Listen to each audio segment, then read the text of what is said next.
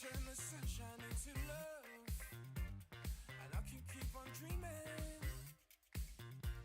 Something like a spaceship from above, and you give me that feeling, yeah. I feel I'm so excited. I feel so good, yeah. I can't describe it.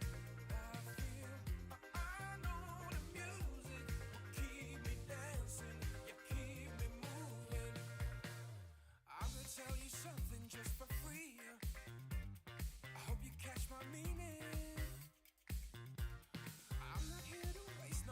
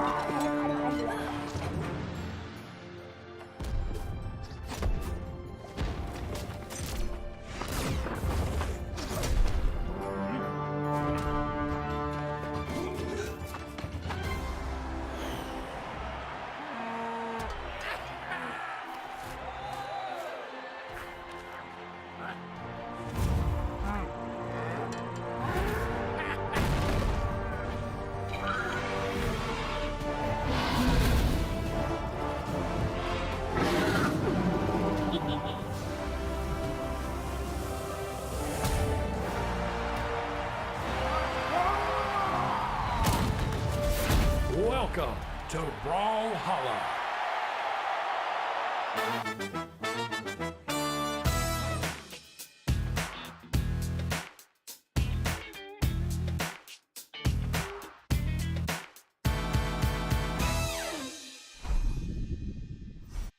Invitational, brought to you by SteelSeries. And of course, SteelSeries, a wonderful tool. Sparky, let's talk about SteelSeries before we talk about today's tournament. How can people get involved with some of the SteelSeries action? What is SteelSeries Moments? Let's start there. SteelSeries Moments is software that you can install on your computer to help save the incredible gaming feats that you yourself do or that sometimes happen upon you. Funny things, amazing things, unbelievable things that you have to capture live and in living color for anybody to believe you. Moments.gg does that for you. It has the option to, of course, record things manually. You hit a sick play in 2v2, boom, hit that button. But also, there is an automatic function that comes from Moments.gg. That means you hit a double KO. You don't even have to worry about taking yourself out of the game and thinking about other motor functions, disconnecting yourself from being in that flow state. It will clip that for you, so that you can save that moment forever. Yep. You don't have to go to your replays. You don't have to do anything. You can have it set up to, like you said, get double KOs, or even if you pop off in voice, then it'll also be able to clip it. You can find out more at moments.gg, or you can also get yourself a sick Brawlhalla key sword by going to moments.gg/Brawlhalla. But if you want to get yourself a keyboard, which we'll be rolling the final 5 later today, then Sparky, how can people get involved with that? You can go to brawlhalla.com/keyboard for the chance to enter into the giveaway for 5 Apex Pro keyboards provided by SteelSeries. Yes, indeed, one of the best keyboards on the market. It is the keyboard I myself use. It is the keyboard that many top players have chosen as their weapon of choice as they engage in professional Brawlhalla esports. We will be giving away 5 of those later today, so make sure to go now to brawlhalla.com/keyboard. You have the option to get the keyboard in real life, and then, of course, you don't even have to worry. If you lose the giveaway, hey, you still get the key sword in-game. That one is guaranteed for you, so make sure to get the in-game skin, moments.gg/Brawlhalla, and enter into the giveaway for the IRL keyboard, brawlhalla.com/keyboard. And with that, we want to give a big thank you to SteelSeries, not only for giving away these keyboards, 10 in total, 5 last weekend, 5 later today, as well as setting up the Moments.gg to give away some of those key swords, as well as the fact that they're putting up that 40K prize pool going into today's Invitational, or I guess this weekend's Invitational. So let's talk about today and how it's going to work out for the North American 1v1s. Of course, we have 1 versus 1, all best of 5s today in a double elimination tournament. And there's that 40K prize pool that I was talking about, brought to you by SteelSeries. Now, the other things you need to know that maybe are not quite as boilerplate from tournament to tournament, like that double elim best of 5, is this is invitational. That word is very important. That means the top 32 PR players got an invite. Yes, you see Snowy got an invite. Experience got an invite. Van Thurl got an invite. Zexus also got an invite. All the players on your screen right now received invites for this tournament. We took the top 32 best North American players and pit them against one another, and we're just going to get to sit back and watch it happen. It's going to be a wonderful day, some of the best Brawlhalla that we've seen this year. And of course, with that, we always end up with the names that you know and love, those household names, as well as some that you might be familiar with from the Brawlhalla World Championship Last Chance qualifiers and things like that. All sorts of good action, and so many upsets have been happening across the weekend. North America has been a little bit more consistent, so it's time to talk about some of those consistent names and faces. And I'm gonna just go ahead and say one thing real quick for production, because y'all need to be on your toes, because we have gotten last-minute information that may or may not change, that Cody has DQ'd. Yeah. And he was going to be the first person we talk about. Uh-oh. So I'm going to say a name, and I'm going to say it real slow, and we're going to let production try to find some information about none other than Faison, who got 3rd in Omen Oasis, which is kind of amazing, because Faison's been off a lot of radars. Yeah, Faison coming in today It was a surprise there at that Omen Oasis. One of the sort of better performances, at least in 1v1, that we've seen from Phazon more recently. So I expect some of that to continue into today. He's had several different... Dang, they got that up. Holy... Let's go, production. Claps in chat did it. for production. We didn't Claps even say in it chat. that slow. You did it. Let's go, production. Everybody should be draking in chat for production behind the scenes, getting that up. PR7, Phazon coming into this one. No gold medals, only 1 silver medal and 8 bronze medals. Everybody knows who Phazon is, but in 1v1s, you know, it's been a while before he was the one on the podium. We haven't seen him getting that first, second, third in a very long time. It's good to see him back. And of course, all of this is building not only until the grand finals of today, but of course until that mid-season championship. This tournament is so important to think about what is going to be going on in between now and that mid-season. Yeah, of course, this is all leading up. It does give some seeding advantage. It won't be for PR, again, because it is that invitational format. Very true. But still, you want to see your top players succeed. You want to show up and look good. And the thing that's been looking great for Phazon is that Mordex that we're seeing in the clips right now is he's been looking really strong on the Mordex. His Scythe in particular has been looking clean. He's also got that Jiro that everybody knows and loves. He's also got that Val that everybody knows and loves. So he's got some really clean picks that are starting to look really good in the general like environment of Brawlhalla Legend picks. Now, the interesting thing about this Mordex pick from Phazon is like it 100% makes sense. And it seems a little bit strange that it took this long for Phazon to finally land upon this character. Of course, we've known him to play the Scythe in the past. We've known him to play the Gauntlets in the past. But it's only now recently that he's deciding to play them together on a character that, of course, we know is already extremely strong. We saw Godly play Mordex recently. Of course, we have the entire catalog of Sandstorm games playing Mordex as well. So the character is strong. The weapon set lends itself to Phazon's strength as a player. I think he's going to use this character very well. Just want to take a quick look at his route through the bracket. His first round is going to be up against Taffy. I think that's going to be a pretty good set for him. He's going to be able to move through that one. Then he's going to fight the winner of Capsar. That's Ethan. Everybody at home, Formerly if you forgot the name, it's Ethan, is Capsar. The winner of Capsar versus Blazy. Unfortunately for Phazon, he is on the same side of the bracket as Luna. That's going to be very tough, but it is going to be a little while before they actually run into one another. Okay. Well, on that note, do you want to say anything else about Phazon? Of course, I'm expecting the Mordex. I think it'll be looking really good if he decides to play it, but is there anything else you want to say about him? That's all I got for Phazon right now. Would love to see him succeed. Let's talk about another name, another household name in the Brawlhalla landscape, somebody that has a lot of favoritism. Let's talk about Boomy. Boomy going into this one. Boomy recently released a video on his YouTube about Frame Fix, saying how good it was feeling for him. And specifically in that video, he was playing a lot of Reno and said that he was playing Reno this weekend. Those words alone got me excited. I heard that, and I'm looking at Boomy. I'm looking at Boomy this weekend, and I think I'm going to enjoy the viewing experience that Boomy is going to give us. Now, recently in Omen, he was playing Jala, which is a little bit of an interesting pick from what we've seen in the past from Boomy. We typically don't see too much axe from him, definitely in 1v1s. We don't even really see too much sword from him in the 1v1s either. So now going into this one, I'm really excited to see what this Reno has because, of course, the blasters. You see the Diana on screen. When you think blasters, you think Boomy. When you see Boomy, you think blasters. So I'm loving this character choice. The character is strong on its own merits. Then he also has weapons that lend itself to Boomy's play style from, of course, the blasters experience to being able to rush down quickly, build up that damage, have consistent KO options, especially with Orb, something that blasters can sometimes lack, not just because like D-Light recovery, of course it has that, but the D-Light, you can lend yourself into maybe a little bit of a dangerous situation because it always throws those 3 shots out, putting yourself into a long active frame and then long recovery frames. That's not quite the same story when we're talking about Orb with Sidelight Sayer.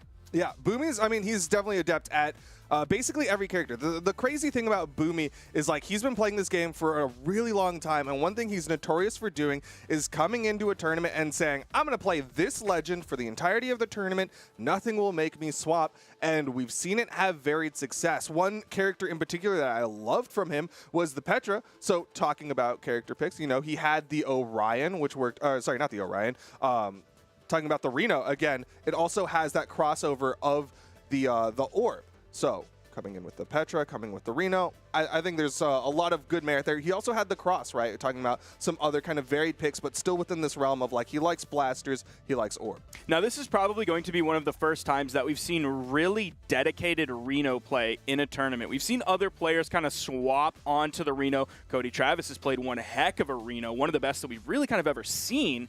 But the fact that Boomy, a player that is known to be like, I'm going to play character X for this tournament, and then not swapping off of that character, even if he goes down into the loser's bracket, even if he's down 0-2 in that final set in the loser's bracket, and it looks like he's going to be knocked out, he sticks with character X. So I think we're going to get the most dedicated Reno play that we've seen from virtually any player in Brawlhalla today in the SteelSeries Invitational. Yeah, it'll be amazing to see if that's what he ends up running with throughout the entirety of the tournament. All right, on that note, it's time to talk about the next person. Let's talk about Snowy, the winter champion in 1v1s, definitely a strong player in his own right, has since kind of moved away from the Rayman, which has me a little bit nervous because that's something that he did very well with. What do you want to say about Snowy?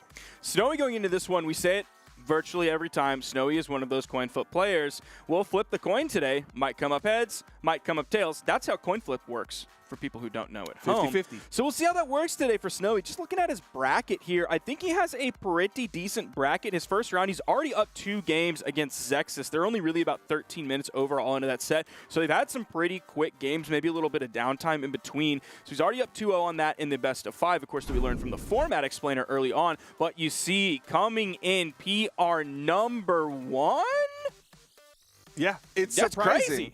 Because he's had various hits and misses, right? He has the gold medal in the Winter Championship, and then since then, has he had that many gold medals? Not really, but still definitely a very strong player and worth mentioning because he's had those moments where he looks like he could beat basically everyone in the tournament and then sometimes kind of doesn't show up, like you were saying. Sometimes it gets a little too hot out there and the Snowy melts. If we're looking at some of his older placements, of course, we have the Winter Championship where he got first, but then the World Championship wasn't top 3. The Autumn Championship, he was top 3, but he was 3rd. Then we look at the Mammoth Invitational, not top 3. Summer Championship, not top 3.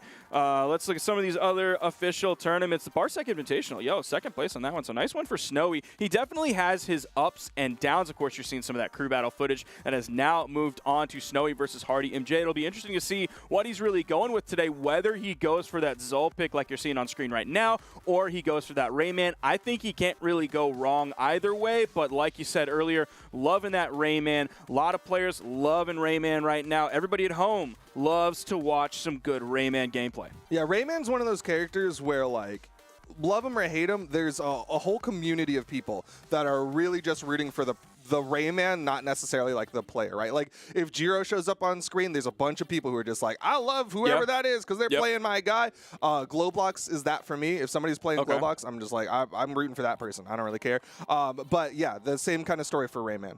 So he's one of those characters that it's not the man that makes the clothes, it's the clothes that make the man. Yes. Which is contrary to how that phrase is normally spoken, because that's Rayman players, baby. That's the Rayman community out there. They love that representation. I love to see more and more Rayman coming out. So we'll see what Snowy has for us today. He's got that B-ball and boost as well. If he's got the emoji, I think it'll be a good time for Snowy. But on that note, it's time to talk about one more player. Let's talk about Luna.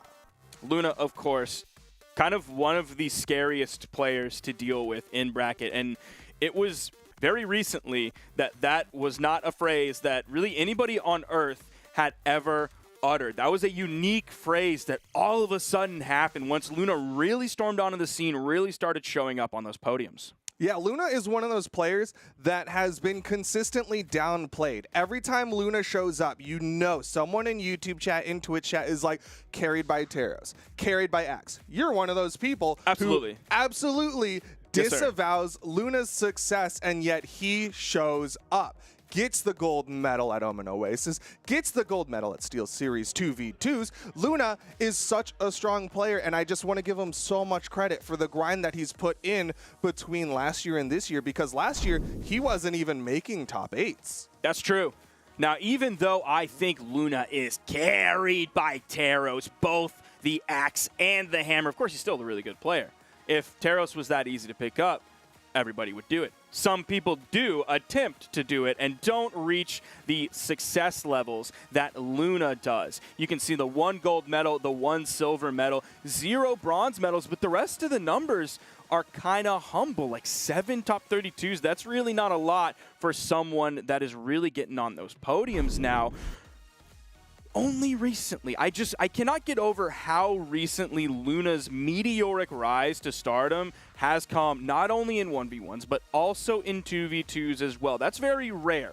We don't very often see a player come out and do 1v1 so well and 2v2 so well and maintain that over a period of time. Yeah, absolutely. Usually when somebody starts doing well, it'll be like they'll either start off as a strong 2v2er alongside someone who's kind of a household name, or they'll start off as a strong 1v1er and then find somebody who's a household name to become that 2v2 partner. There's usually kind of a growing period. But Luna, kind of when he has success in one, he's also having success in the other one, just doing well both in 1v1 and 2v2s alongside Pugsy. Even if we look at like the Autumn Championship at the end of last year, not even a top 16 player Luna was in 1v1. 25th. Right before that, the Mammoth Invitational, still not top 16. Better than 25th, coming in at 17th, but not a top 16 player. The month before that, not a top 16 player. You'll see that as a regular trend.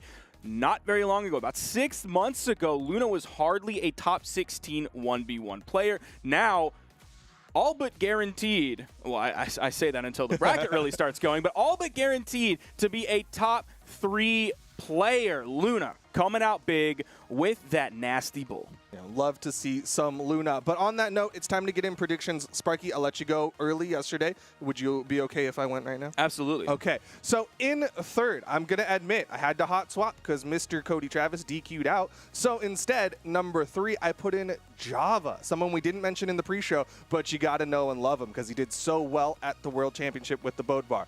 In second place, I'm going to say the coin flip lands on head. I'm giving it to Snowy. And the only reason why he's not higher is because I love the moon. I love some Luna in that gold place finish. Sparky, what you got? I knew that Cody was going to DQ today. I saw the writing on the wall ahead of time. I'm sorry, do I need to hold this up for you? No, you don't need to. Do we need to hold up where you wrote Cody? You don't need to hold everything. You don't want to derail the broadcast right now. We can just 3 next to it. We can just take my word for it that I knew that Faison is going to be coming in third place. Who would have put Cody there? Not me. Only a crazy person. Definitely not me. An absolute fool. Faison coming out big today. He's landed on that Mordex. He's figured out where his place is in Brawlhalla. It's on that Mordex, playing to all of his strengths. Then in second place, I'm putting a lot of weight on Boomy right now. He's holding a lot of water for me. He's going to come out, get that second place finish on that Reno. He's going to be loving that character. He's loving that frame fix. All of that is going to come together in a beautiful pot. He's going to stir it up, and he's going to come out with a silver medal because in first place, it's going to be Luna. The moon, I also think the moon is pretty cool, so I'm picking Luna as well. On that note, if you want to give your own predictions, you can tweet it at us. You can tag Brawlhalla. You can add the hashtag BHEsports. You can tag Sparky or myself at whoissparky. Well, you don't, not or, and. It's an and. You can tag and both or, of us. Well, yeah, okay. No, it's just an and. It's not and or. Tag us both, you know. Be cool. Absolutely. Hashtag BH Esports, and we will see your predictions. We've already seen some already down on the bottom bar from people who tweeted them out early. You can also watch some of the side stream because there's so much Brawlhalla action. Sparky, where can they find that side stream action? Twitch.tv/Pro Brawlhalla. If you want to know what is going on that side stream and when it might likely be happening, if you're on the Twitch platform, ! Bracket in chat will give you a link to the bracket, or if you're on a different platform, you can go to smash.gg/SteelSeries. That's one word, SteelSeries. Can we get this shot on the television? Right there. That's in how case you you need trouble spelling it. SteelSeries, and then a dash, the letter N, the letter A. That, of course, stands for North America. Smash.gg/SteelSeries-NA. That will show you the bracket. You can find on the bracket what has happened, what is happening, what might happen. And, of course, look for the Twitch logo on there. That will show you what is being streamed on this channel, Brawlhalla, and then what is being streamed on the side stream, twitch.tv/Pro Brawlhalla. And on that note, I want to give one more reminder. If you want to potentially be entered in the giveaway before it's too late, because today we will be rolling that final 5. Go to brawlhalla.com/keyboard. Do it before it's too late. Otherwise, you might not be able to walk away with an Apex Pro keyboard. And if you want the in-game key sword that you will likely be seeing players using today on the stream, moments.gg/brawlhalla. You can see the directions right below me on the screen. In case you have me muted, I would not blame you whatsoever for that, so it's there for you,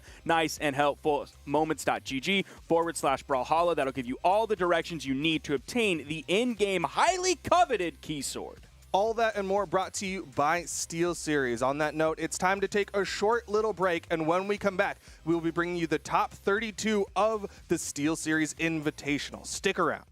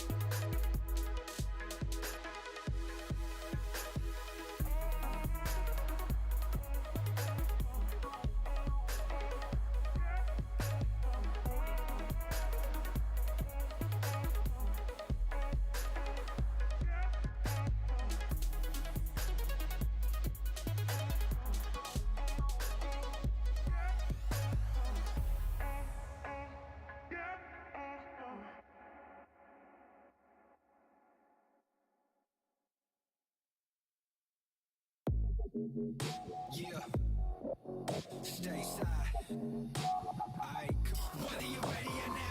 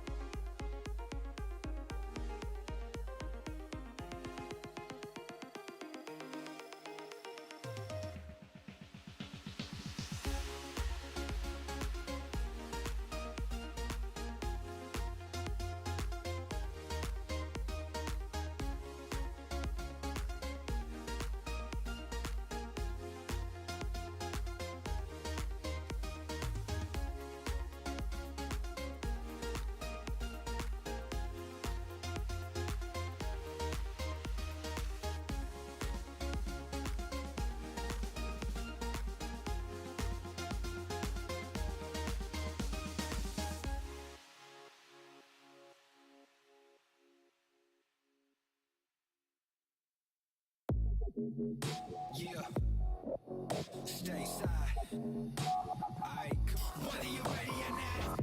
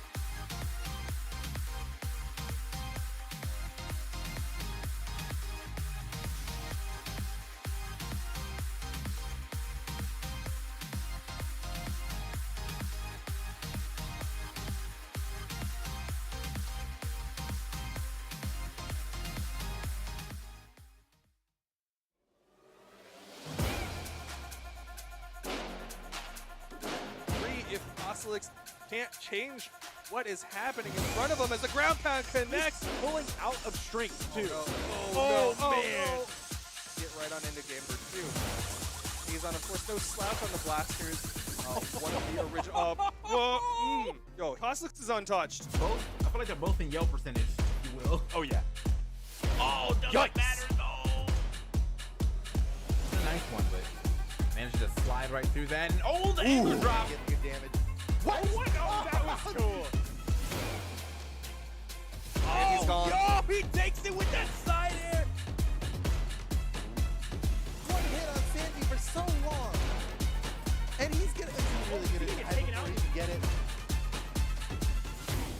It's the SteelSeries Invitational, top 32, and some people have already fallen. Ajax, what's the news? Oh, what's the news? It involves Sparky being upset, and so we got to talk about it because Phazon went down already to Taffy 3-1, and that's not even the only one. We've seen a couple other matches going on here. Radish falling as well to Zinker, so that is going to be Boomy versus Zinker instead of Radish, which we kind of expect after the Omen run that Radish had. So it's already between last week with doubles, this week, yesterday, and the beginning of this. Everything is chaos. Yep, always chaos in these invitationals. Fortunately for some of these players, there's no PR on the line, but unfortunately, there's still some ego as you are taking those L's.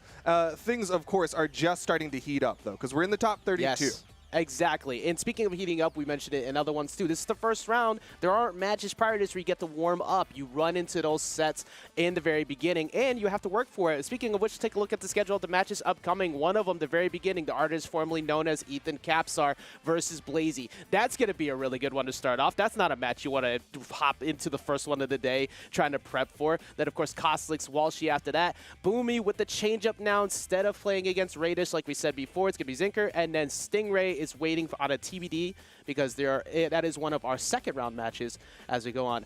This is just the beginning of the day. We're already looking at these names going up against each other. I can't wait to see them. That's what's fun about these invitationals, right? Is that there's all these killer names, these names that you know and love, some household names that you're like, I want to see that person do well. Some of these people that maybe some of the people in the community play ranked against or with in 2v2s, right? Like, they're just such familiar names, and they're already running against each other. Like, our first match of the day, Capsar versus Blazy, that's going to be insane. Exactly. When you start off the day, you want to make sure you're warmed up, especially to your strings. And with Hattori, you want to be making sure you're not dropping those strings. So Capsar is going to have to be warmed up, making sure you're not playing reckless. You don't want to overextend early because that's going to lead you to free sidelight punish. Just like, oh, I'm going to go for extended combos off stage. Next thing you know, you're getting hit by Blazy because you realize that you went too far. On the other end of it, though, how you feel Blazy's going to be approaching the beginning of this match, because he already knows what he's going to be running into, where Blazy has a few more characters to work with. Blazy's an interesting one. He is coming in as the lower seed, so he's going to have to bring out some surprises. And it's not even like they're close-seeded, like it's not 11 versus 12, where you're like, okay, y'all run into each other frequently. Instead, Blazy's coming in the 20s versus Capsar at number 11. So he's going to have to kind of go early with those surprise hits, right? Throw out that SIG, the kind of meta read, and then start to adjust as the set progresses, because as it gets longer, the higher seed tends to do better. Exactly. One of the best things to do to people, especially who are higher seed than you at the start, is be very unorthodox. Don't do things that make them go, why would you do that? That way they get confused in a situation that normally would be free conditioning for them, lining you up for guaranteed punishes later. But it's going to be a bit easy to do that here on a flat stage like Demon. No running away from platforms. Easy lineups for combos for Hattori, especially with the edge guarding as well later on from the ground pound. Let's see how Blazy approaches it. Deciding to commit to the Rayman started things off. First game of the day for the SteelSeries Invitational. I do like this map for Rayman in particular, right? Those down sigs, those gauntlets to just bomb the corners and make it real difficult for your opponent to touch a wall can be very, very valuable. Already, Capsar forced the offstage, and you can see how long he's floating out there, went into the sweat beats, but Blazy threw away the axe. Yeah, getting rid of it immediately, and we talking about combo extensions for Hattori, very consistent ones, bread and butters like that. But having no platform does make it easy to get 3 to 4 pieces out of Axe 2 from Rayman. So maybe decided to go with the gauntlets early just to play some good rush down, throw off Capsar, figure out the dodge habits, and then play more of the Axe as it goes on. You can see Blazy starting to figure things out right. He's going in. He's hit multiple of those sidelight openers onto Capsar, but Capsar's been doing a pretty decent job of changing it up right. He did a dodge up, did a dodge to the side, dodge down. So he's making it difficult, and he gets the double. First stock goes the way of Capsar, and he's already sitting in the throne. That was good execution, too, because early on he was getting free sidelight to D-lights and then reading how he's behaving. After there was never a dodge. It's like, okay, you're respecting me here because you think Sarah's coming. I'm going to cash in on the GC D-light on the second one and go ahead and close out that stock. Yeah, really good recognition of the situation. Getting that extra downlight, not only for the little bit of damage, but for that positioning, right? Closer to the side wall, and Capsar building up this damage on the second stock. That's a burn dodge on the spot dodge, but Blazy not able to fully capitalize. Yeah, really good evasion so far, too, because Capsar is one mistake away from losing the stock, but has avoided the Sair from Axe. Does not avoid the sidelight into recovery that time, but look at how much damage he got onto Blazy before he finally lost that.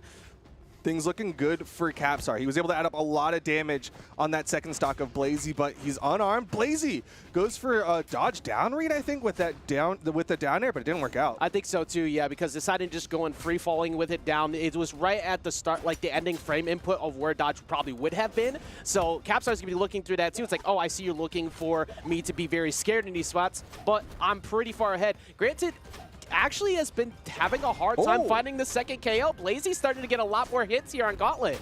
Yeah, he's doing well with the gauntlets, right? He's winning neutral. It's just unfortunate because he's not getting that extra. I love the weapon toss, secure the landing. You saw the sweat beats, so we knew he needed a little extra. That was brave. That was very brave, considering the fact that Capsar had full stage position. Great call, great chase coming in from Blazy, recognizing the fact that Capsar was starting to get a little bit scared on the second stock and has now taken the lead. Short-lived one, but he was deep in the red. You still feel way better considering second stock. You were deep in the red compared to a fresh one on the side of Capsar. Yeah, absolutely. I was saying with the lead that Capsar was able to build on that second stock, the fact that Blazy brought it back to even and, in fact, has a slight lead over Capsar, that is massive. And nobody, again, can be comfortable in these invitationals. There has been nothing but upsets. There's been nothing but chaotic starts to the day for everyone. And even with the seed difference, at least you have a best of 5 to figure it out. But this could be a really good start for Blazy that gives him a momentum. There it is. Catches the jump up, does avoid the weapon toss, though, does get the touch and gets back on. Yeah, really good down sigs. That's what I was talking about at the start of this match, is just being able to cover those walls. But Capsar trying to cover the weapon. Blazy with the pickup neutral light. Needs a side air. Just waiting for one mistake, not trying to overextend, not trying to give up a mistake. The neutralize going to put him back off stage. Oh man, Capsar's starting to swing. You see Blazy, he's really trying to position for the side air, and Capsar's doing a really good job making sure that it's not going to be an easy pickup. The neutral lights are adding up, though. Yeah, you only have so many more mistakes. That's the final one right there. And after Blazy started off with a pretty decent deficit, kept his composure, was able to get back into it, and seals the deal on the first win. Yeah, really well done from Blazy. Really the adjustment on the gauntlets to get more neutral wins. And of course, we're going to go right back into Demon Island. I'm curious what Capsar is going to do to adjust. I feel like Capsar, you have to kind of find that same, presence that you had at the very beginning. You had a lot of very free strings. Blazy wasn't really dodging much, so you were able to capitalize on that. But then as it went on, I feel like Capsar started reading a little bit too hard and was not confident enough in approaching to find the KOs. You have to get a hit confirm in order to find the KOs, so you can't be way too scared, even with the damage potential that Rayman has. Otherwise, you're just going to let that happen again. Goodness. Blazy is going off, though. That's also another issue. What a massive gauntlet string from Blazy to bring this one into his favor, although Capsar's still finding connections. Blazy with that burst out, gets a neutral light. Side light goes for the dodge read. Capstar dodges up this time, able to avoid it. Blazy disarms himself. Capstar with the weapon advantage. Doesn't matter. A down light, gravity cancel, down heavy? What? I feel like he's just feeling really confident right now. Oh my goodness, speaking of confidence, trying to go for a big play right there. That's going to cost him. Luckily, it's pretty deep in the red, so he can still make adjustments post that, seal the deal on it. But that ground pound was a very free punish right there. But it's also very reminiscent of game number 1, right? Where Capstar got that early stock. He was in the red, but he was able to add up so much more. And again, he's adding it up onto Blazy, about to put him into the orange. Blazy was expecting a dodge out, and this time he goes in with a recovery. You know, I think the answer might be stick with the sword post stock 1, because the last time that happened, you got a lot of damage with the spear and then couldn't do anything after that. But all the damage that happened on that second stock mostly came from stock 1, or just box. Just throw hands. That also works too. Yeah, just throwing out those quick attacks, right? Like you saw him go for a wake-up down air out of a side light. I think he's starting to try to just go for more wake-ups, just keep Blazy on his toes, not let him think that Capstar's only panic dodging. Yeah, exactly. You have to be able to mix it up as time goes on. It is best of 5. If you cash in all your mix-ups early, you're going to have that one later. Big punish right there, forcing him, guiding along with him all the way down. Always stayed right next to the wall, so it guaranteed that Capstar couldn't try and go for an early recovery, put the fear in him by just floating with him down. Yeah, that was such a good just presence edge guard, being horizontal alongside Capstar, but not in range of the side air, so he was still in position, and when Capstar ran out of movement options, he was able to land with that ground pound. Go for the recovery on that time, but it's not going to be enough off the type here on Demons. However, another one might, still not enough just yet. Trying to catch just a jump there with the D-Light, and I like the usage of the neutral lights just to back him off. It's a very fast option. You have the ground pound here. No, you just go for the dare. Nice and simple. Caught him on the jump. Yeah, a little bit safer with that pogo, and if he misses, he has a couple more options as opposed to the ground pound, which is pretty committal, but Blazy committing to a downlight ground pound, optimal for that unarmed damage. How many, the accuracy of the weapon tosses post any neutral light or side light strings from the sword have been on point, and Capstar keeps pushing it. I feel like you stick out with the sword as much as you can, but then the weapon toss away. It seems like Capstar just feeling way more confident in the spear here and getting it punished heavy for trying to go for the switch. Yo, but he's coming in from below with those uppercuts. Blazy, he has the health advantage. Capstar, you saw him burn so much movement. This is a little bit of panic coming out. Good dodge through, though. Has the weapon advantage with Blazy swinging. Will pick himself up one. Not committing that time. Has caught him the last few times. Goes for it that time on the dodge, but dodges up and away. Very smart from Capstar. Capstar has a chance here. But oh, no. Committed to the side sig, and of course, there's recovery frames on that one. Got him with the down light into the chase dodge recovery. Blazy up 2-0. This is about to be an upset. Watch them toes. Welcome to lows. D-Light's going to catch you all the time, but most of that wasn't, like, he barely even used the D-Light into recovery prior. It was mostly just setting up off the side lights, just trying to get him afraid, figure out his dodge patterns, and then it just ended the same way. Capstar, for some reason, can't close out the game. Yeah, he builds up a nice amount of damage on that first, and like the first half goes in favor of Capstar, but the last half is all about Blazy. That's all that matters. At the end of the day, though, but once the win column is notched, look how close that was, too. 560 to 548. Most of the damage in the beginning, like we were just talking about, eludes and just is on the side of Capstar. But when it matters the most, it has been on the side of Blazy, who is now sitting comfortably with a 2-game up lead on Capstar. It is a best of 5, so there's always a possibility, but you have to figure out how to become clutch at the end of the game. Yeah, reverse threes can be very difficult, and right now the thing that Capstar is struggling with the most is finishing off the stocks of Blazy. That's what happens on those second stocks, right, is he'll get all this damage, and then he'll go in with like the spear downlight recovery, and it's just not finishing. Yeah, kudos to the gauntlet play, too. Like, the axe has been good enough to find the KOs, but the gauntlets really have been the moneymaker so far for Blazy with the rushdown game. Stopping Capstar from being able to space him out, that gets annoying as you go on. It's like, how do I keep you away from me, like right now? Yeah, right now Capstar is struggling against Blazy. Blazy just being right inside the dead zone, right on top of Capstar, where it's really difficult for him to find that breathing room, and he's just keeping that pressure going. Gets a downlight neutral air, second neutral air, knows he needs this damage side air. Lots of horizontal movement in these gauntlets, though, and he's able to land with the weapon toss. Yeah, decided to try and go out there. Oh, big punish. No, that's going to get in the first stock. Now, how do you keep this going? Because you have gotten the first stock every single match, and then Blazy has answered back at the end. You have to find an answer here. Yeah, right now it's just feeling like an episodic TV show, right? Where you just tell the same story slightly differently 3 times in a row, and Capstar is going to need to do something to change things up. Because right now, Blazy might actually just be able to finish this off before he even gets into the orange and has to worry about things. I feel like we're already basically a 90s sitcom when it comes to the staff here anyway, so this is kind of following the same track as we see the same rerun episode happen here again. Only a little bit of damage happened on the side of Blazy, and Capstar was lost to stocks. Now Capstar, I feel like once again, the biggest thing has to be the sword. Like, the spear has been good, but the sword is always what wakes up as the match goes on, and it's been the most consistent damage dealer as the match has progressed post its first stock. That's just such a tough thing because Capstar, I mean, he's known for his spear play. That's what he's like kind of grown with and he's been famous with. So it's likely what he's the most comfortable with. I agree. I think it might just be Blazy's game plan going in, saying, well, this is your biggest strength. I know Hattori's going to be putting in that work. So what if I just play very campy around it and work? Granted, it's starting to work now. The side air a little bit too low on the mark. Side light coming through, weapon toss up. I like the very aggressive play there. D-Light recovery is going to get the stock. And I think this is the first time we've seen Capstar actually have the stock lead at this point. Yeah, this is the first time he got that second stock before Blazy, so things looking different for Capstar. Another downlight side air. He's starting to add up this damage on the final stock. Another downlight side air. Blazy opting to go for more weapon tosses, but he's staying high, so downlight side airs will continue to land. I'm taking my statement away now. The spear has woken up. The spear was dominant, and the spear is what got the dub. At the very beginning, it wasn't looking as clean, but at the end there, that looked like prime Capstar we're used to seeing. And if that replicates, Blazy's in for a lot of trouble. I mean, that is that's what we wanted to see, is that level up, that adaptation. This is why you're coming in as that higher seed. I love that gravity cancel off the whiffed N-Sig. Such a good kind of protect yourself, because not only are you in iframes, but then you go into the gravity cancel to punish them for trying to hit you. As we get into game number 4, it's a new map. You're scared, too, in that spot. You just saw the N-Sig come through, like, oh, God. Yeah. And then next thing you know, you can't really go anywhere else because you just decided to dodge in front of me. How are you feeling about the switch up here on over to Miami Dome?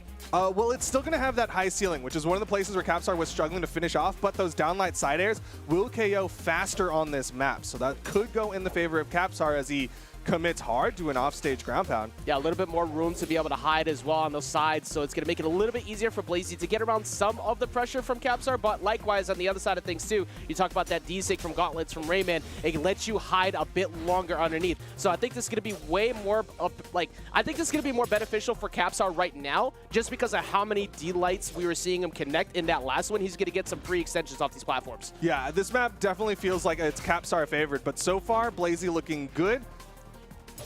Down airs. Can Capstar finish it? Misses the second down air. Turnaround opportunity for Blazy. Hits the ground pound. No down sig thrown out, and Capstar disarms him. Yeah, deciding to get back on stage. Not really trying to do anything reckless right there. Oh! Okay, now Capstar's starting to pull out the tricks. You save those as the match goes on. You don't cash those in early to catch people off guard. Not a huge leap. It's been pretty much the same thing we've seen every other time, but I feel like Capstar definitely looks very different here in Game 4. He's definitely looking more confident. You can see the dodge inside of that side stick charged up from Blazy. Capstar looking good, able to punish the whiff read from Blazy. He's getting away from, finally gets caught right there, but he's starting to get away from a lot more sidelights on Gauntlets too. He was getting hit by them a lot, particularly in Game 2, and it looked like it was starting to get a bit frustrating. Now he's dodging them way more efficiently. It's crazy, too, because Spear is generally really good at punishing those whiff sidelights, right? Like, if you backstep it, you can hit that downlight because sidelight is stuck in the air after whiffing, and yet Capstar was not finding those connections. Goes for a side air at the top of the map, didn't connect. Now, if you're a Blazy fan, you still can feel pretty good here because, for one, Blazy's up a game, and two, he's got an opportunity. That's okay. I am sorry. If you're a Blazy fan, you should feel worried because he just got cooked. And that was a completely irrelevant statement. Blazy's got some work to do now because I feel like he can definitely make a momentum shift. We've seen him win in last stock 2 games already. But that one was a really dominant answer. Yeah, that was a great answer from Capstar, showing, you know what, he's starting to get in the head of Blazy, right? He knows where he's starting to dodge out, and Blazy's not finding as many of those dodge reads, and suddenly you're seeing Blazy lean a little bit more into the axe, something that you don't need those dodge reads as heavily. Exactly, and once you start seeing that somebody relies way too heavily on dodge reads, you feel more confident because it's like, well, now you're not going to be able to properly hit confirm me or just go for a straight hit because you're way more scared. You want to see me panic first. Blazy's got to adjust to that. Just decide, I'm just going to go for it. That way you can get it. Speaking of which, just going for it. Right hook to the face, going to catch him. We're on last stock apiece. Once again, looking like Capstar could possibly be knocked in the lowers. He's got some work to do. And that dash in big fist coming out from Blazy, able to finish off the stock. This is the final stocks here, and keep in mind, Blazy, if he somehow manages to pull this off, he is going to get the upset, but Capsar is adding up the damage. Yeah, a lot of that unarmed as well, just waiting back, letting Blazy try to push forward. Now Blazy with the weapon toss away. Capsar has advantage, trying to get the chase over to the weapon spawn, but just misses. D-Light once again into recovery, but not enough off the top yet, Duke. Yeah, didn't get that second downlight, which would have put them higher. Side air puts Blazy into an awkward spot, and a pogo might be enough. Blazy able to get back onto the ground. And Blazy going for a sidelight's going to get whip punish for it, and it's going to be Capsar moving this to a game number 5. The past few weeks, man, like we've seen Game 5s. So many game 5s, so many what looks like it should just be a free-o and a handshake, but this one not that much because the very beginnings were always in favor of Capsar, and then he lost it. That can get to you. That can get in your head. But as somebody who has been around for a while, who has the history, who's been able to perform, you know how to rebound from that. You know how to put that away, especially with 5 games to play. And we get to get one more, which I'm very happy about because this one's been really good so far. And now we're seeing Blazy make the swap over to the Azoth for game number 5. You know what? You don't need to read as much with Azoth because you just hit him with your skeleton friends. Yeah, just, you know what? Why think when you could press the big signature button? Just say, look, you guide yourself to this. And Blazy was hovering over Azoth actually pre-match. So that's where I thought he was going to go before this, but then switched over to the Rayman. Now here in Game 5, deciding, okay, you figured out the Rayman, mostly the gauntlets in particular from Rayman. So deciding to come out here with the bow now, it's going to make it a bit easier to play away from the range on that spear. Yeah, you can see Capsar playing around. He gets the downlight side air. Blazy off stage, but still has health. Downlight side air again. Blazy running out of jumps, and he knows it.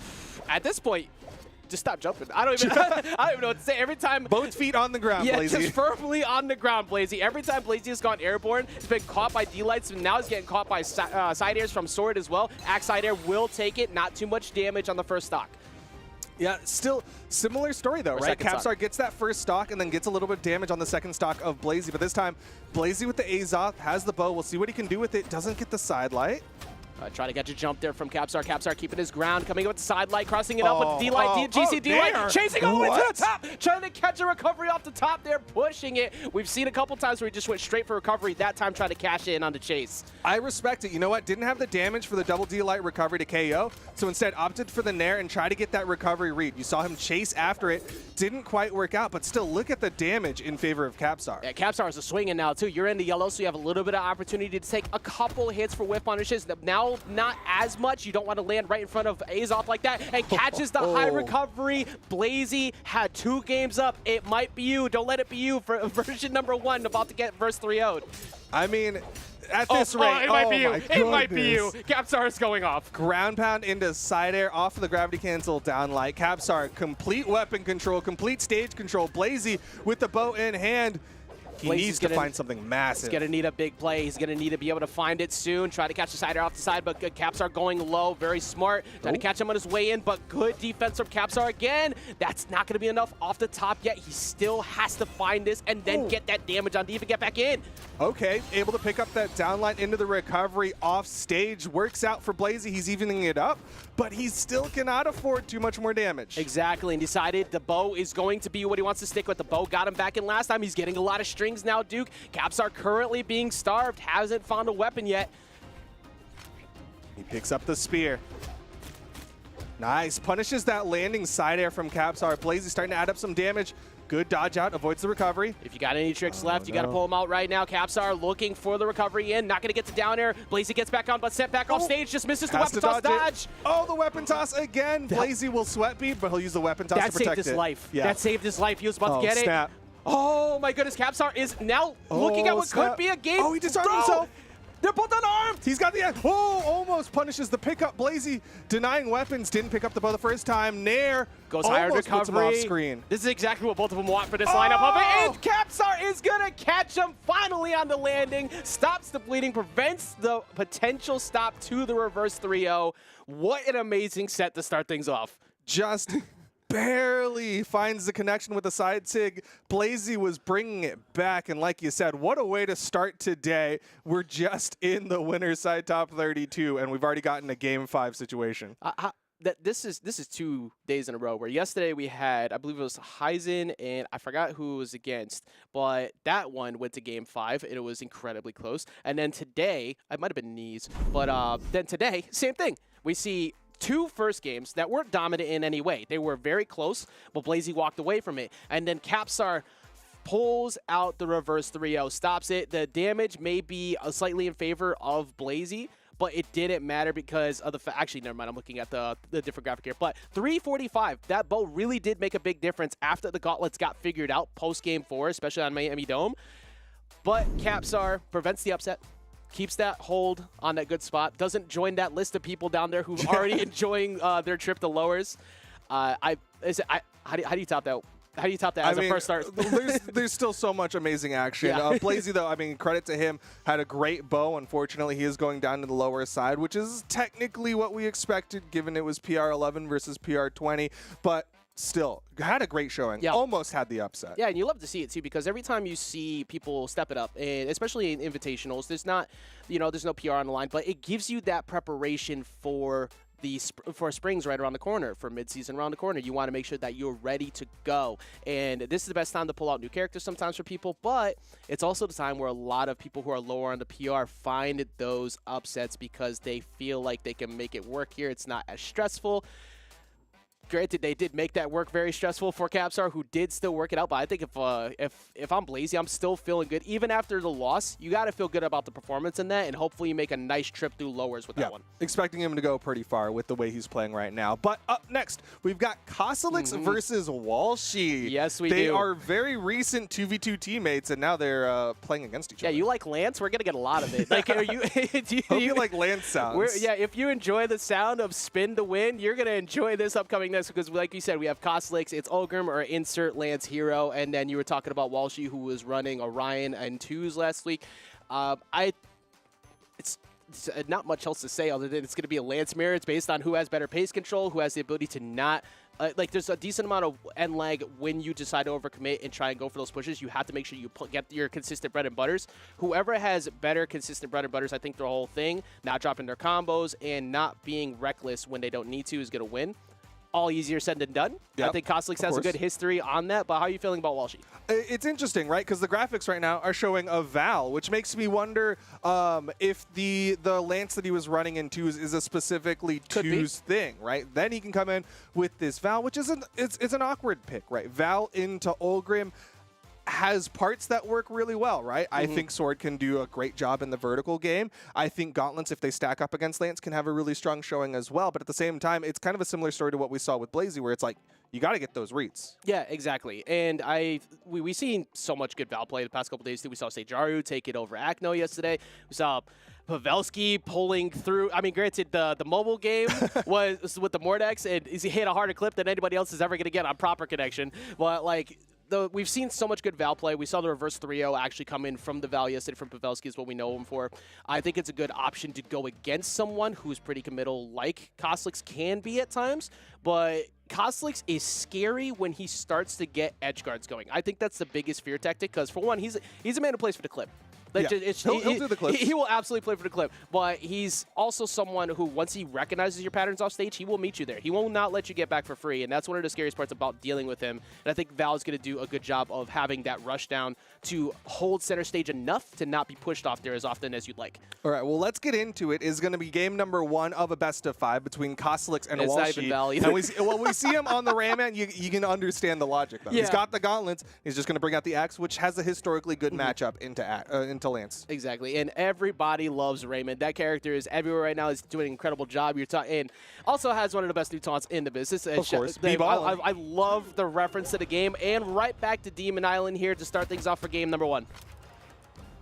Kosalix already getting the first weapon on deck, but it is immediately answered right back from Walshy, just waiting for Kosalix to give him an opportunity to catch a free side light. But speaking of which, going for a neutral light and then taking a 4-piece follow-up after Kosalix got the first 2 and then continued to chase.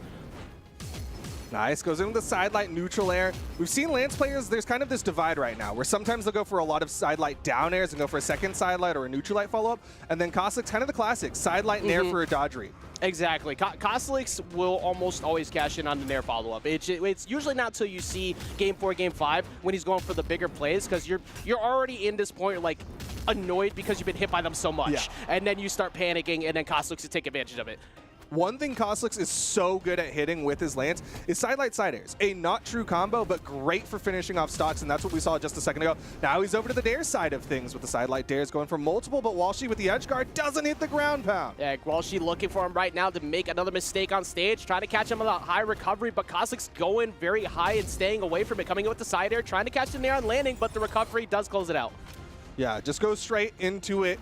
Didn't expect the dodge from Koslix and just pulled the trigger on that recovery. Now, denying weapons, Koslix, of course, known for his lance play. Well, what happens when he doesn't have one? Exactly. This is one of a few times where you won't see someone stay on Axe as much as possible because of how good his lance is. Just he's a lance through and through, but he's a specialist at it for good reason. He has made most of his work through this, and it's been working so far, but this is a very even game to start. A lot of gauntlet play. Granted, Walshy's kind of been stuck there on the right side for about 10 seconds. Yeah, those downlights really just locking him down. Fortunately for Walshy, Koslix wasn't able to follow up with that neutral light. Side light nair goes for the read with the gravity cancel N6. Side light nair again, this time into the recovery, and Walshy down to his final stock. And not even waiting super long to start going for the bigger plays there too. He's gotten so many off the start. You talk about how he went from the nairs into the dare chases, and now he's going for the closeouts. And that's just going to continue to condition you, interfere in those spots. And Koslix holding a very slight lead. Walshy could definitely even this up very quickly, trying to catch him with the side stick. Not going to get caught. Avoids the nair as well. Didn't get the chase dodge for it. Koslix, thanking his lucky stars, gets the 3-piece in return. And Walshy struggling to finish this final stock or the second stock of Koslix. The recovery doesn't even do it. Yeah, had the mark for the D-Light, but still just not enough yet. Weapon toss to force him to go high, waiting for the weapon spawn. Unfortunately for him, it goes to the right-hand side, and Koslix was already there, but he does close it out. Now he gets to choose and just kind of hold on to it, and this time, stick with the Axe. He's mostly been going with the Gauntlet most of this match. Definitely, it seems like Gauntlets are the comfort, but Axe might be the counter, and he's hoping that this will counter Koslix and bring him back into these final moments, because it is last stocks, and he is a little bit more red. Actually, it makes some sense, too, because he probably remembered the last weapon was the Lance, so he knows he's going to be stuck on the Axe here. He's trying to force his way over to the Lance from the looks of things, but it's going to be Walshy getting it back, keeping him away from it that much longer. Walshy doing a great job in the Axe game, getting those 2 pieces, gets the recovery read. It's bringing him back. Koslix, his Axe game has been leveling up as of late as the side air clashes out.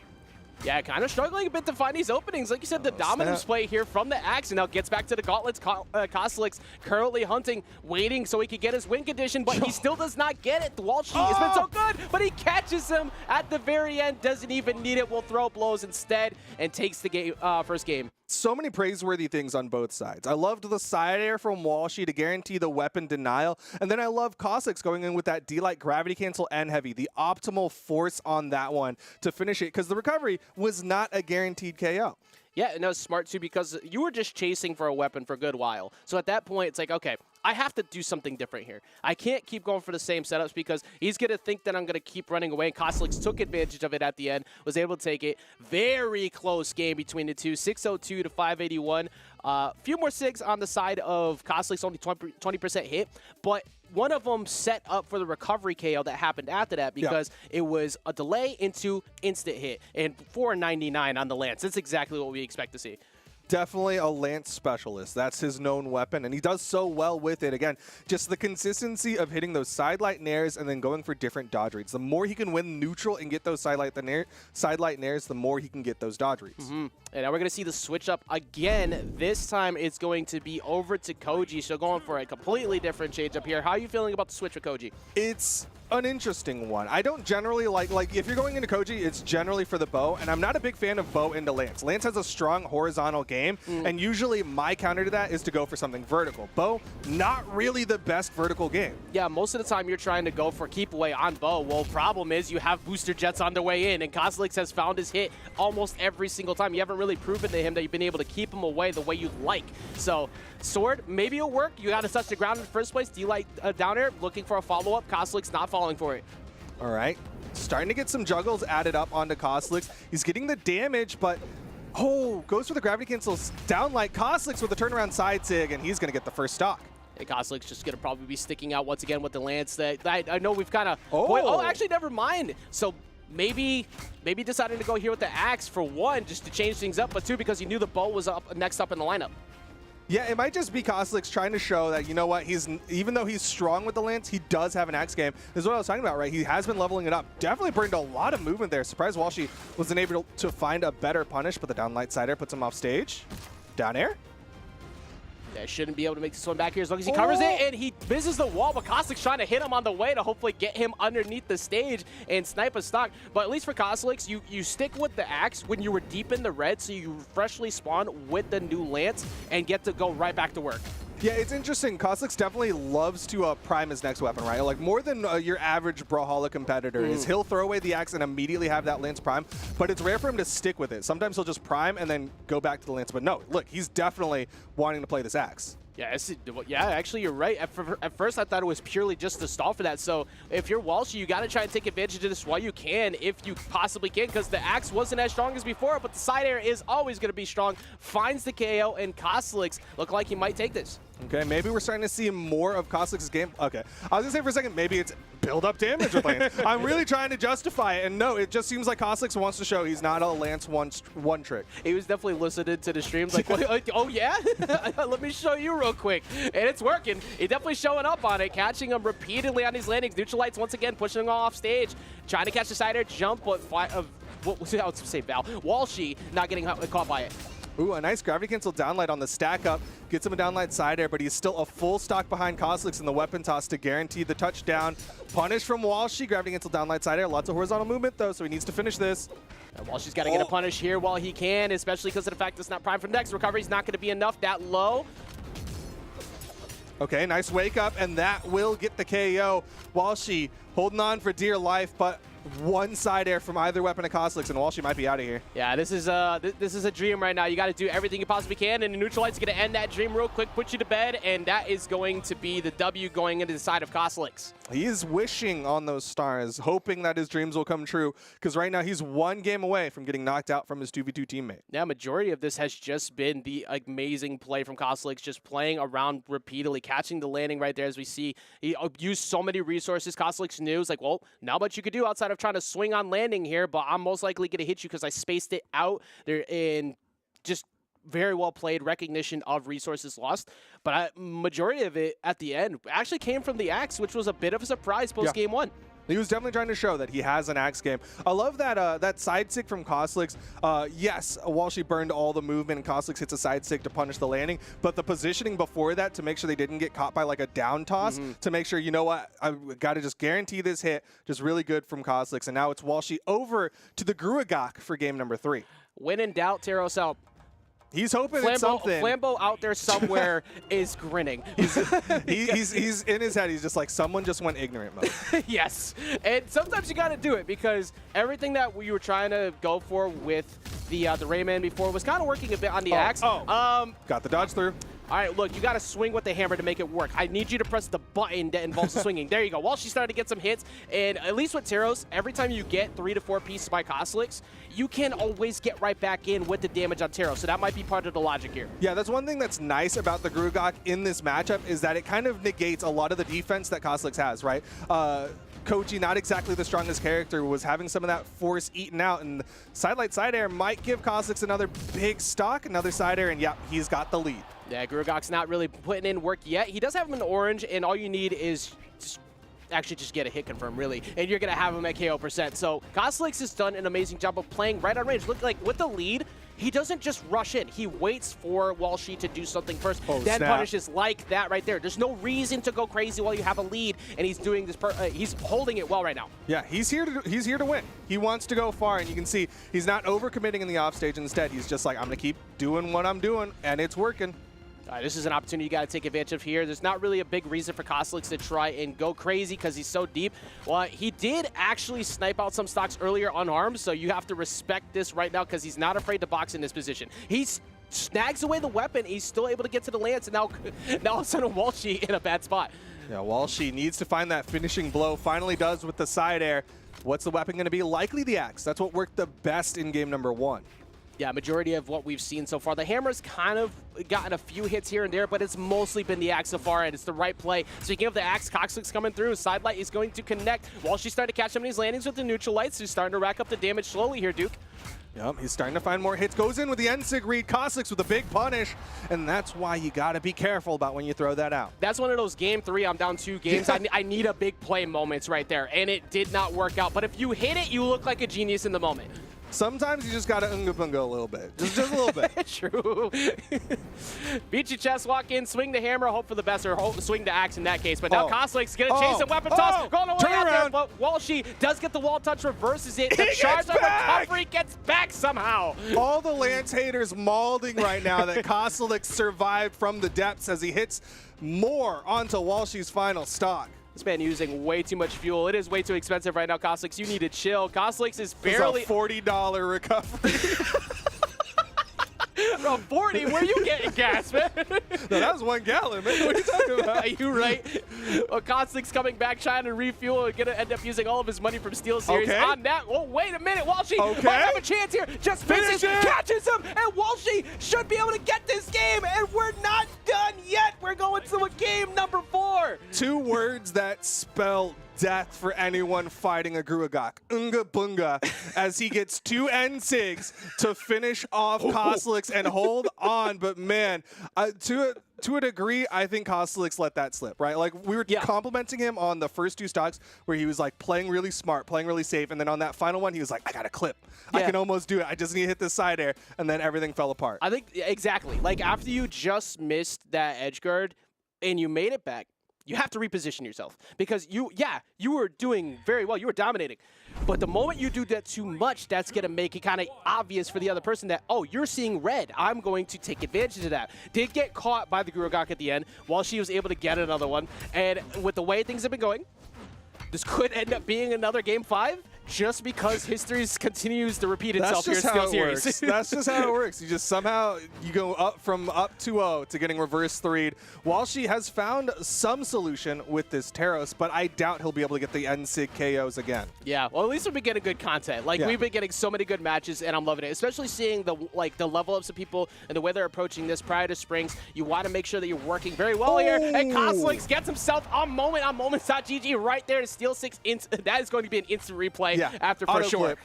Auto clip. We had the soundbite and everything. Auto clip that one. But here comes Walshy's second stock, hammer in hand. But look at Kosliks' health bar. Kosliks is just cruising. He's literally on the highway, just gets no traffic whatsoever, just driving and enjoying his day. Walshy, on the other hand, is unfortunately line of sight. Never mind. Okay, big N-Sig play right there. It's going to reverse it. Not too much damage here. Small Brawl Haven helping him out a little bit, right? Because Kosliks was not too damaged, but given the close KO boxes, that side air finished him off, and suddenly we've got a relatively even game. It's pretty much the best place you could ask for here for game number 4 if you're Walshy as well, having the ability to get to this position and get those early KOs, but that could still work in favor of Kosliks too, because we said it at the beginning, we saw it in the last game, he will chase you all the way off stage. Got him with a chainsaw as well, that down signature. Walshy taking a lot of damage here. Again, Kosliks relatively undamaged, doesn't get the side air this time. Good dodge from Walshy. Yeah, Kosliks trying to find an opener, does come in with the side arrow again. He's not going to get the KO that time, but Walshy very aggressive on the way back in, hoping to back him off. Does not go upward, avoids the recovery hit. Yeah, you can see Kosliks going for a different little bit of read off that side light. Does still find the side air. Huge lead for Kosliks. Walshy, what does he got? Hopefully you have another big play like last game, because huge lead was he's going for it again. That time going for the high read, but Walshy going low. Good job from Walshy, mixing it up, making sure he doesn't go high and low every single time, making it hard for Kosliks to get the full clip. They're coming back in with the nair, rinse, repeat. He's going for it, catches the weapon toss that time once again, right down the middle, and that is going to be game number 4, going to Kosliks, who prevents potential danger in preventing any more W's going into favor of Walshy. But Walshy looked very good at the end of the last one, and even in this game, he looked better, but that last stock, I don't know how many times Kosliks was able to safely reposition himself in center stage and get free sidelights. Yeah, I mean, it's exactly what we said at the end of the last one is, right, Kosliks, as long as he kind of tightens up just a little bit, he's going to be good, and that's what you saw right there. Went for the safer option with the horizontal weapon toss, and man, that was definitely a Kosliks dub.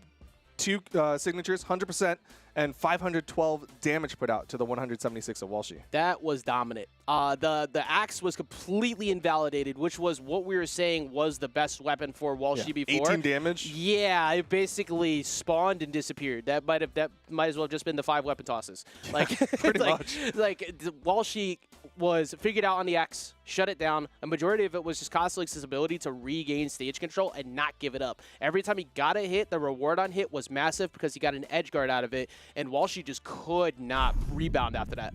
Yeah, really well done from Koslik to control it. Maybe going to give some notes to his teammate, like, hey, I know that I just 3-1'd you, but next time, let's do these things because I still want you to get better as my 2v2 teammate. Exactly. Hey, bro, remember that time that we were in bracket and I cooked you and it was on the instant replay and I won more money than you later on? I need you to do better than that, but not enough to beat me next time. No, I'm kidding. But still, like, that is good because when you have somebody who knows your habits like that, we kind of refer to it as like roommate reads. When you play someone all the time or you're around someone all the time in game, twos partners as well, they know what you like to do often, and that is going to have to force you to level up more. That's the reason why having a good rivalry is a thing, because it makes you level up, and if you can't figure out how to do that, then you're not going to be able to move forward, and that's how you end up watching or up here on the desk instead. But no, That's how you get washed. Yeah, that's how we end up here. But it's okay because we still get to at least talk about and enjoy these great matches that we were seeing, much like that last one. Yeah. And on that, it's time to go over to the next match. True. Boomy versus Zinker. Boomy, we talked a little bit about him in the pre-show, right? He's been going in with the Reno throughout the day, and you know what? It looks like he's going to be playing the Reno again. On the other side, Zinker, we expected Radish to be in this spot, but Zinker not overly surprised to see because he's been doing well, did really well in the crew battles. Of course, just known for the Koji. He's one of those ranked nutters out there. Yeah, and a big reason why we were kind of expecting Radish to be here is because he did so good at Omen. So having that's a really good W to start off the day right there. But Lifetime going 2-0 in the favor of Boomy. There's a lot of people who unfortunately have to live on that side of things, not having a winning record on Boomy. Boomy is... I'm a Boomy believer. I've been wanting to see Boomy come back to form for some time, and he has had some good performances and then hasn't been able to close it out at the end. But when Boomy is on, it is so hard to deal with. These good compliments that he has post-patch changes, as well as the Reno being locked in today, feeling confident with it, I think we could see possibly prime Boomy today. You do have to deal with someone who just had a really good Game 5 set with Radish, but I want to see the return. I want to see the return of Prime Boomy come back. In terms of pure numbers, that was definitely Boomy favored, right? Every single column is checked off in favor of Boomy. The history is there for Boomy, and I think in terms of just this set, it goes in favor of Boomy. But in the overall, like, I love Boomy. I want him to succeed. He hasn't been having that success, though. It is worth mentioning. He's coming in as PR number 6, someone who used to be one of the favorites of the region. Yeah, and then I remember thinking about yesterday, well, Acno lost to Seijaru for 9th. So, and even other than that, you had Simple and Swada playing for 5th. So you never know what's going to happen when it comes to these tournaments, because right now SteelSeries has been an immaculate one as we get ready to get things started off. Game number 1 of Boomy versus Zinker. Would love to see a Boomy dub here as he goes in against Zinker. Zinker, though, on the Koji, going to try to get another upset. He beat out Radish to get this spot. Going to try to punish, doesn't, but he does find another neutral light. This is going to be a good matchup lineup, too, because when you're playing up against Boomy, you have to have your spacing on point at all times. Otherwise, he's going to capitalize, and that's a good capitalization right there. Does he catch him? No, Boomy gets through. He's one of the... We say it every time, but he is one of the most difficult people to edge guard in this game, and that was almost a good one there from Zinker. I mean, I know he's playing the bug with the wings, but he tends to find more jumps, more aerial movement in the offstage as he finds the side air to finish off Zinker's first stock. And deciding to go back to... never mind, gonna stick with the orb. Okay. The orb, very consistent early damage, has the ability to kind of poke away at the bow tube, but also because the sword is coming out right here, it's a good option to be able to capitalize when Zinker decides to go a little bit too aggressive. A good reaction from Boomy, but a nice gravity cancel downlight recovery will even up the stock count. And Zinker is going to stick with the sword for this one. Yeah, Zinker looking really good off the start, too. Like, even though facing a very, very slight deficit, took a couple of hits there, has looked good overall in neutral, hasn't done anything ridiculous, has had some solid play off stage, trying to go for the edge guards, just missing Boomy twice now. I think he's looking really good off the start. He's taking a lot of damage, but you could see why he was looking good before as he makes another attempt here. Yeah, Zinker, one of the few people out there, will go for that downlight chase dodge into the ground pound for that extra damage and force. Could put a lot of threat out. Boomy wasn't too damaged for it to be a big issue as a good wake up. Wow, he's getting all these extra errant hits. And side air should take it out right there. Yes, it is. Boomy going for, I believe it was a sidelight, GC sidelight, and trying to get a chase down before. So Zinker kind of felt a little bit safe in that spot, but went a little bit too high getting caught right there. Now back to the blasters. Zinker was definitely just trying to find hits wherever he could find them, just digging in the couch cushions, but It got some damage. You know what? It's not over. Hey, some guys, look, man, I've been thinking through those calculations too to try and get that gas money we were talking about before. Also, big attempt at a read right there. Big Zig, that's going to get him, cost him a stock, but he was so deep in the red. At that point, it's like, if this works, beautiful. If not, I'm probably going down to D-Light recovery soon anyways. Yeah, definitely really locked him in. And at that point, like once you're doing it, you might as well hold it because either the opponent's going to mess up or you're going to get KO'd. Yeah, Sidelight Sider coming in, trying to catch him on the platform, but instead Zinker goes below it and gets a nice 3-piece out of that. Weapon toss coming through, though. Trying to catch him again. Good dodge, like you said, but this could be an opportunity for Zinker. He doesn't hit the downlight. Oh, but he gets him back. Boomy was close to touching the wall anyways, but the recovery puts him back on. That was so close to being a Zinker dub. He was in the perfect position, but he just mistimes the down-like ground pound, and Boomy gets back up safely. Now, Zinker's going to have to find the hit. The side air almost finishes it. Boomy chases deep. There it is. Oh, yeah, all resources were gone at that point. You had just you were at the mercy of Boomy making a mistake there and hoping that he does not get the side air at the end, and Boomy takes game number 1. Really well done. I mean, Zinker showing some great life. He got that one down to the final stocks in just one slight mistake, and Boomy was able to capitalize, bring that one back from the brink, and I have some hopes here for Zinker. I think so, too. Like you said, just missed a downer, and even after that, when they both got back on, it was just one D-Light recovery away from his game. So the fact you got it last stock, last hit on game 1, you have to be feeling good as you see the switch up here to Miami Dome.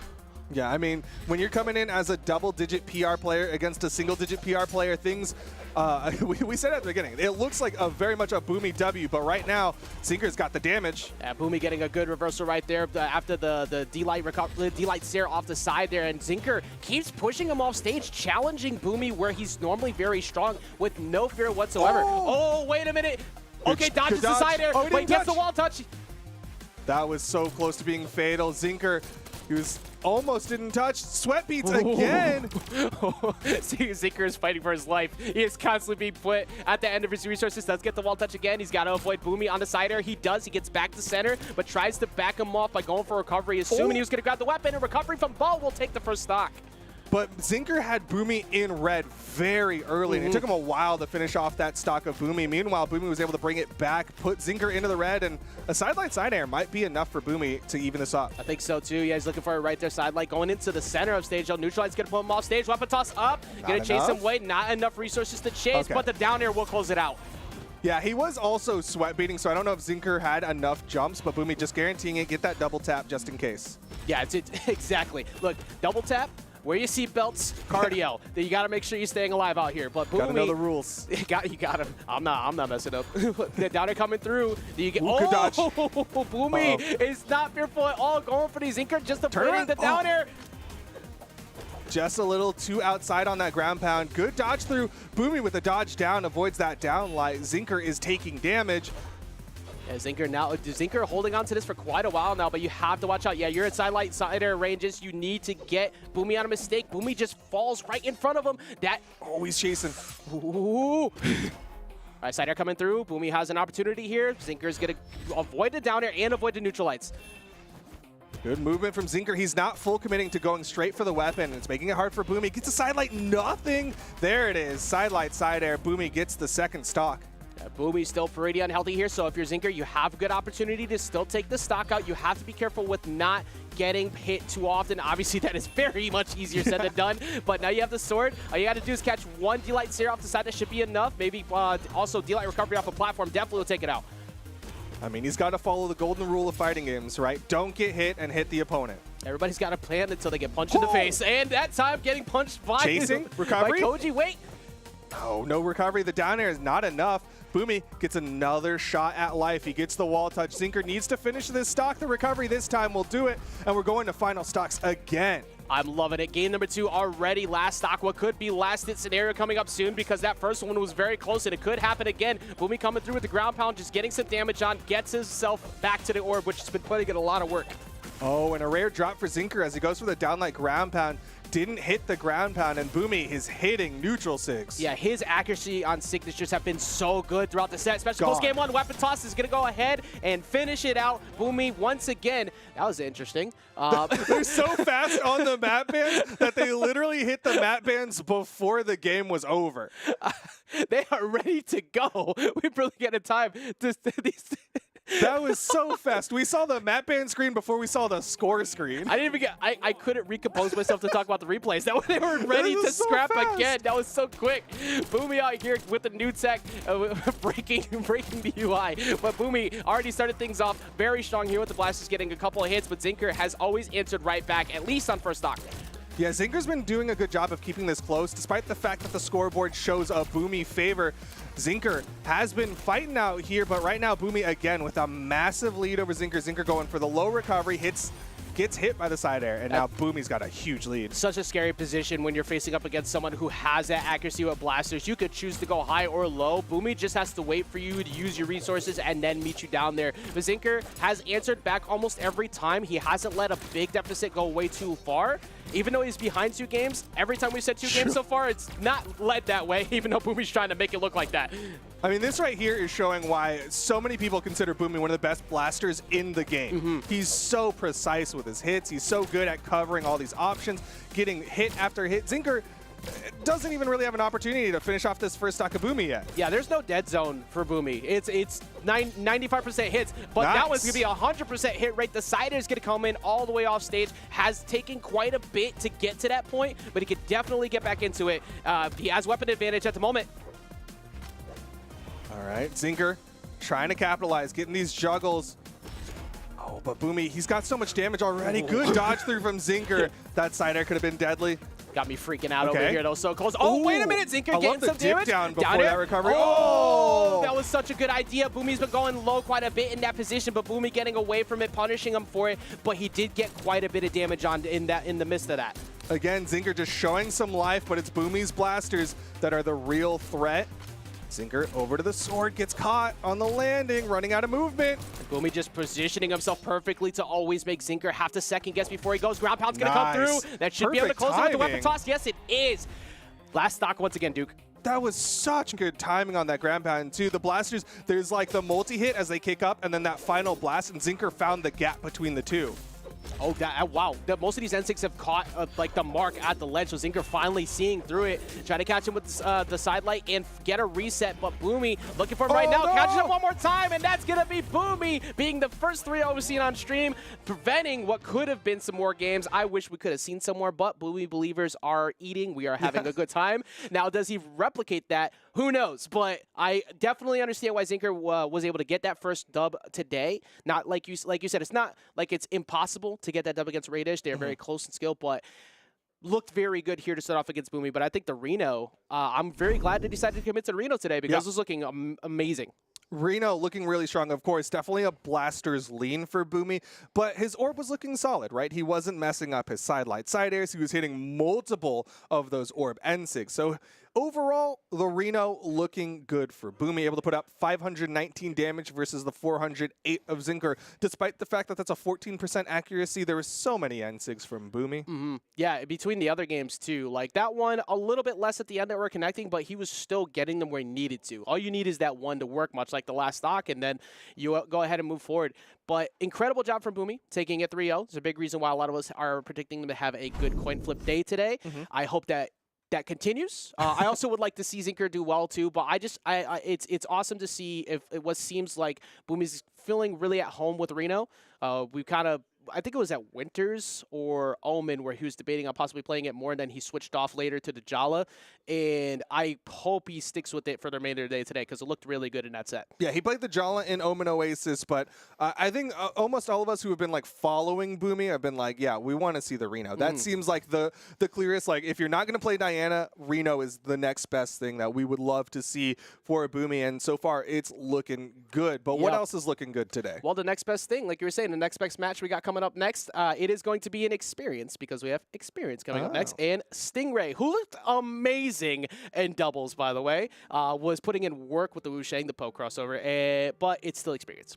Experience has been a nuisance for many people of late, having to deal with the Amethyst. I'm going to get that right. And then the Rayman as well. Just such good coverage between both. What do you think the approach is going to be from Stingray dealing with experience here? I think this is an interesting set because it has a lot of potential to be very volatile or a lot of potential to be very inert, right? It could be an experience show where he comes out and just puts out big damage, explodes, and gets all of this stuff. But on the other side, we could see experience try to really slow this one down, really neutralize the situation. And it's going to be on Stingray to make sure that he doesn't kind of fall prey to these pacing changes of experience. Pacing is the best way to put it because experience has such an immaculate understanding of tempo control. Especially when you have Cannon staring you down and the range that Zol has on those signatures. But the ground pounds, if those are at a high hit ratio, you're going to lose. So you have to be very careful with how much pressure experience has on that. But on the opposite side of it too, you could also end up seeing the Rayman where the experience decides to play rushdown, very rushdown heavy with gauntlets, and then plays passive with the axe, lets you make the mistakes for him to close it out. That's one of the most difficult things about dealing with experience because he understands that the clock is the friend, because if I have a lead, you have to come to me. Yep. You are now at the mercy of the clock when I have that stock advantage. But I saw on Twitter Experience was hinting at this, or at least he screenshot that he might play the Gurugak, and that's what he is hovering today. On the other side, Stingray, he's not going to go in with the Lance. We've already seen, you know what? Lance does not do the best against the Terroses out there, so why not just meet a Terros with an axe of your own? As Stingray, of course, he's been leaning into the spear. You talked about the Wushang earlier. Yep, and from the looks of things, we're going to be seeing, I believe that is Stingray. Yeah, okay, Stingray is leaning towards the Bryn to go start things off. So how do you feel about the approach with going with the Bryn up here against the Gurugak on the side of Stingray? I really like the Bryn into Terros matchup, right? Gurugak, of course, the crossover that mirrors the abilities of Terros. I love the Bryn because Spear looks good, right? It's a 50-50 matchup into Axe. It's generally pretty even, but I think Spear is really good against Hammer. So coming in with that Spear, and then, of course, Axe, it's going to 50-50 against Axe. Why not? It's the same weapon. Yeah, and also anytime Experience decides to go for any type of play on big signatures like that, because Experience loves to throw them out, you have some good range coverage there from Bryn to close the gap to get them with your own. You don't want to do them so often because then you're giving a free punish to Experience, but Experience will throw out many N6, many D6, just to get you to be scared at the start, so that way Experience can just completely control the pace of the match after that. Yeah, Experience will just kind of show those threats and make you worry about them. But right now, Stingray is doing a really good job of playing that stage control game, right? He's kind of just taken center stage and is letting Experience run all around him like a fly, but he's like, I don't care as long as I've got center stage. I've still got the sandwich in my hand so the fly can't land. Exactly. Like, what happens to you when you decide to approach me and you saw the bright light and said, ooh, that looked great, and you get shocked? Now, all of a sudden, I have the lead, and you're the one who's going to have to approach me. Experience has definitely shown he can do that, but not what we're used to seeing from this character. Usually, we're seeing more burst-heavy characters like with the cannon play to get in quickly to deal with those situations. And there is the side air coming out from Stingray. He's got that slight health advantage. He's got that stock advantage. Of course, it's going to take a little bit more before Experience can finish off this stock of Stingray. And right now, Experience is having a hard time getting in on top of Stingray. Yeah, it's actually really good passive play from Stingray, playing around that. And now just look at the grounded control he has. But it just moves up. There's the big punish. We said it before. Experience is not one to hold off from trying to do those. You have to capitalize every time. Tries to go and take away, because you're already at sweat speeds. Might as well try to hit this air, but Experience just dodging that. He saw his dodge didn't have the distance for it, couldn't hold to get to the wall touch, so instead opted to try to get a hit, maybe go for the chase dodge up, or at least put some pressure on the opponent and just didn't connect. Yeah, hopefully in that spot too, sometimes you'll get hit by the recovery from Experience, like, oh, hey, cool, I'm back. Yeah. So the Stingray has still just been holding the lead so well, side light coming through, does not get the side air on the chase up, but Stingray just missing the recovery as well, does get the side air, but at that time Experience has got to make the correct call here. Weapon toss down and gets through. Yeah, really good weapon toss up into a pickup side air from Stingray. He's got the damage advantage, needs to get the stock, got the downlight, and of course, that'll lead to a side air. Stingray building a bigger lead. You were talking about the Spear being such a good walk into this being a 50-50 type matchup, but it's been working well against the Hammer too, besides just the Axe, and now because he's locked on the Axe, Experience has been kind of struggling to get in, but Stingray's optimization of both. It hasn't even just been one. The Axe has also been really good from Stingray so far too. I'm really liking the look of Stingray to start things off. Yeah, and one thing that also is working really well, we talked about the weapon matchups, but the stat matchup, right? Bryn coming in with high movement speed lets Stingray have all this ground control that he wants. He's been able to deny landings from Experience, and right now he is one stock away from getting the game advantage. Yeah, immediate neutral lights do say back off, and Experience just done with it. It's like, okay, all right, you know what? You did it. Sometimes you don't see that too often, and I know that people are probably just in chat just a rage quit, but like, you have a best of 5 set. Sometimes it's good to just walk away from that game when you know that you're done. Yeah. It's like, okay, I can't Protect figure this the out. mental. Yeah, keep yourself in check because you have 4 more games to go. Now, if we see that happen again, then maybe rage quit, maybe a little salt. But, like, I think at this point, you switch off. Yeah, there's no reason to keep doing that, and you go to a different matchup because that was not working. Yeah, I mean, absolutely. With the swap to the Hugin, it spells out to me that Experience was like, you know what? This is a bad matchup. I'm going to change it up to something different that maybe will have a better chance. And the Hugin makes a lot of sense. Bow, of course, a great weapon. And we've seen Experience's Scythe. His Mordex looks so good in the crew battles. It really did, actually. We've seen a lot of people. I mean, Mordex is not like it's uncommon, but we're seeing a lot of really good Scythe play from people of late, even just talking about Scythe Renaissance. True. Who was it yesterday? Fried to Soul, who had that incredible run yesterday, switching between both. Now we're seeing the switch up here. I like the bow, though, because I feel like you feel more comfortable, but I think the main thing is that Experience could not get enough hits to make Stingray feel uncomfortable. So now with Scythe, you at least can actually force that fear. Yeah, being able to put some pressure on the opponent via just like, you have to dodge correctly. If you dodge wrong, now you're suddenly in a very dangerous spot. I'll get 3-4 hits afterwards. Good dodge through from Experience, but he's not able to take advantage of the fact that he's got the weapon, and now Stingray's over to the X. A side air could give him the first stock, and it will. I was counting them out at the end. That was 3 whiff D-lights and then 3 more whiff hits. It was 0 for 6 at the end of that stock there on the side of Experience. So nothing was working with that Scythe, and that is huge for Stingray because that means that you're able to play around that the way that you are. Now you have to lead once again, and Experience has to play your game. Yeah, Experience definitely struggling right now. Even falling might be signs of a broken mental as he is stuck on this wall. Usually you could see when someone's kind of camping to get you to move, but you can kind of see an Experience kind of looking a bit lost over on the side. They're just fighting completely unarmed right now, not even going for a weapon, decided just to box up close. Stingray, of all people, is not one to fall for that mental trap, right? Experience can sit on the wall, and Stingray is like, I don't care. I have the stock advantage. I just win in 6.5 minutes. Exactly. The timer's your friend. Well, timer's also my friend. The Scythe coming through, just missing out as well. Once again, like that's like 3 more whiffs on the Scythe. They're just not connecting. Yeah, Experience really just struggling in this matchup. Stingray looking so good. Another side air, another neutralite, and he is now on the cusp of a 3-stock. Yeah, it looked like it could happen too. Stingray has been completely dominant so far here in the second game, just the same as the first Experience. Hanging out on the side, deciding to go for the taunt. I think that is signs of what we are expecting to see. Yeah. Oh, I was going to say, because sometimes this is the universal sign of I'm having connection issues, right? Like you do that, and you just say, I'm struggling. But Stingray, he's doing what Sparky and I are saying is just take the dub. Say, hey, we get your money. There is a statement in the FTC. We take those. Yeah. It's just that's it. if you're having issues, well, But the fact that Experience right now is kind of been showing this behavior from the start. I think is alluding a little bit more to the fact that Experience trying to make something happen, but something does happen right there. Does finally get a stock. Let's see if maybe things are changed up now. I don't know, a little bit of wonkiness coming out from Experience, and it might be playing to his favor right now because Stingray's like, I'm not entirely sure what I should do with the fact that you're just running to the other side of the map. I mean, remember what we were saying before when sometimes against the best players, for one, you need to not get hit by a weapon toss. But two, you got to do some things that are a little bit goofy sometimes, a little bit weird because it makes them go, what? But that time, it looked like Experience was kind of turning himself into a bot.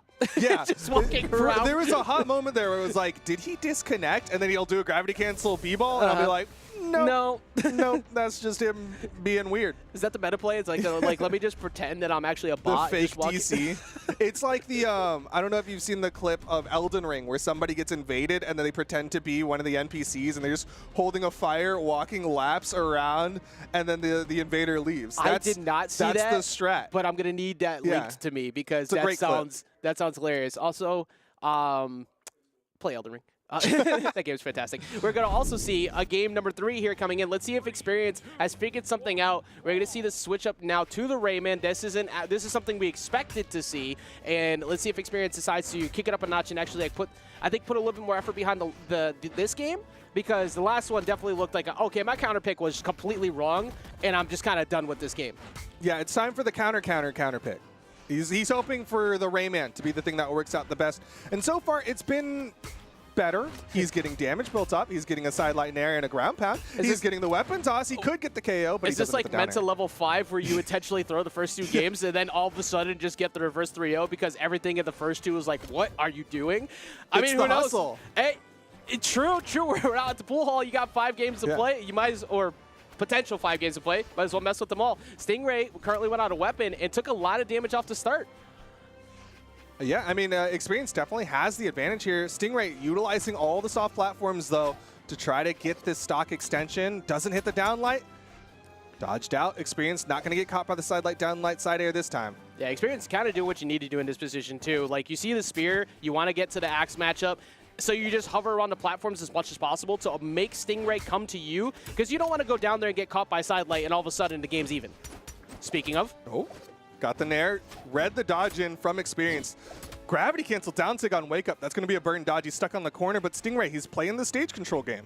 yeah, there's a lot of time. There's a lot of time to play, and there's a lot of mistakes that could happen. Weapon toss coming through. Experience trying to get the cross up with the side air, but not going to hit. Stingray looking for a play in center, looking for a jump from Experience. Does not give it to him. This is a big game of Nooch. Yeah. Very slow pace, but they're looking for the first one to overcommit.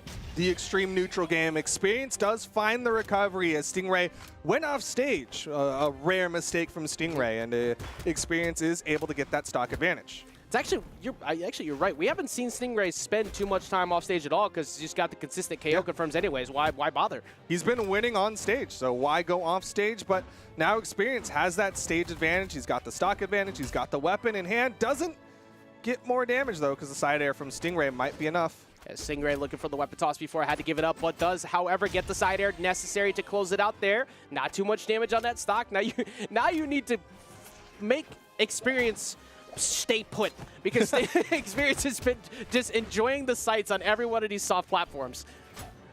I mean, there's a lot of stage here, right? So many different places that Experience can retreat to, but the main stage is the most valuable, and Stingray is the one utilizing it the best. And so far, like, what do you think is going to be the change up here now? Because obviously Stingray is just holding center stage, but how do you get Experience to break more in these spots? Because Experience has just been perfectly fine with waiting for Stingray to try and go in on a platform and then move in. When do you think is going to be the break moment where Stingray tries to mix it up? I mean, the thing that breaks Experience the hardest is when he gets caught multiple times. A nice double downlight into the side air, and we might start seeing Experience break. As more downlights connect from Stingray, could lead to the KO. A good dodge right there is going to be able to get back on. Stingray realizing it was not really much he could do about going for a GCD light ground pound there, so decided to get weapon. You had side air ranges. If you get him on the side, hovering around that platform too much, you can't do that right now because Stingray is just showing like, hey, look, I'm going to go for it soon. Experience dodging at the moment, but it's not going to last forever. Yeah, I mean, Stingray knows one side air. That's all he needs, right? He's just threatening that side air. You see him kind of bunny hop center stage, and he's like, if I just hit a side air, then I get the stock advantage, and then 4 minutes left until your demise. Exactly. You're up to two games at the moment, too, so it's not Experience to have to pull the trigger at some point. You have to make it happen. Side light into side air is going to go and get the hit. Recovery's not going to get the reverse hit he was looking for, but side air puts him deep off stage. The dodge through the recovery. Stingray one stock away from putting Experience into the lower bracket. Stingray, this is what we were talking about, right? Now the pressure is on Experience. He has to make the forward move. Exactly. You have to be the one to pull the trigger at this point. You can't hide away. You can't try and just wait. You have 4 minutes to do it, but eventually you have to find that KO. You have to find that side light. You have to find that recovery and hopefully take out Stingray. Big Nair looking for the dodge up, but Stingray smartly going back down. Yeah, doing a good job avoiding that KO tool, because the longer he has this stock, the longer the clock is in his favor. If he loses the stock like this, okay, then we have potential for a sudden death situation. Yeah, we are at a very close game. That's not a whole lot of damage on the side of Experience. Starting to take a few now, getting hit by the Nair follow-up, but Experience getting satellite, getting the Nair, looking for a play off stage. Experience starting to go in a bit, punishes the neutral lights. Things starting to swing in favor of Experience. Stingray with the pogo, getting some damage. Neither one of them in the KO percent. You didn't see Stingray with the reaction downlight. Yeah, Experience now looking, it's kind of pulling out the last second burst. Like, hey, let me catch you off guard. It is still not in the best shape of health, but much better damage now on Stingray. So Stingray also can't afford to whiff more of those neutral lights, more of those side lights, because axes in hand, and these weapon tosses are starting to slowly get into even. I mean, with 2.5 minutes left on the play clock, there's still time to make the plays, and Experience is looking to make some big plays as he goes in with the gauntlets, doesn't get the side light. Weapon toss connect onto Stingray. Oh! Recovery not enough We're just getting yet. into red. Oh, I gotta watch out, but he just glides across the platform. No pressure at all from Experience. Snap. Experience just waiting for one good call. Neutralize gonna back him off. Neither one of them going to commit to a signature. At this point, that would be too big of a risk. Both of them unarmed. Experience picks up the gauntlets, goes in with the N-Sig, calling my bluff. He's going to go over to the axe now. You would have thought. Oh, coming in with the side airs now, but the weapon toss away. There's a chase for who gets it first. Oh, the he got side the air coming axe! through, and it's going to be Stingray who snatches it first, gets the side air, stops Experience from potentially getting that game. Did make a really good comeback at the end there to get it that close, but it wasn't enough, and Stingray is going to get another 3-0 here on stream. Yeah, that scramble for that spawning weapon on the right side, both of them unarmed. Whoever picked it up would have had the advantage, and it was Stingray who dipped past, picked up the axe, and hit the side air.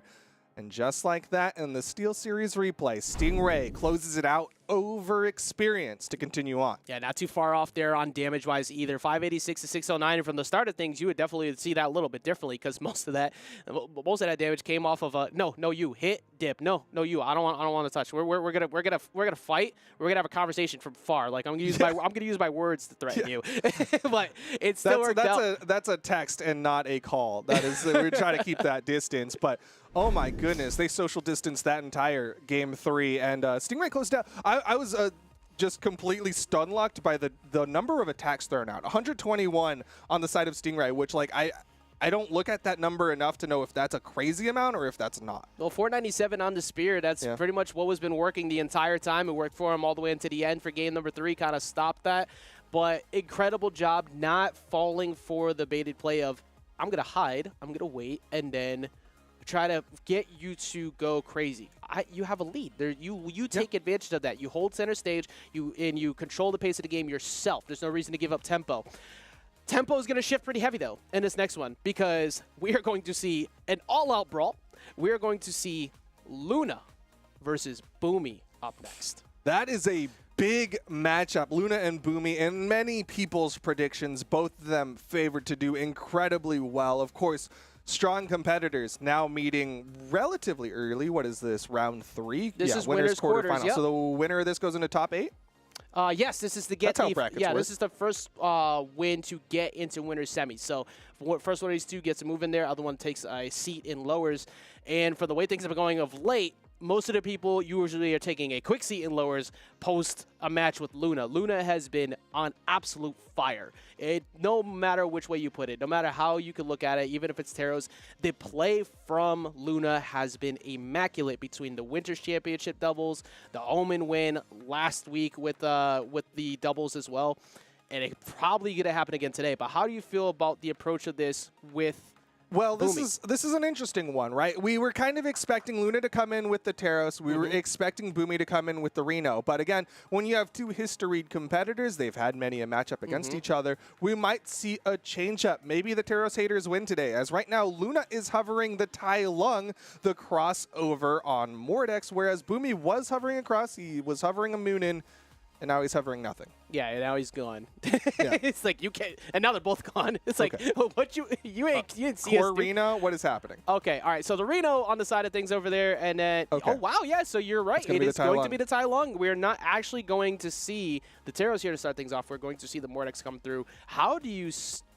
I don't think I've actually seen Luna play with the Mordex yet. I both love and hate it because it is Luna trying, in my opinion, to shut up haters, right? Because if he does well with it, then he's like, now y'all can stop saying that I'm carried by X character. But if he does poorly on it and then he switches to the Teros, then now all of YouTube chat gets to go, ha, you couldn't win without Teros. That's true. I mean, at the end of the day, no matter what, when you succeed, haters will come. Like you have to be able to. You don't even have to succeed. Sometimes haters just exist. That actually is true sometimes too. I mean, look at Sparky, but no, he deserves them. He does. He does. Yeah, I'm looking at you, but this first game here, I think for Luna understands, like you were saying before in the pre-show, wasn't really that name you would look at and go, gonna win the whole thing. Yeah. Now has established the ability to say that. But here, going with the Mordex, maybe trying something new. It's not PR bound. It is the Invitational. You have at least one game that you could confidently give this a shot, and it's looking like a really good shot because it's a very dead even game right now. Yeah, I mean, this is what he played in crew battles, and it worked pretty well. Ooh,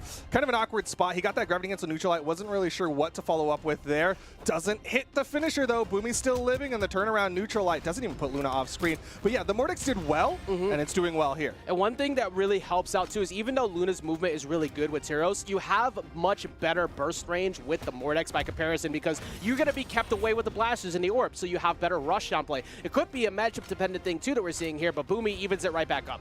Yeah, great recovery coming out from Boomy to even up that stock count. Luna, no weapon in hand. Sidelight connects, but no follow-up from Boomy. Interesting, considering Sidelight is like one of the few tools in the orb kit that has so many true follow-ups. Yeah, he's getting a lot of straight hits posted too, so even when he doesn't get that true follow-up, he's still getting damage after. Maybe it's just a data tool, but this could be bad. Oh, just misses out! He gets the GCD light, but misses out on the Nair to close it, tries to continue it, not having any bit of that. You do not have the ability to get back. No, you don't. He's going to close it out right here with the weapon toss. Side air does not get the wall touch. That was very close to doing it, though. Yeah, he was in a Gatorade commercial for a while there because that was a lot of sweat beads coming out from Luna, and Boomy just full capitalization, hitting those end sigs time and time again, and now Luna pretty far behind here, but he hits the side sig. Going all the way up there, too. Boomy just kind of smacking him for shovels on his way up. Downer's going to miss on his way down. Recovery going right back to center. I'm really liking the play, but Luna's going for a lot of these D6 as well. We've seen a couple of them trying to snatch up Boomy, but there, it's not going to be enough off the top of Demons. Yeah, just that high ceiling on Demon Island working out in favor of Boomy. He's holding on. Luna, the neutral light, not quite enough. This is Boomy, and he's able to get back up. I try to get the weapon toss to catch Boomy, maybe jumping in that position, but now Blast is coming through, Neutralize getting him on the Nair, coming through immediately with the orb, but does not get it, and Luna does find a recovery.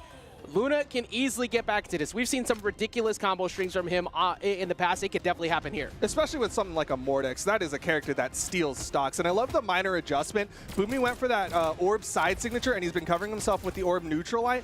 And this time, the second time, Luna was able to adjust, wait out that neutral light, and then punish. I wonder if that's going to cost Boomy. Boomy went and celebrated a bit a little early on the left, and that allowed Luna a free landing. That might not happen here. Weapon toss up. He touches. Boomy just kicking him back off for shovels, waiting for the weapon spawn, but instead puts himself sandwiched between the two of them by going cross up on Luna. The side air is going to be enough, and Boomy gets to celebrate properly that time, taking game number 1. Yeah, game 1 goes in favor of Boomy. Luna still sticking with the Daimyo, though. He had those moments, right? He's so close to closing it out, but Boomy just a little bit stronger. That offstage right there is really where it fell in favor of Boomy. Yeah, I mean, Luna just missed 2 incredible edge guards. He missed out, like, after the D-Light, GC D-Light, just missed that Nair, and then went back off, missed the GC down sig. Yep, yeah, just missing twice. So the fact that you're so close to closing it out, and that was still that close, was really well played. But Boomy looking so incredible on the Reno so far today. I mean, really, the fact that Luna messed up 2 offstage edge guards against Boomy, we already talked about it, right? Boomy, one of the best in the offstage, right? Yeah. So he's going to make it hard for you to edge guard. Yeah, if you get those, that is a whole clip in itself that you need to put on a resume. It's like, hey, look, I got Boomy with this. Who else could have done that? D-Light's going to miss on the side there, but he is still keeping the pressure going. Side 6 not going to connect. Luna has been super aggressive in those spots. Yeah, he definitely wants to show that offstage aggression, just get those W's wherever possible. He wants to get these the neutral wins as well, gets the down air, doesn't get a follow-up though. The Nair's going to put it back off stage, going underneath, getting away from the weapon tosses. Boomy. Boomy getting a very small punish, not really much he could do there because he was off stage. Sidelight side air, going to get him to the blasters though. Okay, the sidelight, he's going off stage against Boomy. Recovery not going to connect, down air, bounces him off the stage, but still not enough.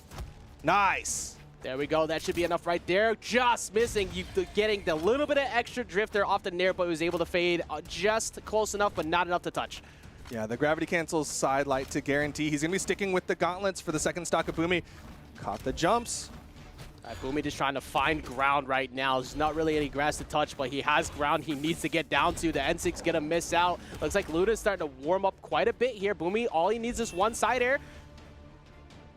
Maybe a down air. Yep, there it is. Luna with the turnaround goes for the gauntlet toss. The weapon tosses have not been connecting for Luna, and they've been trying to force out options. Nice side light to beat out the N-Sig. There's another one.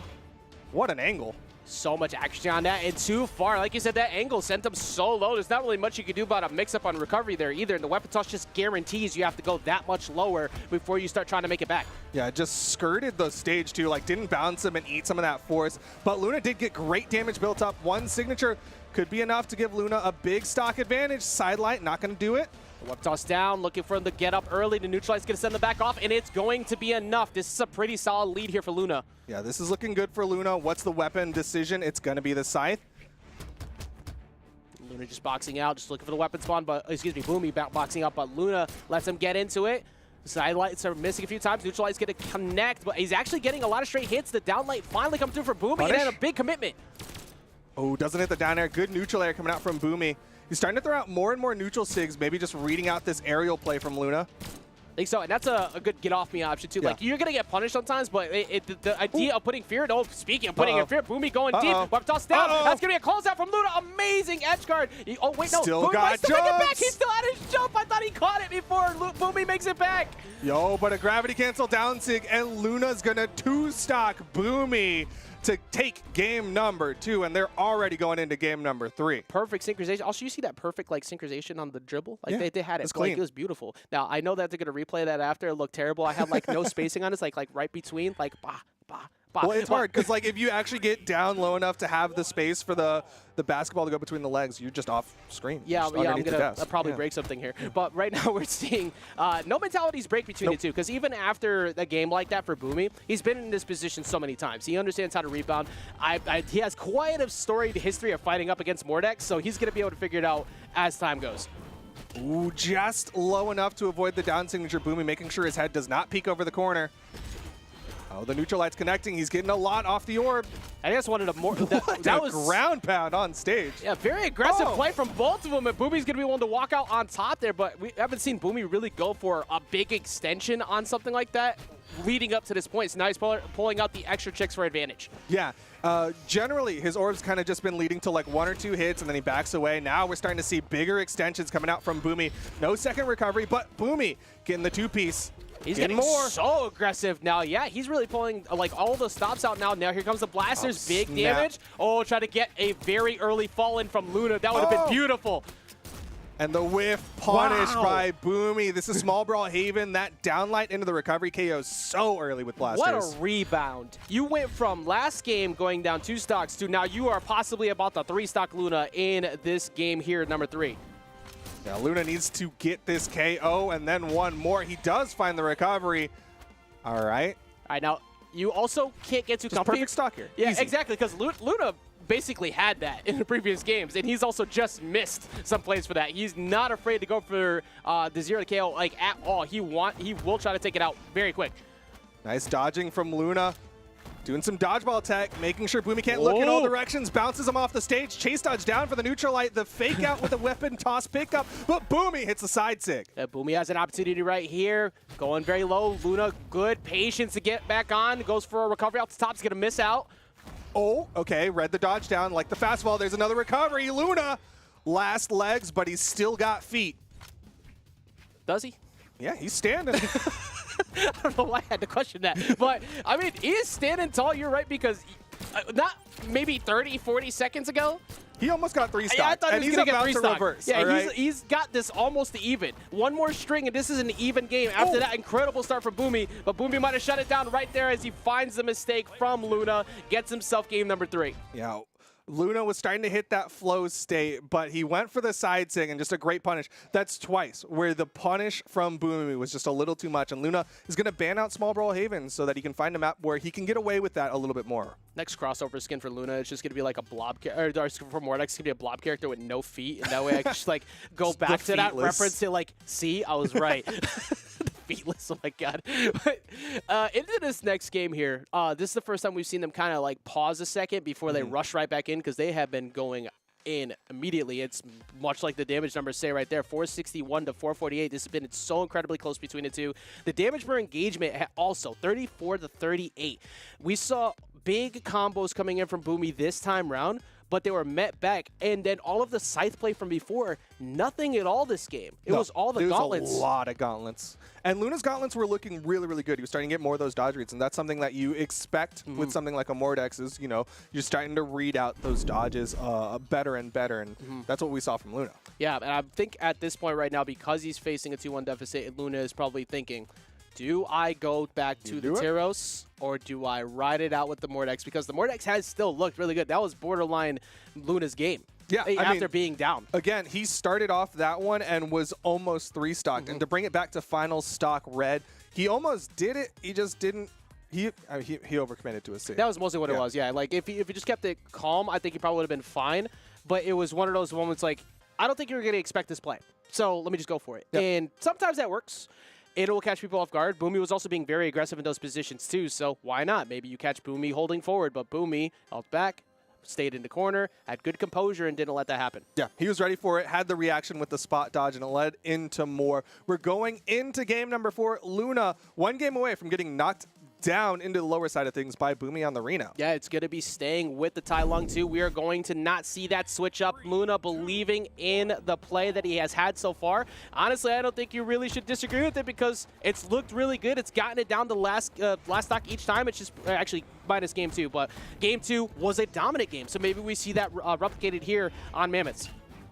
Well, he's sticking with it as the N6 connect from Boomy. Luna trying to get that punish. Did he get the wall touch? Just barely the down air, not able to deny. So Luna gets to hold on to the stock for a little bit, but he's stuck on this wall. And Boomy now going for that 2-hit game like we saw before, in the previous games. The last one kind of going very aggressive. Actually, never mind getting very aggressive right there. But then another side stick. Luna has put that out there many times to force Boomy to go low so he could get good edge play. Yeah, really just trying to take some space. Doesn't hit. Both of them swinging for the fences. Down air punish. Doesn't get the follow-up, though. There are times where if you bounce right, you can get the true combo. These two are playing these two are playing with that mentality of if I hit you once, I could possibly knock you out. And this time it's going to be in favor of Boomy, which is fantastic because Boomy's done an incredible job holding the leads, usually up to that last stock. Yeah, just Luna going in for that recovery. Boomy able to deny it. You saw the stars come out, and that was an instant KO. Luna did get some damage built up. Might be able to get the recovery. That's what he's going to be looking for the finisher. Oh, drop it down right after side air to get another side light, looking for a follow-up, but Luna didn't give it to him. Boomy getting aggressive back on stage. He's going to cost him possibly here if Luna could close it out. The last second touch, Boomy preventing it, and the N-Sig coming through. Now he might take it. The pixels just going in favor of Boomy the Nair. There's the ground pound. As you saw him go for the gravity cancel N-Sig, he was really expecting Luna to come over, but Luna just found the hit fast enough. Yeah, that was good on Luna to not go too quickly because you see that moment, it's like you're in the red, I really need to get back into it, but Luna has been winning of late for a reason, understands those moments sometimes are a bait and you do not want to go for that. All right, stage bouncing. Boomy still with that damage advantage, and he does have the game advantage, so if he wins this one, Luna could be going down to the lower side. Yes, he can. Luna waiting for, hoping Boomy was going to go up early. Speaking of people dropping early, Boomy was looking for it right there. This is so tense. Like, even though Boomy has a slight damage lead, it's still, you can't make a big mistake in front of Luna, because like we're seeing right now, he's starting to get the damage on. We're getting back to even. Dude, those weapons, oh, what a punish. Boomy dip into the outside, punishes the second side light attempted from Luna, and now 1 stock left for Boomy to go into the top 8 winner side. Are we going to see seed number 1 here? Luna possibly get knocked into lowers in winners quarters already. We've seen that happen quite a few times with some people of late, and it could possibly be Luna here to add into it. The side stick coming through, still not going to connect. He's missed them all so far. Nice, got the N-Sig. Last stocks here for Luna and Boomy. Luna hoping to take this to game number 5. If you're a Luna fan, you still have some hope. If you're a Boomy believer, you definitely have a good chance here. Boomy is in a spot where he can get to a weapon quickly. He does. He gets back to the blasters. He misses out on the follow-up, and the Nair's going to come through, but the GC neutral light is going to miss. He missed it.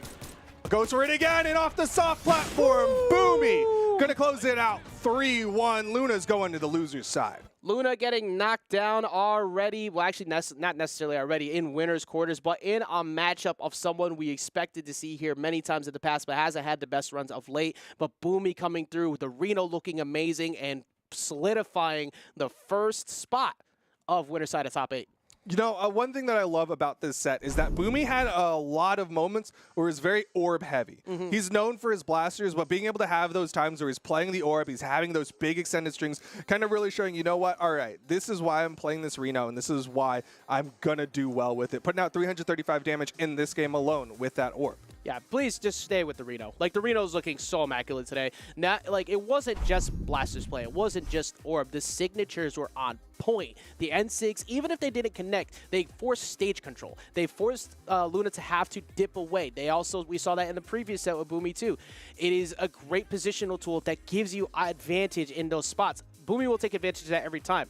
But the defense, once again, from Boomy really helped out a bunch, and it's going to be that one right there. Yeah, I know. I was looking at the bracket because Boomy just destroyed my bracket. Oh, actually, yeah, that's already happened to a couple of us. Yeah. I mean, Boomy making me sad. But I love Boomy. I'm glad to see him do well. We still got one more matchup to see in just a little bit. It's going to be Hardy MJ versus Capsar. So we already saw Capsar do incredibly well earlier. Hattori is pretty much only going to be Hattori. But when on the side of Hardy MJ, great sword coming through. How are you feeling about this lineup? Because this is pretty much big hit, full advantage, back off. There is not really chill that happens in this game. This is a speed run to whoever can win the quickest because of the free form combos that you kind of get between both. I think it's interesting because Hardy MJ, if he's coming in with a Jaeon, which is the most likely character pick for him, will really be the one to set the pace. And it's going to be on Capsar to be like, all right, I need to slow you down and make sure that I'm picking when I'm coming in on top of that greatsword. Because if you just gas pedal into the opponent's gas pedal, it's going to go in favor of the greatsword. Exactly. And like we were saying before, gas price is a little bit too high right now. You should probably chill with that. But the Magyar did come out as Maybe well pull out at a bike. Omen too. So yeah, yeah. Get fuel efficient right now. We could all use it. But the Magyar did show up at Omen too. It was a good, healthy dose of Jaeyoon as well. Not really like you have a big mix-up between both. You're always going to be comfortable with the Greatsword play. I think that the simplicity of the Jaeyoon kit between Greatsword and going to the sword for the KO confirms when you need to, especially on the whiffs that could happen afterwards from Hattori. But the sword mirror is going to help you a lot in the long game by comparison. But do you think at some point, do we see the Magyar possibly come out?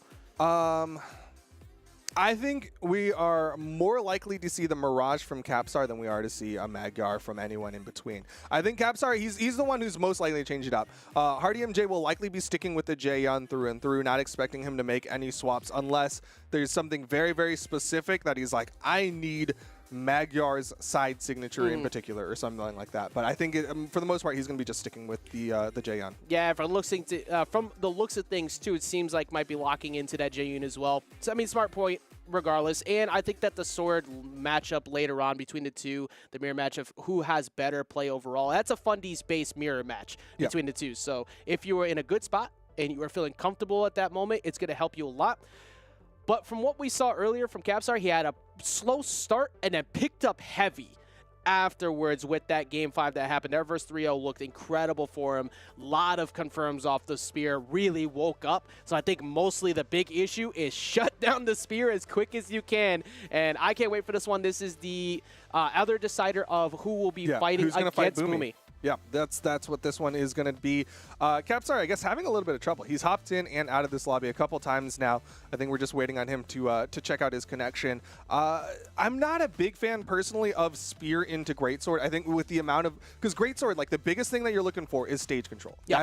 You want to be grounded with the Greatsword. And Spear, most of its setup is off of a grounded kit. You want that side light. You want that down light. You've got neutral light, which is okay.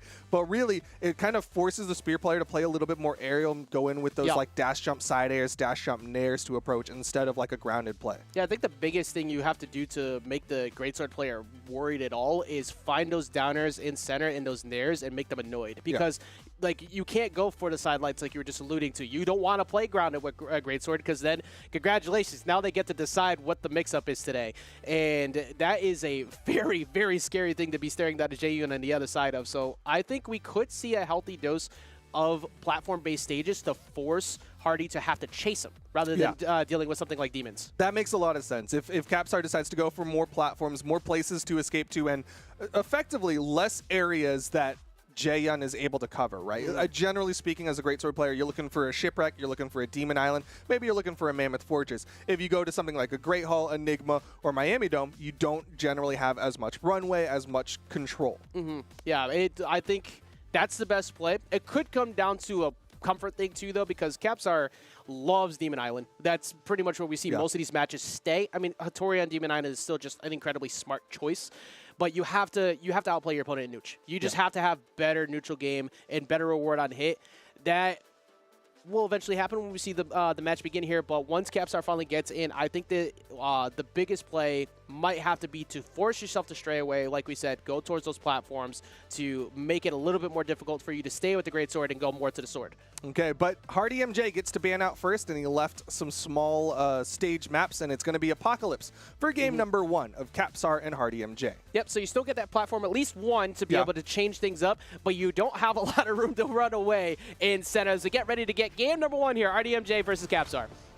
All right, Capsar going to be able to pick up that spawn weapon. I'm half expecting him to lean a little bit more into the sword, at least early on, when he's really trying to get in on Hardy MJ. But Hardy MJ picks up a sword of his own. It's the Apex Key Sword. Which you can also get at moments.gg/Brawlhalla. Make sure you get that. It's a limited time offer, much like Hardy MJ cashed in right there. Currently having a bit of trouble cashing in to play with it, though, and it's going to be the greatsword that shows up. But you said Capsar is probably going to be leaning towards the sword off the start. It's looking good.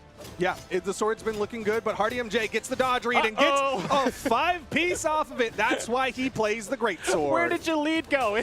What happened to his gone? Hardy MJ is so good at reward on hit, capitalizing so big so quickly. And now that platform's on the other side, Capsar's got to be careful with his landing.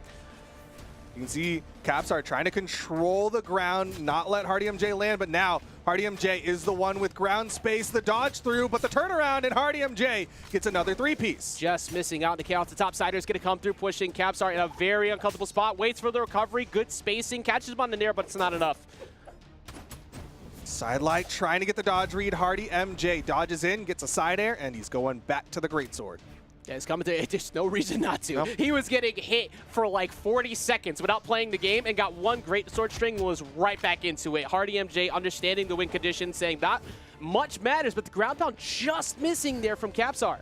Yeah, a really good dodge through from Hardy MJ. Even went for the turnaround down air, but a recovery, not enough. Jae-Yun able to survive all of that, and the side air will deny it, and Capsar evens it up. That's good, too, because the last weapon was the great sword, so now, you for one, you're going to have to be forced to chase, but two, it gives you a little bit of time to play around here and get that damage on. That's exactly how the first stock went, but that's going to give him a free opportunity to get back on, but both of them were just boxing off stage. Yeah, they're both trying to swing, both of them playing just outside of the range of the other one, but there you see Hardy MJ, again, such a weapon specialist. He threw away the sword and was just waiting for the great sword.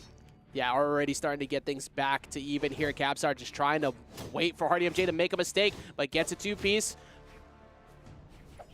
I love the way Hardy just did that exchange, too. He did the neutral light, chase dodged forward, did a turnaround, got the neutral light connection, but since no dodge had been burned, he was going to keep resetting. But Capsar can't get the wall touch, and Hardy MJ gets another one. There's like nothing you could do there either. After the double down air, gets the weapon toss, and after you get poked by it, you get the jump up. Well, you're probably getting confirmed by ground pound anyway. So, and then the follow-up at the end after the dodge, it still had it covered. Hardy MJ, even though he had a slow start, understands, doesn't matter because my reward on hit is so huge. Much like right now, he doesn't get the last one after that, but that puts fear into your soul when you start getting chased like that. He's so clean on the resets. Again, just following up, just trying to lock the opponent down. Goes in for the N-Sig, wants that quick KO, but Capsar with the wake up, able to deny it. He's holding on for dear life, but another hit, and he is out of there. Yeah, he's got enough damage now, too, that the signatures are going to start putting fear. The N-Sig still not enough yet, but you have so much damage now that it's going to start forcing dodges out of Capsar. Hardy, wait, that could be a free mistake, but he gets the wall touch.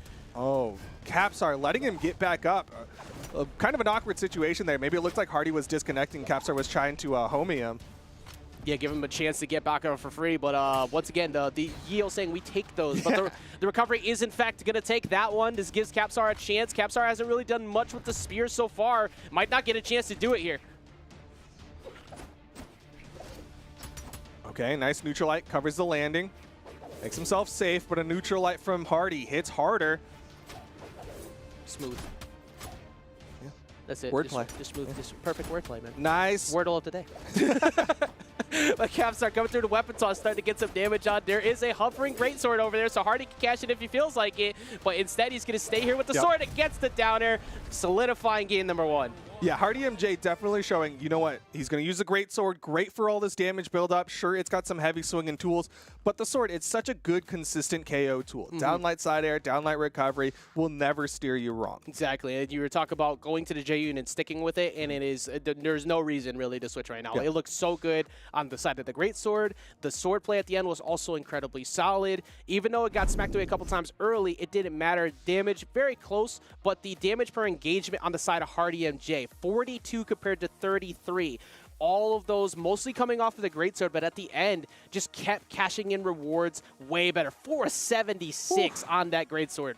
And that's tough, because right now Capsar is like, what do I... The answer is don't let him get a greatsword, but there's no character that'll help you get that. Yeah, it's just, all right, I just need to play better, I guess. That's mostly what it is, unfortunately. You just have to be a better player in the moment, preventing them from getting that. And when the greatsword is out, usually it's hiding, but there is no hiding to be had because it's going to be a perfectly flat stage and smaller blast zone. So this could work in favor of Hardy again, but Capsar made really good adjustments as the set went on in the first one of the day, so I don't feel like it's too early to call him out yet because he lost the first one last time and then made an incredible comeback as the set went on. Yeah, I mean, the run tough part here is that, like, any engagement, and it looks like Hardy MJ just runs all over Capsar. Like, Capsar is not getting a lot of time to find out the adjustments as the side stick connects and almost takes Capsar out of game number 2. Yeah, already almost getting that first stock right there. And Hardy MJ really kind of playing a different game right now compared to Capsar. You get 1 to 2 hits, I'm getting 5.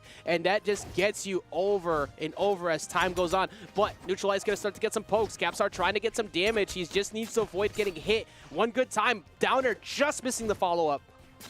All right, got the downlight, got the side air. Trying to build up this damage. Goes in for the ground pound. Capsar trying to get some offstage engagements. Yeah, Weapon Tosser looking like trying to get back to the sword. Was able to get it close, but Weapon Toss away. So Good dodge. Okay, good job getting away from both of that. Got the weapon advantage. Hardy MJ lands down, and it's just a neutral light to take the first stock here in game number 2. And, of course, goes straight into the greatsword. Hardy MJ is just looking so solid. Like, there's not really much other way to put it. He's looking so immaculate on a lot of these plays. Looking for the D-Light as Capsar, but doesn't get a follow-up. And Hardy MJ gets a 3-piece follow-up, but so does Capsar, getting the recovery finally off the top. Yeah, nice double downlight into the recovery. Could have gone for the side air, but felt like he was closer to the top box, and so he went for the recovery. Now he's having a hard time landing right here, but good reversal. Coming back in with the ground pound. Not really much you can do. Just get stage position here. Looking for a punish from Hardy. But Hardy MJ coming back. Now back to the greatsword.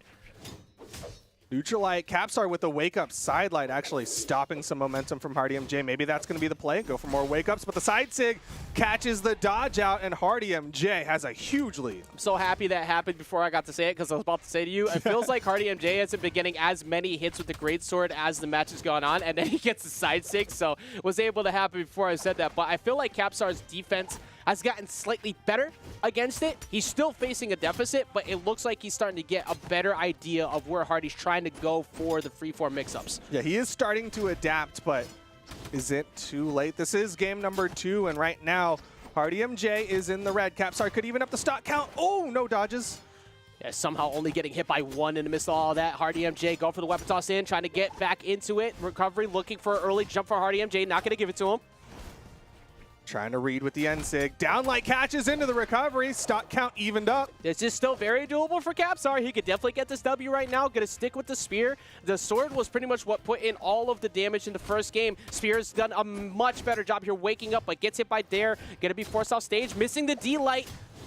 Oh, immediate 3-piece, and Hardy MJ will finish off Capsar in game number 2. We're going to game 3, and it's still on Capsar to make that adjustment. The greatsword from Hardy MJ just looking so strong. The theme of the entire set, every time that Hardy MJ gets the greatsword to connect, he gets so much for it. Everything that Capsar's done is usually a few stray hits into a hopeful new neutral win to get some more damage. But the amount of work Capsar's had to put in by comparison has been so much more because, once again, not that much different. But 516 to 392, even though 26 damage engagement, most of those hits were still in the favor of Hardy MJ. Yeah, Hardy MJ was just getting more. He wasn't getting as many of those big greatsword strings. Like, you started to see Capsar, like you said, make those adjustments in the defense, but still, 1 is starting to be too many for Capsar. Like, he cannot afford to eat those strings. Yeah, reward on hit, as long as you actually, when you get hit confirm and you get your damage, if you're not dropping the few chances that you get to at this level, then beautiful. Because if you let those go away, Capsar is going to be running away with the set. But Hardy MJ is refusing to do that, has had good mixes, has good chase dodges too in the middle of those mixes to keep putting fear into Capsar, and he hasn't been able to adjust to it yet. So I'm not really sure what the answer is going to be so far, because we saw a platform before was the smallest stage, so it really couldn't happen. But then that time, flat stage, Spear woke up, but it still wasn't enough.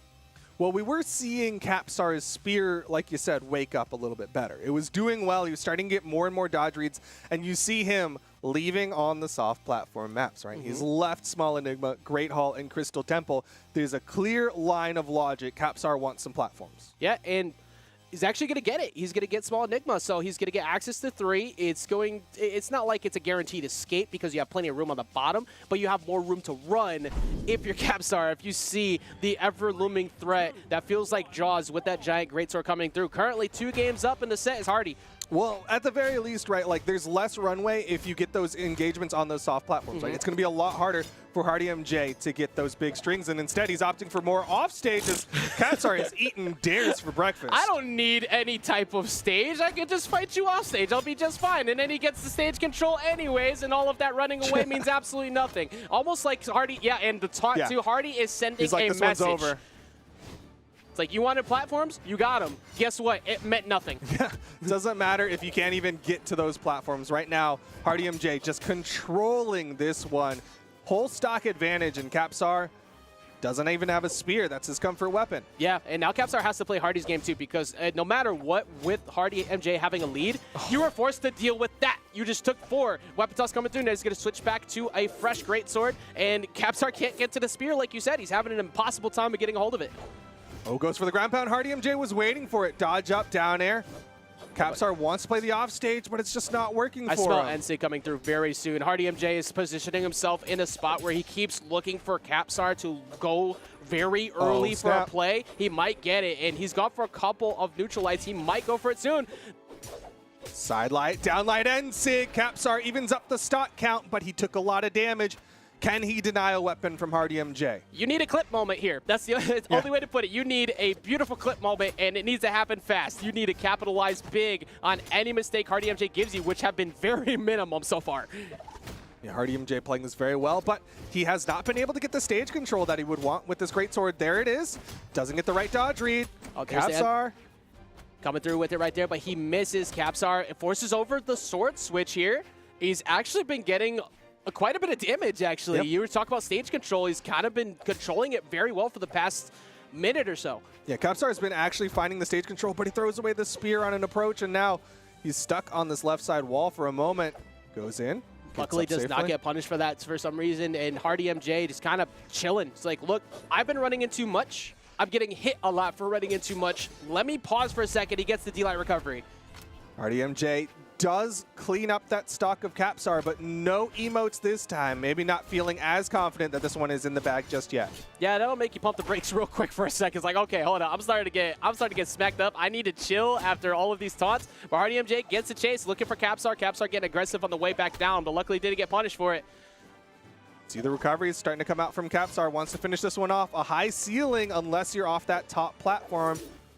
All right, neutralize pushing him away. Hardy MJ still has a pretty solid lead here. Even though he's in unhealthy position, recovery is going to take it out off the top. Decent amount of damage. He's going to have the greatsword accessible the next weapon he gets, and it's immediate. Yeah, Capsar definitely going to be sticking with this spear. It's what's been working here in game number 3, but he needs to deny Hardy MJ the stage control. Yeah, you got to go with your best foot forward at this point. Even if the sword was doing well, this is what you're known for. This is what you usually get the W's with. Neutralize coming through, trying to catch it near on the way back in from Hardy MJ, but he's not going to give it to him. Oh, got him with the down light off the soft platform. Couldn't follow up. Down sick thrown out, and Hardy MJ starting to find punishes. Capsar. Yeah, Hardy MJ has him just one good mistake away from taking a 3-0 here, parking himself a match up against Boomy in winner semis, and he gets it as he gets the 3-0 victory here over Capsar, who looked incredible leading up to this point, but it's going to be Hardy MJ and the Jaeyoon shutting it down in a very, very dominant fashion here on game number 3. Yeah, Hardy MJ just looking so good with the great sword, and that'll give him a fight against Boomy on the winner's side, top 8. Yeah, I can't wait to watch that one. That'll be a fun one. The way that Boomy has been playing with his spacing has been so good. The way that Hardy MJ just played around what is solid spacing from Capsar, If Hardy MJ gets those type of hit confirms, that type of damage on Boomy, we are in for a fire set. That is going to be a very fast one. It's gonna be a fun one for sure.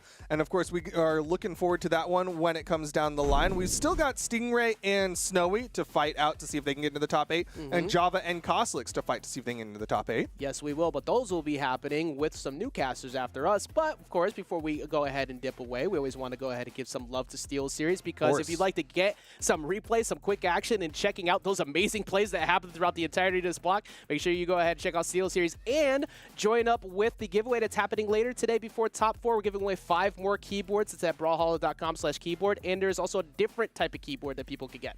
Yes, you can get the Apex Key Sword if you go to moments.gg/Brawlhalla, and you can get that in-game. You're not even having to enter to win or anything like that.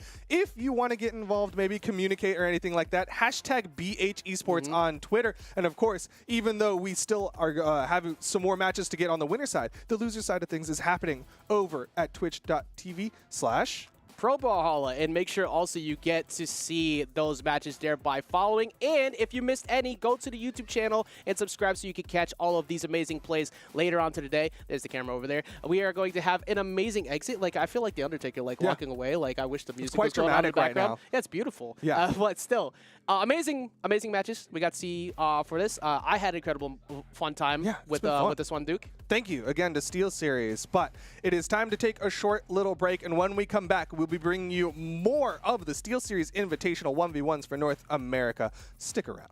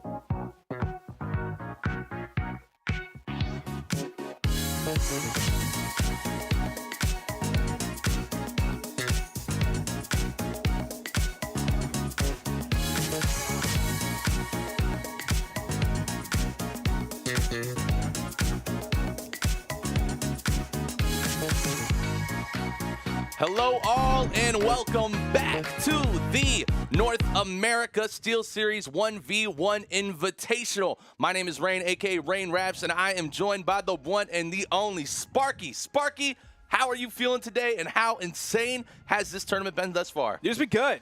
It's been good. We've been watching, like, we have both monitors going. We have like normal stream on this side, and we have side stream on this side. So you can like watch this, you turn over, you watch that, and you watch this, you watch that. So we've been able to watch kind of both sides of what's going on between this stream and then the other stream that is hosted on twitch.tv/pro Brawlhalla. And we've seen some really good stuff. Losers bracket's been looking good. Winners bracket's been looking good. Some people are feeling better about their predictions currently, but of course people like me know the actual real truth and know that even though Boomy's on the winner's side of the bracket right now, he's probably going to end up coming in second place instead of first place. Behind who?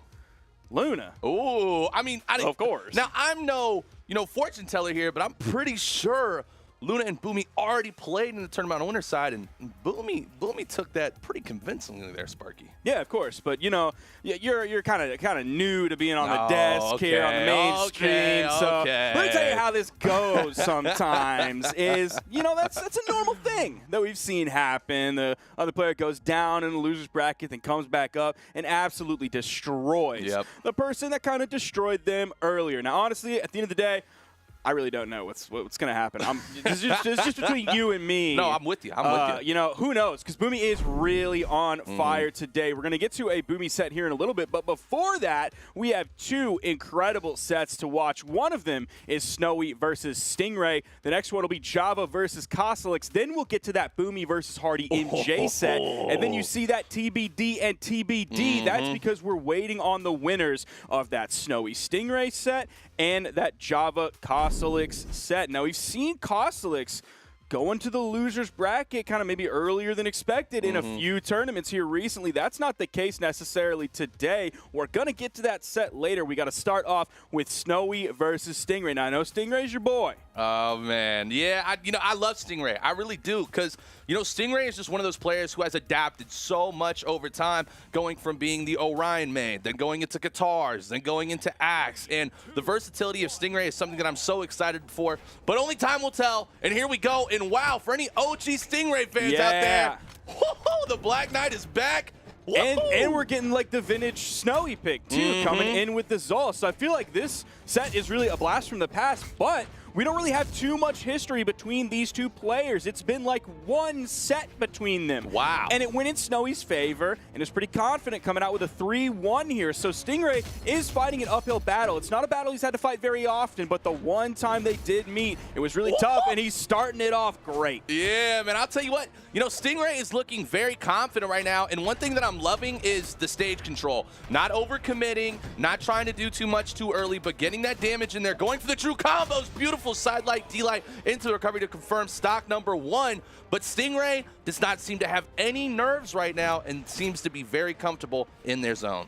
Now, he did have a little bit of a break, of course, because we also on the stream had a break. So he was going to be waiting on that. Couldn't go right into it based off the momentum of his previous set. Same goes for Snowy, though. If we look at the previous set for Stingray right before this, it was that experience set, came off with 3-0. Snowy also a confident finish, 3-1 over Anonymous Alex. So both of them have momentum going into this set. Yeah, absolutely. And okay, that's what I was waiting for. I was like, all right, when's Snowy going to start heating up with the Axe here? Obviously, we've seen the Axe so much as of lately on the Rayman, but the Zol pick is just something that if you are able to hit a lot of those light attacks, you're going to build up damage so fast and confirm those KOs by using, obviously, one of the strongest ledges in the game. Big Sarah comes out, not enough to confirm the KO. How is he not taking it? Oh, that one's going to be okay.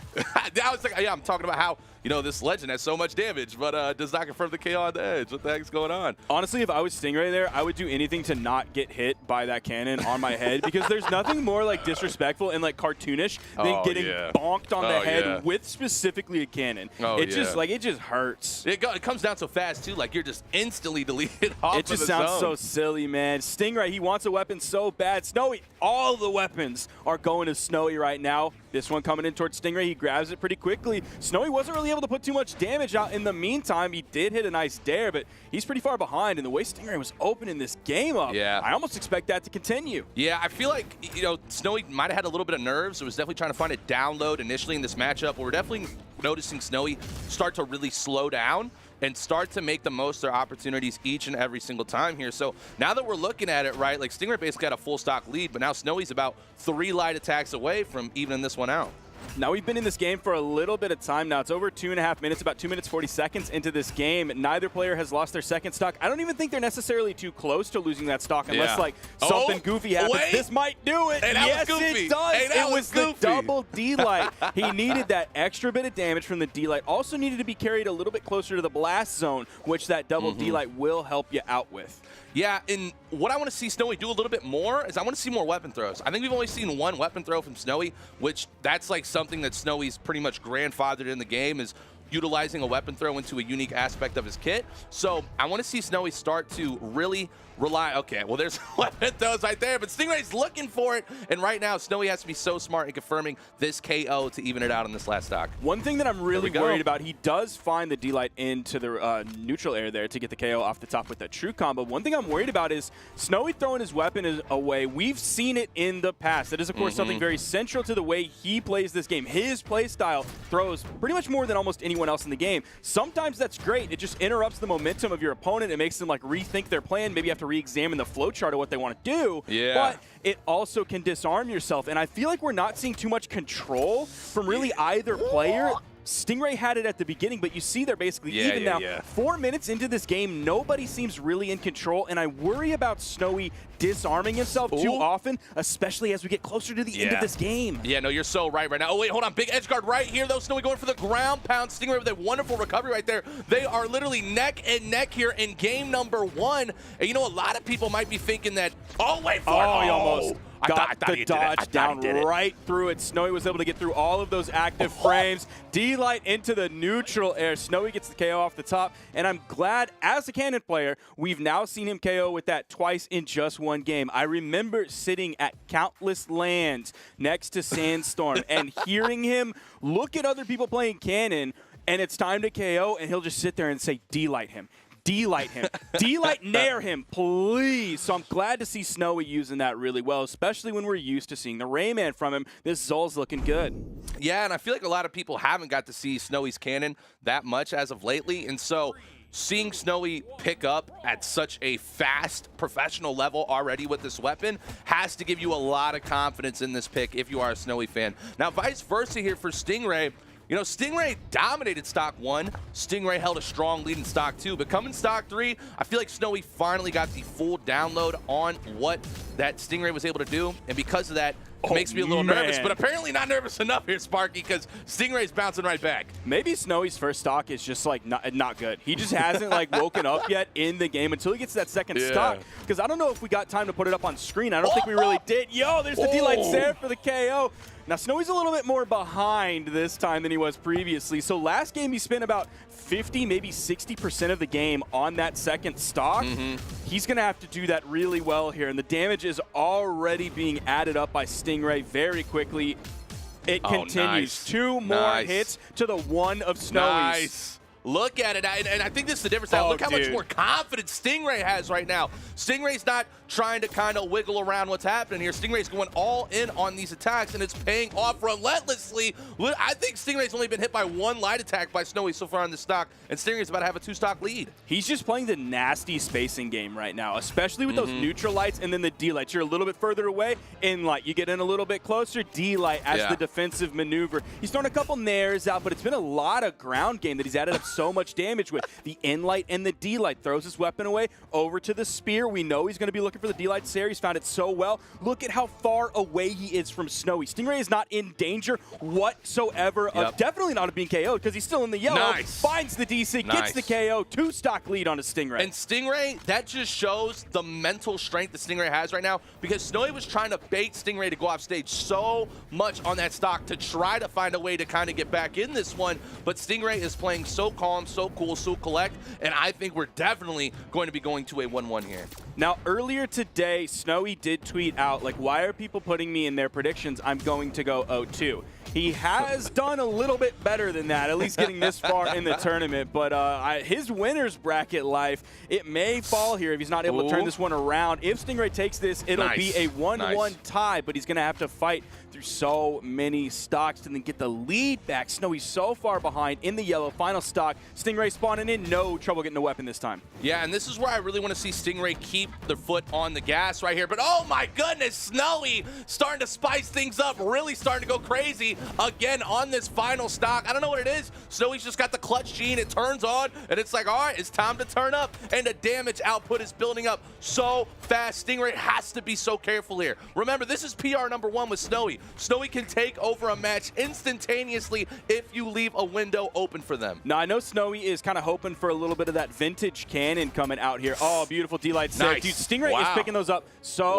well. And they're moving like straight on into the next one. Look at that, 628 damage. He only took 305. Yeah. So he was just avoiding so many attacks. His positioning was stellar. And, you know, that kind of gets me a little bit worried, though, right? Because that didn't look like a match that Stingray had double the damage. You know what I'm saying? Like I agree. It looked like maybe like a stock lead towards the end there, but Stingray has to start finishing off these KOs so much earlier and not allowing Snowy to kind of crawl out of this hole that Snowy gets put in initially in game #1. But remember, it is a best-of-5, so no matter what happens after this match, we will be going into game #4. But obviously, winning the pivotal game 3 gives you such a huge advantage. No, I think you're exactly right, putting out how much damage that Stingray had to do before he could secure that game. Like, of course, it did give him the W against Snowy there, but if you're having to do 628 damage every game, that means he always has to play this well. He always has to avoid that much damage. If you're doing 207 plus damage on average per stock, it's a little bit tough. He's picking up the D-Light Sayers when he needs them, but the point to get there, it does take a little bit longer than you would want to be desired in terms of efficiency. Absolutely. And okay, oh my goodness, 3 weapon throws back to back. I think that was 3 weapon throws a hit, but Stingray doesn't care. Stingray goes off the edge looking for the recovery. Oh, misses a grab out. No way. Oh, that's tough. That is so tough right now. Snowy wanted that so bad. That would have given him the lead here, something that he could not find last game, and now yet again, Stingray is going to take this one. But we are way closer than we were the previous game. This is getting a little bit closer to game 1 territory that Snowy did end up taking. Oh, yeah, you're right, because Stingray had the advantage in game #1, right? Yes. So, oh, wait, no. Snowy didn't touch. Oh, wait. Okay, you got him. That is such an early stop. I don't even think Snowy had any damage. I think that was a completely clean stock right there. Snowy tried to overextend to confirm that KO, which is such a tough thing to see because Stingray was dark red. So, like, you didn't have to commit to that, you know? Exactly Just like right. you were saying, right? It's not worth. Take your time, hit the D-Light, hit the Nair. Go for the not true worth, KO man. confirm. That's tough. He wanted to go for the big play. You saw he hit that neutral air, got the stage spike straight down after bouncing off the stage, got the chase dodge on hit, did what he could, but he was too far under the stage, couldn't get back over to the wall. Now Stingray's adding that damage up. It's the classic that we saw from him earlier on. His neutral is just so strong with the lance in his hand. His ground game is impeccable. And I think the really good thing about Stingray now is like, I have no idea. I'm sitting here watching this, commentating as best as I humanly possibly can right now, and I have no idea what to expect from Stingray at all in any of these weapon combos. And that is something that is leading to this massive lead now for Stingray here. And Snowy, if you're a Snowy fan right now, you might need to kind of see if Snowy's going to maybe switch up off the Zol or find some way to come back in this set. because right now Stingray is dominating. Now, if he really wants to stick with the Zol, I think he should at least swap over to the Amethyst skin. That was the skin that Snowy was using on this character more than pretty much anybody else. Stingray is going to clean that one up. A nice little 2-stock there. Only needed 436 damage. He had to do 200 less damage to get the exact same number of stocks. That's crazy. A fantastic return on investment for Stingray. Huge. And speaking of everything else that we've looked into so far, just looking at those replays right there brought to you by SteelSeries, this is what made the difference right here, is that Stingray was just doing different things every time. The mix-ups that we saw were just things that were not able to be predicted by Snowy. And a lot of those weapon throws, which what you talked about, Sparky, is, okay, yeah, if they hit, wow, it's amazing that the mix-ups are awesome. But if they don't hit, now you're unarmed. And being unarmed against Lance and Spear is terrible. If you've ever had to deal with it in Brawlhalla, this is one of the most frustrating things in the world. Look at that graph. That little teeny tiny wedge right in the middle. That is that second stock of Snowy. It didn't take much damage, and it sure as heck didn't take much time for that stock to be immediately taken away from Snowy. That was the killer right there. Yeah, that's not. That's like 6 seconds. Yeah, like that is really, really fast. It ain't that long. So here we go. Game number 4, best of 5 on winner side. 2-1 currently in the lead for Stingray, and now we're going into small Enigma. So obviously Snowy had the last map vote here. Sparky, why do you think Snowy wanted to come? He obviously wanted to stay on Zol, right? But why kind of now rotate into small Enigma? Well, if you're an Axe player here, that gives you those soft platforms to extend your strings to. It also may give him a little bit of territory to run away to, but also like Stingray as a Lance player can use those really well. You can cover a lot of those soft platforms with the neutral air. We've already seen Stingray do that really well on the Lance so far. Those platforms are also going to give him extension off of his spear as well. Snowy is just like forced onto those soft platforms, and we've seen countless games of Stingray where he has to play the slow game. He has to chase his opponent. He has to be very careful. So I think if Snowy is looking to play the runaway game, I think Stingray is going to do just fine with that. He's already doing that so well. Yep. And, dude, I mean, I love that Stingray pulled out this pick. I don't think any of us predicted that Stingray was going to be pulling out, the Orion or the, Black Knight crossover here. But it's working out so well for Stingray right now. And I love it. And I'm going to be honest, like, this is PR number 1. The performance that we're seeing from Stingray right now gives me enough confidence to believe that, they can make a very strong run in this tournament. It is certainly possible to continue on past this set and keep going on the winner's side of the bracket. Stingray, see, look, he's playing the slow game. Snowy wants to stick on those platforms. Stingray does not care. He is already a full stock up. Let's say we did this for another 6.5 minutes. I really hope that doesn't happen, Rain. But if it does, Stingray literally wins the game because he is a stock ahead. He's just sitting on that center stage. Does not matter. Snowy has to push on into him.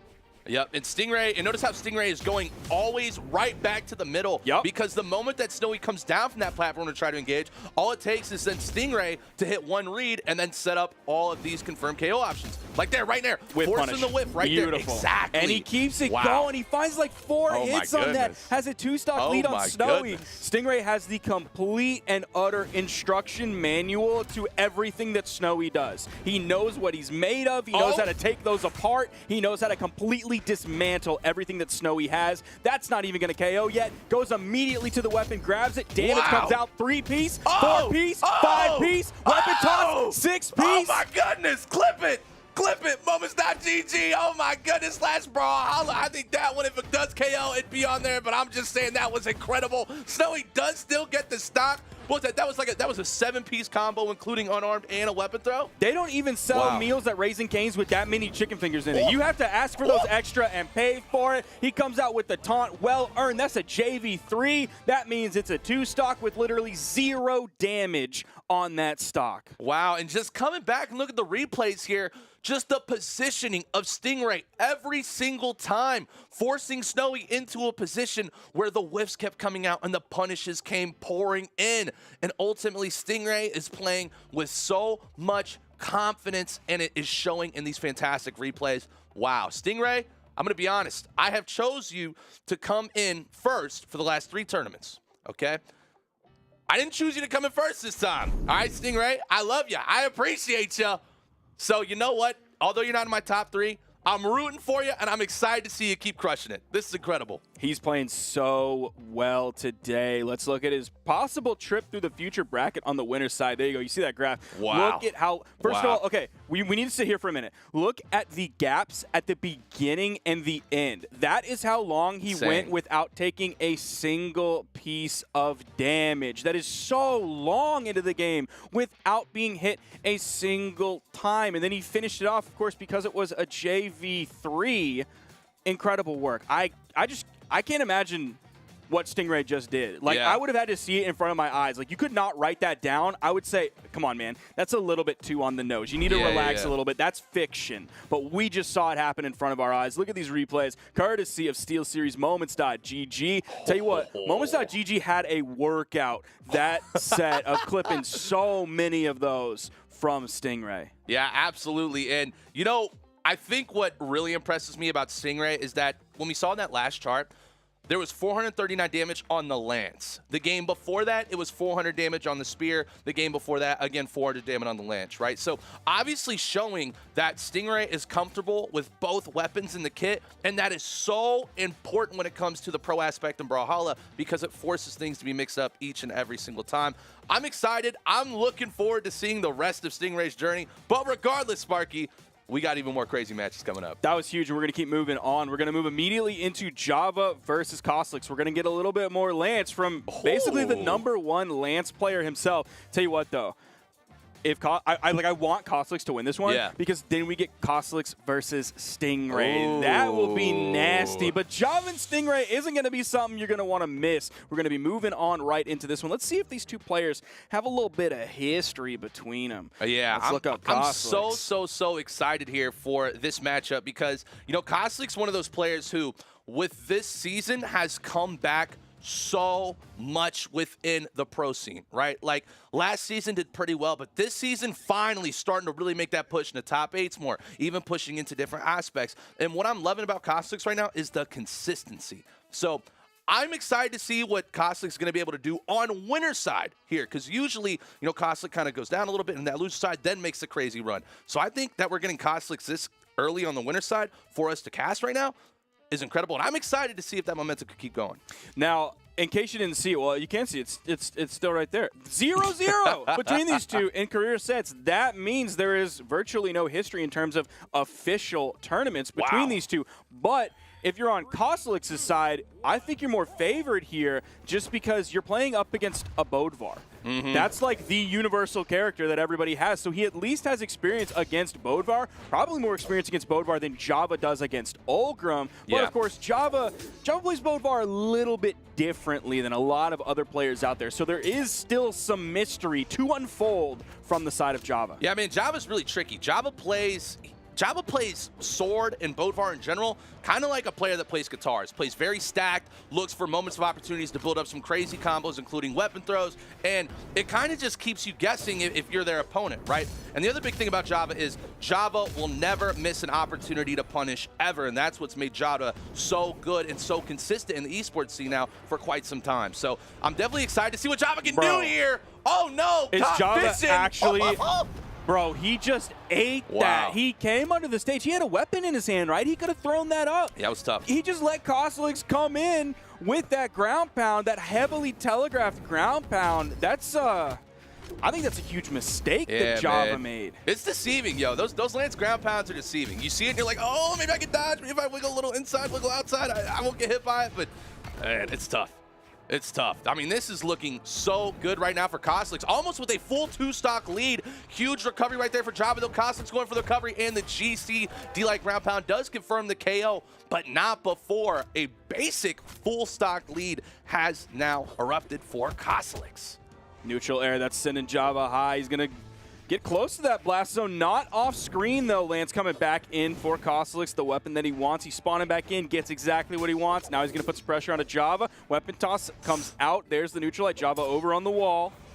Yeah, and you see, Java understands right now that Java has to build up a lot of damage here without losing this KO. And that's what I'm talking about, those combos that come up off those weapon throws. Beautiful weapon throw into then the D-Light into the Sair, and Java able to build up a lot of damage here, but still Kostlix not confirming this KO. Java's been pretty much at this health this entire stock. The Sair comes out, still not enough to confirm the KO. Uh-oh, big weapon throw. Whoa, what? Dodge the stare and the weapon throw off the stage? That is incredible. Then gets back, hits the punish. Java has awoken and arrived. The stare does confirm the KO.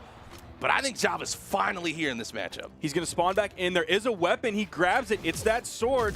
It's going to take some more damage, though, before he's really looking for that KO potential. Or he might just be hunting for a hammer once that comes in. Oh, man, he just takes 4 hits from Koslix. When he spawns in, the recovery comes out. Koslix still in the orange. You know Java's going to be hunting for a hammer. It's going to give him... Oh, he went into the chainsaw. Oh, no. That's tough. That's tough. It's always one of those moves where a lot... Oh, Russian Mafia! Bing, bada, boom, Java's back. I like that. Now, can Java capitalize with a nice weapon starve here to keep Koslix off that lance? Java has not had an answer for the lance, but Java's starting to build up a lot of damage. Huge stare right there, but still a ton of damage came out. If Java can make it back here, Sparky, I think there is a good chance that Java can bring this one home. Oh, it's certainly possible, especially after we saw the comeback on stock 2. He has the hammer in hand. Stop side air has Koslix in the orange. That means 100 damage is on this stock. Just barely. He whiffs the stomp, turns around, gets another one after dodging Koslix. The possibility, if that side air hit, I think that could have been the game there. The recovery.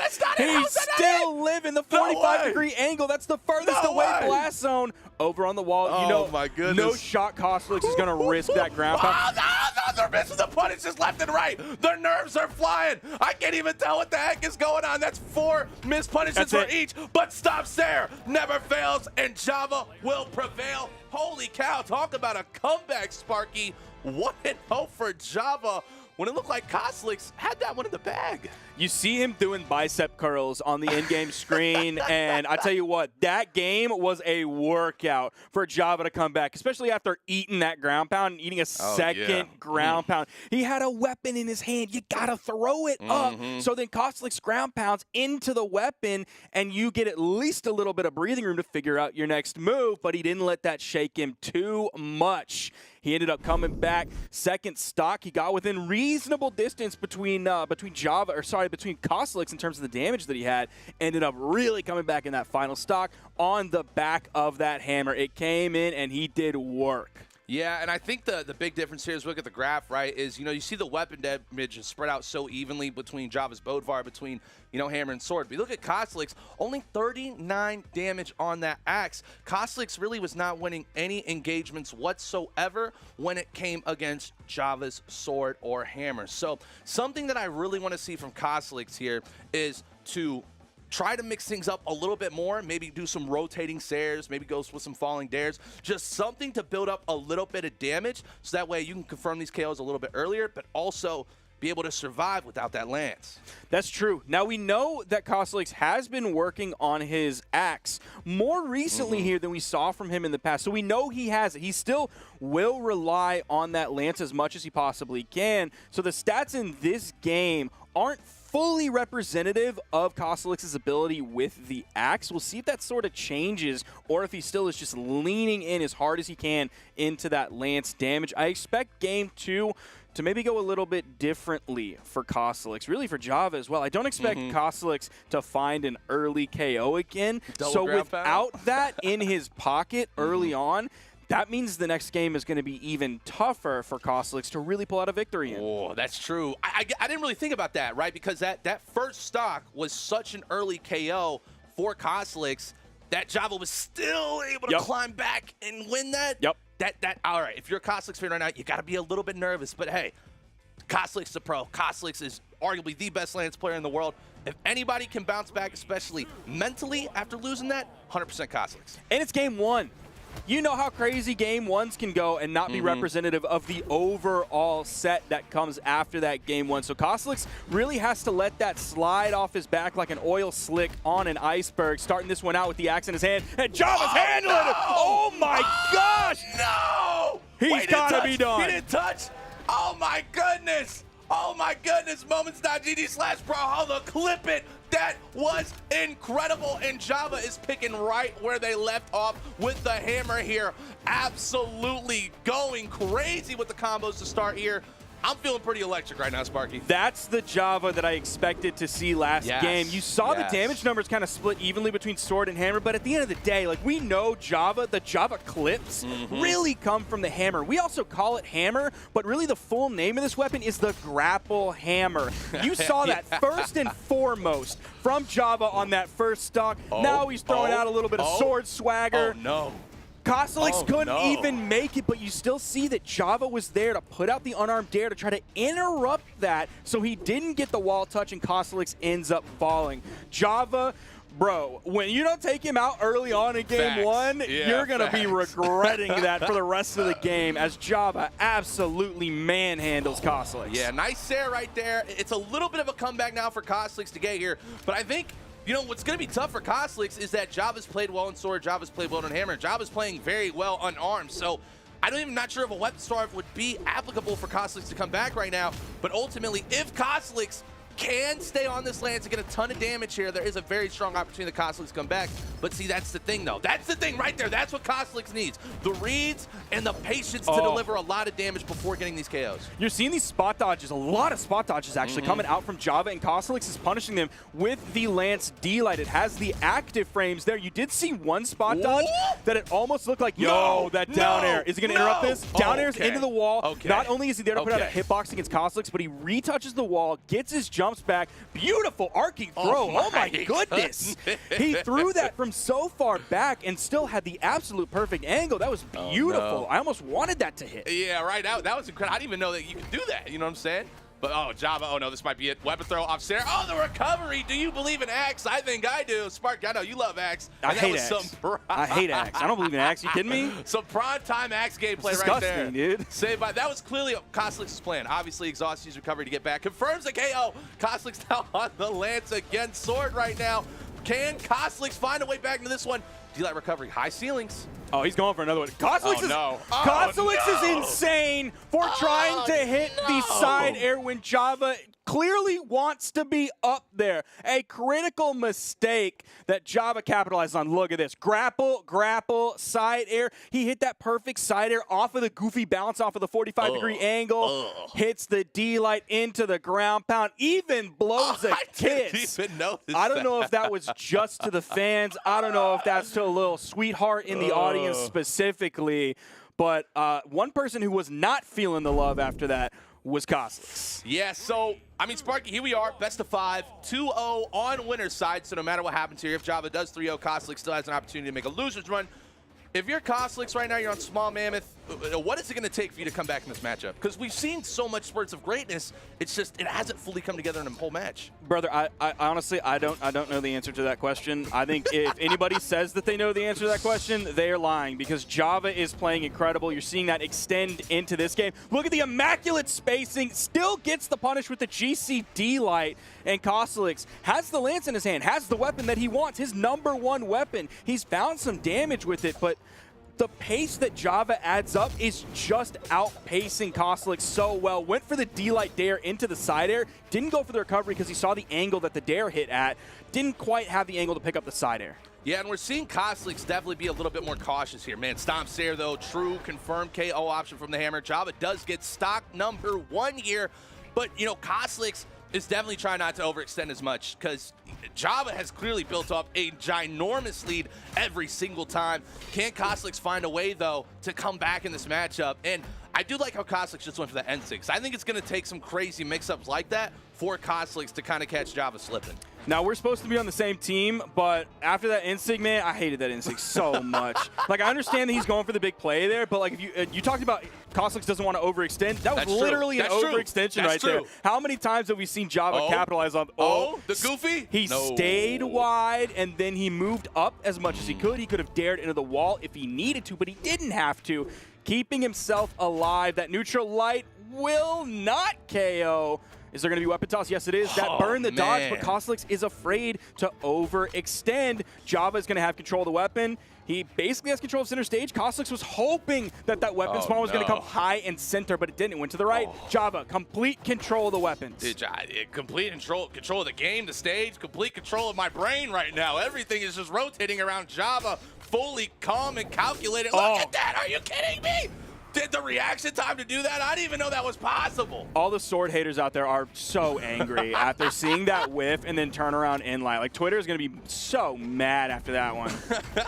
Stomp goes to the dare. He was stacked. That is an option. You can also usually hit the stomp side air as well. Dude, Java has such a high health percentage right now. Okay, there's a KO. Come on, man. I was looking at it. It was Come tough. on. You know, maybe Java's trying to mix things up, you know? He might be. Could have been an option there, throwing out that bear, hoping that big old bear claw reaches up there and hit Kostelix. Could have led to a KO. There's the spot dodge. Dude, Java's spot dodging so much. Dude. I'm just waiting for Kostelix to really catch on to that and figure out, yo, that one was laser perfect. Tom Brady with the spiral. That was nice. That was nice. Definitely throwing it deep there and connecting perfectly. Java is in a huge lead, and this could be most likely a 3-0 here, Sparky. You're hearing those hammer hits just add up. Put Kostelix deeper into the orange. This ain't game one. This is not game one, brother. Stage spiked into the ground pound. Java with all of the confidence, all of the swag in the world. We're going to see that instant replay brought to you by SteelSeries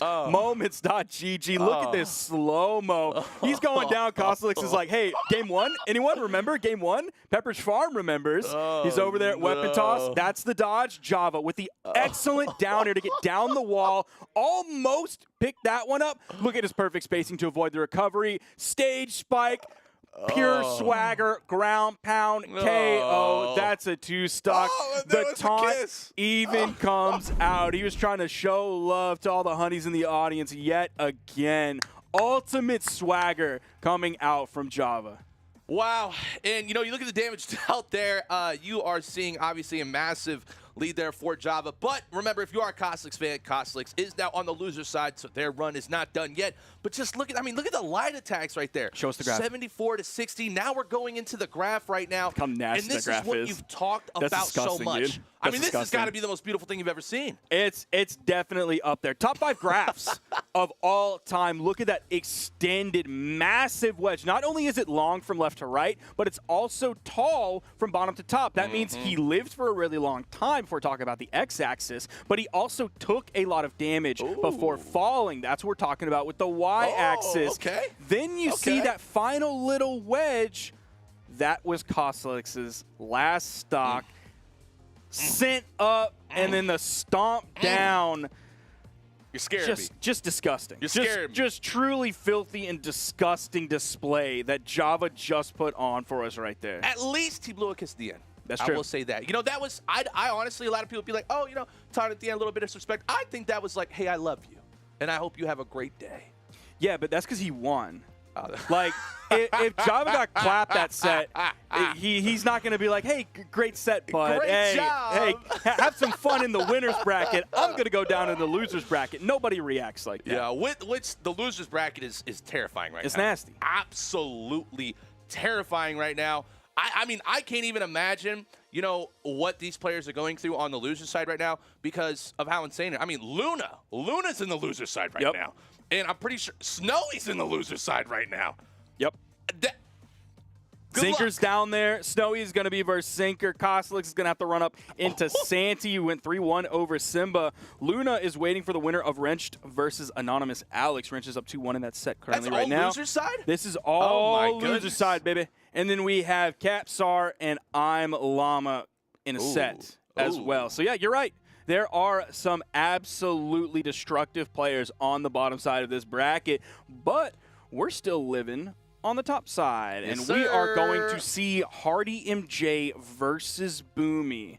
This is going to be a lovely one because not only are we going to get to see Reno from, like, one of the best Blasters players of all time, but we also get to see Hardy MJ, one of the better greatsword players and really one of the few still championing this weapon after an extended period of time as well. Yeah, you know, this is awesome. I'll say for myself personally, I love to play off meta legends. You know, I think it's so much fun, you know, play like Caspian or play like Dusk or play like Reno or Jaeyun or Magyar. So the fact that we're getting a match with arguably the best greatsword player in the world going against the best Blasters player in the world, both on off-meta legends for those weapons, right?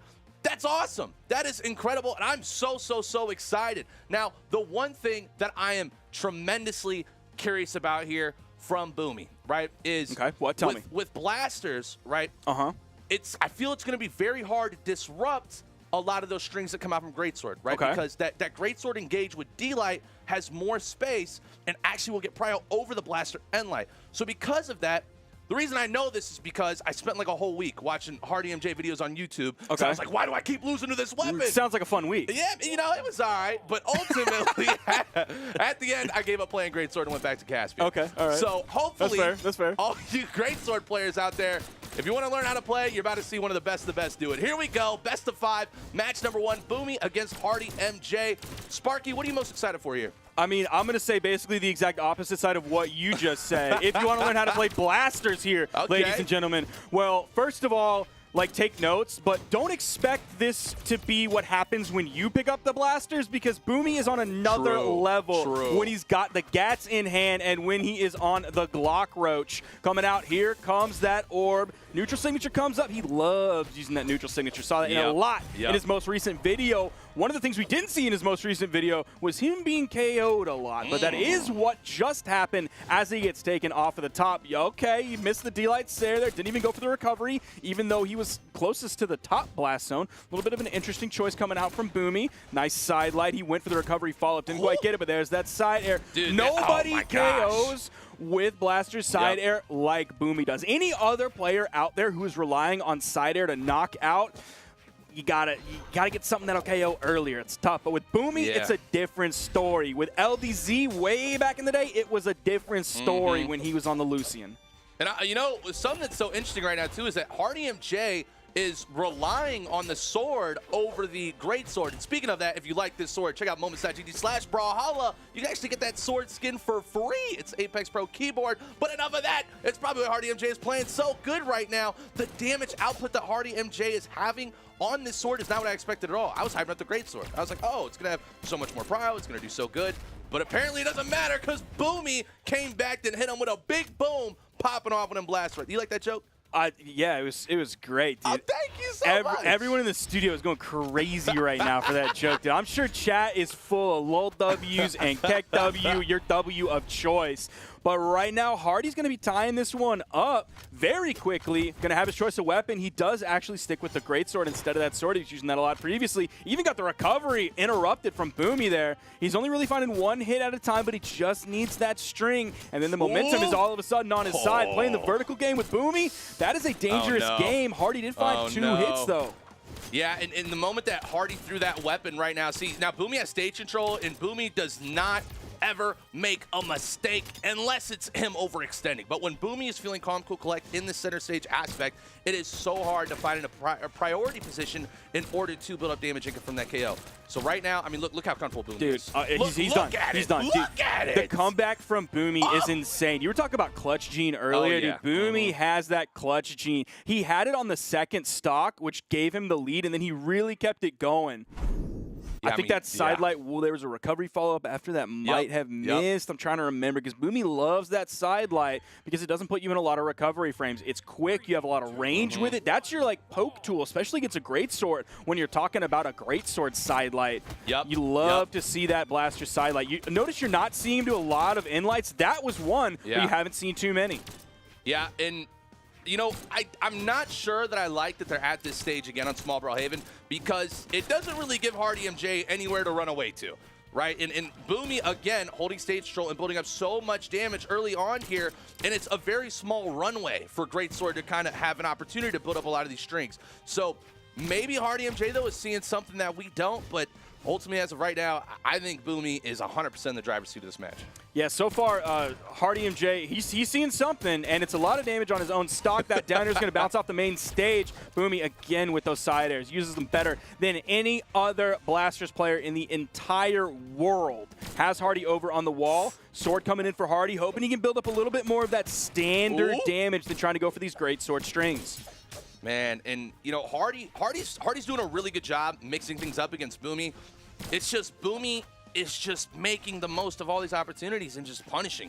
Punish after punish after punish after punish after punish, and is going to end up confirming these KOs just like that. Hardy tries to go in a little bit for some type of combo, and immediately Boomy is able to confirm the KO. Unarmed KO off the top. He's going to have his choice of weapons. Opts for the orb, and he's I know why. Huge, yeah. After seeing that, I know why.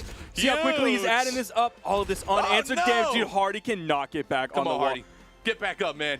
No, that's 3 in a row. Come Bro, on. Yep, go you over the got top. it, bro. Nice, nice, I landed. Bro, Okay. he all right. just keeps getting Okay. hit by orb neutral light. Another orb coming in for Boomy. He's going to grab that one. Loves having that in his hand right now. Okay. Ooh, neutral Okay. KOing off the top. That's going to give Hardy a little bit of room to get back into this game. Yeah, if I'm Hardy right now, I think the game plan is do not let Boomy touch a weapon no matter what. I would 100% agree with you. Nice right there. Oh, going for Brother. that instead of the recovery. Come wow. on, boom. You Yeah, got to that go was- for the recovery That was a little there. bold. I think that was a little bold right there. And now Hardy MJ, all of a sudden, if you look at the damage output here, has pretty much snuck back into this matchup completely out of nowhere after it was looking pretty lopsided now. But Hardy has seemed to found their flow and really starting to get things grooving here. They're over on the Oh, wall. oh! This is where What? Boomy lives. Hardy's got to be careful. He hasn't been taken out yet. He's going to disengage from that. Once he threw his weapon away, hits the big side Wow. heavy. He cranked that Soldier Boy and then let it rip. Got the lead now. Now we'll see if he's able to do what Boomy did last game, because we're in sort of a 180-degree situation where Boomy got the lead second stock and then turned that into a victory. We'll see if Hardy's able to do that. Nice weapon bonk. It's going to take a lot to KO based on how little damage Boomy has on the stock. Dude, that was so good. Dude, GC into the wake up for sidelights there, true. I mean, that is something like you have to think so fast in order to pull up that combo string and then know that it's true to confirm that KO. That's incredible right there. Hardy MJ, though, on the greatsword, is finally starting to get some of these strings. And what I'm loving from Hardy right here right now, too, is that Hardy is finally starting to get a little bit more confidence. Oh, no, I say, oh, no. Oh, dude, the double dare. He's done. You no. saw that he knew it. You're seeing Boomy look the complete other direction. no. You never turn your back on your enemy. That is how confident Boomy was. Yeah, maybe Hardy MJ had a little bit too much confidence in that last stock there. As we look back to these awesome replays brought to us by SteelSeries here, you're going to notice that Boomy is just so good. I mean, there's the wake up right there, what we talked about in that GC sidelight Sair, true combo, and then again, going into the Sair, rotating down to confirm that KO, exhausting all options for Hardy MJ. So here we go. Game number 3, Boomy up 2-0 on winner's side here. Best of 5. So if Boomy wins this, Boomy's moving on. And we are back to Brawl Haven. Boomy banned down the stages, leaving this one open, and it was Hardy's choice. Neutral air's coming up, putting a nice little force field of hitboxes above Boomy to let him get back on the main platform. Hardy just patrolling the ground, hoping to punish a landing. Gonna get at least a little bit of a punish. It was one hit there. Yeah, nice strings we're starting to see from Hardy here. Nice dare. Oh, no, but Boomy with the Sairs. You talked about it so much. Once they start coming out, it is so hard to dodge. What? KO? What? No. There was nothing left in the tank, but Boomy still finds a way. Exhausted to build up so much damage right there. Oh, yeah, that's going to do it. D-Light recovery does confirm the KO. Yeah, all right, Sparky, if you're Hardy MJ right now, I feel like you've tried everything. But is there maybe anything in the back pocket that Hardy could pull out here to come back in this one? Well, I mean, we're already on this stage, so I think I would agree with you that going to this stage is probably not the best choice. I would go to maybe a longer stage that gives him more, what do you call that? A plane goes on a... Runway. You got me there. That's why you're my partner on the desk yes, sir, today. yes, Even though the CIA and the FBI wants to shut us down, you keep dropping the truth. For the people at home, Boomy keeps dropping this orb. Right on top of Hardy. We'll see. Oh, it's ground pound to come up. There's the orb drop. Y'all thought I was crazy calling it out, and it happened. Boomy with a beautiful weapon toss. That was all it took to take out that. We might be seeing the curtains coming out for this set as Boomy has a 2-stock lead. Oh, no. 4-piece. I hope Boomy is hungry because the pieces are coming out right now. Every single combo that Boomy is getting is absolutely electric, but Hardy MJ with a nice recovery there to get it. But I feel like it just might be a little too late. The weapon spawn came out. Boomy yet again has the orb. I feel like as we've gotten further into this set, the shining star has really been the orb, and it started out as the blasters, but showing that Boomy is such a well-rounded player, showing all of that Petra experience that he had from back. Oh, man, you've got the weapon toss there. Right here. Oh, going for it. Yeah, Boomy and he still finds the side air. I think we said it over there. Like, Boomy using side air off stage gives me goosebumps. Yeah, man. D-Light Sair with the telescope. Pointing in the opposite direction, though. Maybe looking at, like, you know, sun in the the sky and Maybe. I don't actually. Oh wait, he would be looking at the sun in the sky because it is in the top right corner. Interesting. Everyone at home, we do not recommend looking at the sun through a telescope. We don't even recommend looking at the sun. Period. That's dangerous for your eye health. It's very bad. You should really never do that. So this is just a video game activity that Boomy is engaging in. Again, we do not recommend that. We also don't recommend fighting Boomy in bracket. True. Because that is also a very dangerous activity. True. And I mean, kind of what you talked about again, looking at the graph right there. Again, I mean, dude, the graphs are on point today. The graphs are absolutely on point today, and it is showing just the massive deficit that is happening between each and every single match. I mean, Boomy looks unstoppable right now. Do you feel like there's anyone in this bracket that can stop him? Yes, Luna. That's why I put Luna in first place. But one more thing I do want to point out. Scrunch down real quick. Oh, yeah, I'm with you. So we have PR 9, 9 from Hardy. It's no, go to the full screen. We need to see both numbers. Production, what do you do? No, wrong one. Okay, just go back and forth. Okay, so we have 6 and we have 9. Boomy's at 6, even though everybody knows Boomy at this point, right? Like he's one of the biggest players in all of Brawlhalla. Look how close their PRs are. It's true. And yet that was still utter destruction and domination from the side of Boomy. Honestly, even though their PRs are similar, that last set, that is why everybody knows Boomy's name. True. I'm going to be honest. We can stand up. Are you sure? Yeah, okay. Yeah, we're good. We're All done right. with the numbers. You know, my legs were starting to get a little, little tight right there. You know what I I'm saying? appreciate you humoring me. Hey, man, a little junk to chunk never hurt nobody. Come on. We out here. Firm handshakes Squats all for around. days. Let's go. Man, gee, it's hot. It's hot and heavy. Where do you think the smoke comes from, Spark? Disgusting, Come on, bro. man. We need a towel back here so Rank can wipe his hands. No firm handshakes coming between these two commentators. Look, man, I'm just trying to sweat like the players are sweating right now. And speaking of something that's probably going to make all y'all sweat, we got 2 people who have been doing some absolutely crazy stuff throughout this entire tournament. This is true. Introducing the one and the only Java. And in the other sleeper right now, Stingray coming back at it again with the Orion. Oh, I'm excited. And I'm excited. Both of them are coming off of absolutely disgusting sets. Of course, we saw Java completely take apart Costlix. Yeah, and that's we true. also saw Stingray completely destroy Snowy. So both of them have a lot of confidence, have a lot of momentum going into this set. I know I'm trying to like think right here. I'm like who has the edge? Who can win this matchup? I mean, you look at everything that we got over here with the lifetime score and everything along those lines. I mean, it's really not that far off. I mean, even if you look at the money that each of them have gotten, like, yes, there's more placements, but, I mean, they're pretty much neck and neck besides the PR of 8 and 5. Lifetime score, though, does go to Java at 1-0, but I got to say, man, this is a different type of Stingray, man. This is old school Stingray. This is Black Knight. Orion Stingray is back, and I'm going to say it. I'm going to say it. I hope I don't jinx this Stingray. I Squeak hope I to don't. that. Squeak to it. Stingray wins. Stingray wins. Stingray wins. I'm saying I honestly don't know. I truly don't know. Based on the way Stingray was playing earlier, he was looking so good. But we just saw Java absolutely destroy a Lance. But I think Stingray plays a little bit differently. Definitely when we're talking about balance between the two weapons. Because you talked about Stingray had a game where he did a lot of damage with Spear. Oh, yeah. He had another game where he did a lot of damage with Lance. And then he had a game where he did kind of damage with both weapons. Early on, dude, Java just needs a weapon. It's coming out. Here's the sword. That is going to be his weapon early on here against this Lance that is in Stingray's hands. He's just patrolling the ground, hoping to punish these landings. D-Light into the neutral light. Yo, that's a lot of damage early on. And Stingray, another Sarah, a weapon throw? Oh, do it to him. Do it to him. Do it to him. Okay, no, playing smart. That's our new Stingray. I forgot. New Stingray, playing smart, here to win. Here to win, not to clip. I like it. But again, D-Light side sig sends him out of the lobby.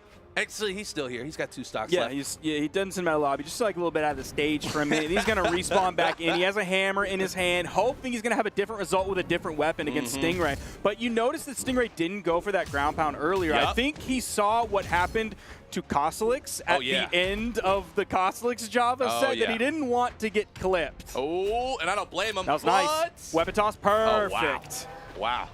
That's so calculated. Lasered that one in, of course, used that massive thrown weapon hitbox that Hammer has. All right, so here we go. Two stocks right now. Java at a bit of a deficit here, but as we've seen from everything from Java today, a deficit pretty much does not matter at all. Java's been behind one stock, two stocks, and still finds a way to somehow come back right now. So no matter what the lead may be, you still got to feel like Java's in this matchup still no matter what. But Stingray is playing so clean right now, making the most of these opportunities and punishing Java every opportunity they're getting. Weapon comes in. Java was doing a fantastic job of controlling like all of the weapons against Kosalix. We're seeing some of that here as well as he grabbed that new spawn that came in. Deal recovery. He's going to extend that with a neutral air and go back and grab the weapon. Sword in his hand. Almost grab that side signature. Fantastic punish from Stingray. And that should do it. Nice. Okay, D-Light's there. But look at the damage still, though. I mean, that was a whole clean stock, pretty much, that Stingray had the advantage there. But Java has still found a way now to get Stingray into then the orange. Can Stingray make the most opportunity? I don't think so. D-Light Dare comes out now. Stingray trying to stay alive in the stock and get as much of an advantage as they can. It seems like Java is primarily looking to punish a landing from Stingray with the stomp side air, but he grabbed just raw side air there. Didn't even need the startup for it. Juggling his weapons. Gonna delay the weapon spawn for Stingray. Opting back for the sword. That's what he wants to build up the damage on this final stock of Stingray. Found nice two-piece early on in this, almost adding up the damage. Throws his weapon. Once the dodge came out from Stingray, Java was ready to throw out the neutral light once Stingray came out of invulnerability frames. Yeah, man, calculated. That is like hardcore calculated. It was right beautiful. There. We weren't seeing Snowy doing that earlier. He was just throwing his weapon and then kind of backing up a little bit. That's true. Java is extending that pressure. And, you know, Stingray's obviously in the lead here, but it doesn't feel like Stingray's in the lead. You know what I'm saying? Like Java is still. Oh, wait a second. He went back in right into that blast from the back of the lance. Nice. But you know, you look back at these replays, and Stingray has done such a good job at confirming these KOs with very, you know, unique combos, right? We just saw 2 times where a D-Light into a side sig, and then once we get to the third KO here, it was a D-Light into an N-sig, right? Which those are 2 very unique mix-ups, especially that obviously come off of the kit with the Black Knight Orion. So I like that a lot, but I'm just not as confident currently in this situation, though, for Stingray, because Java was able to climb back so quickly towards the end there. Yeah, we got to remember that Java lost game 1 to Kosalix. Yep. So we could see a repeat performance from Java. He's already starting this one off. He's still taking a little bit more damage than Stingray. But again, we're not going to see Stingray engage off stage too much. He knows how effective his neutral is. That time, a beautiful neutral signature, but he actually moved forward instead of expecting the dodge in from Java, because that's what he got last time. Yeah. So he went for a different mix-up option out of it. Java wanted to move away to the left, and he got hit. Big weapon throw right there. Nice air. Another weapon throw. Beautiful dodge there from Stingray. Another recovery. Wow, still not enough. High ceilings right there. Stingray, oh, well, barely missing the recovery. I don't know how that missed. Again, going for the recovery. Java is absolutely evading everything right now, but not from that side sig. And oh, okay, here we go. Hammer. Both are at red right here. Both players have to be so careful here, Sparky. Oh, see, you didn't see him go in yet again, but he didn't even just go to the left. He ended up going down, diagonal dodge away from Stingray, hoping to avoid the neutral signature yet again. That is going to KO off the top. Stingray going to have his choice of weapons. Even throws that one away early. Didn't want to worry about juggling the weapons to delay the spawn for Java. Just wanted to get that lance back in his hands. Yeah, and that's where we're seeing a ton of the success come from. So I don't blame Stingray at all for doing that. And I think Stingray is definitely doing, you know, the very smart decision here, trying to build up as much damage as possible for losing the stock, because I believe seeing pretty much the only possible way to beat Java is if you build up a very large lead, because Java is going to come back no matter what. And okay, Stingray's starting to get a little bit of extra credit there. Oh, you saw him. He went inside. He held to the right to get away from that weapon toss. Okay. The GC side signature to move him back towards the stage, but Java did get the punish. He's still about 100 damage behind. If you look in the top right of your screen, he's going to be in orange, I believe. Yes, he is in orange. We saw after he got hit there. But one thing I really like about Stingray is you're seeing him do most of his damage with Lance. He did 497 compared to the 58 on Spear. Almost got the KO. The weapon throw. The disrespect. Oh, man. Oh, and the D-sig. Wow. Wow. I mean, that was very, very good. We saw the side light, and instead of going immediately for the D-light or the read, pausing, going for the side light again to maximize damage output right there. Stingray is looking very confident currently.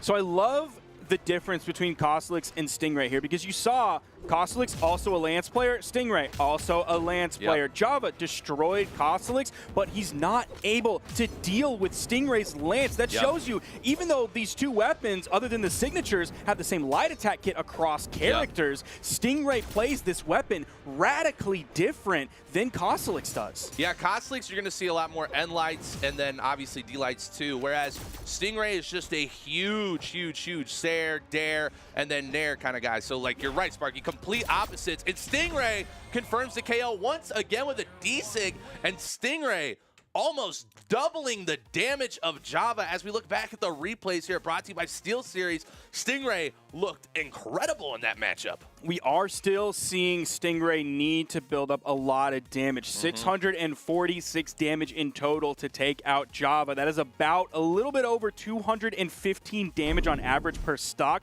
but his pace with it is still so dominant. He builds it up so quickly. He hardly takes damage in the process. So like any negative light I want to shed upon this for KO efficiency that I might do to other players, that is not a problem for Stingray just because of how little damage he takes in the process. Yeah, and I think the really cool thing here is too is that Stingray shut down Java's hammer, which is what we saw Java had so much success with in the last matchup too. Another thing that was on that graph before going into this next match real quick is that Stingray had 14 signatures. 14 signatures, had a 46% hit rate, while Java only used one signature at 0%. So Stingray is obviously doing some really, really cool things right now and keeping Java, you know, on their toes, and it's paying off.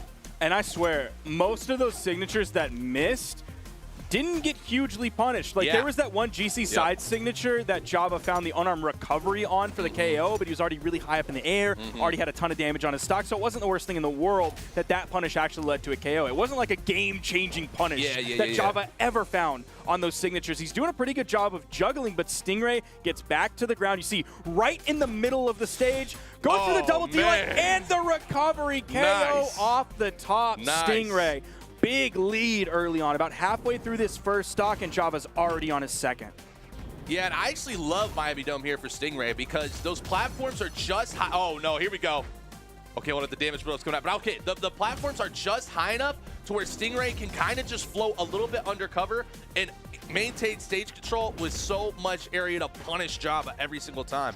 And dude, Stingray might take a 2-stock lead here. Oh my goodness. He went for the side, like, directly into the side air, and Java just wasn't ready for it. No, but you're exactly right with those soft platforms, because if we think about what Stingray versus Snowy did on Enigma, Snowy thought he could run to those soft platforms, and Stingray got the lead and then didn't care. He could just sit in the middle of the stage. If Java wants to do the same thing, again, Stingray got the lead, so he doesn't care.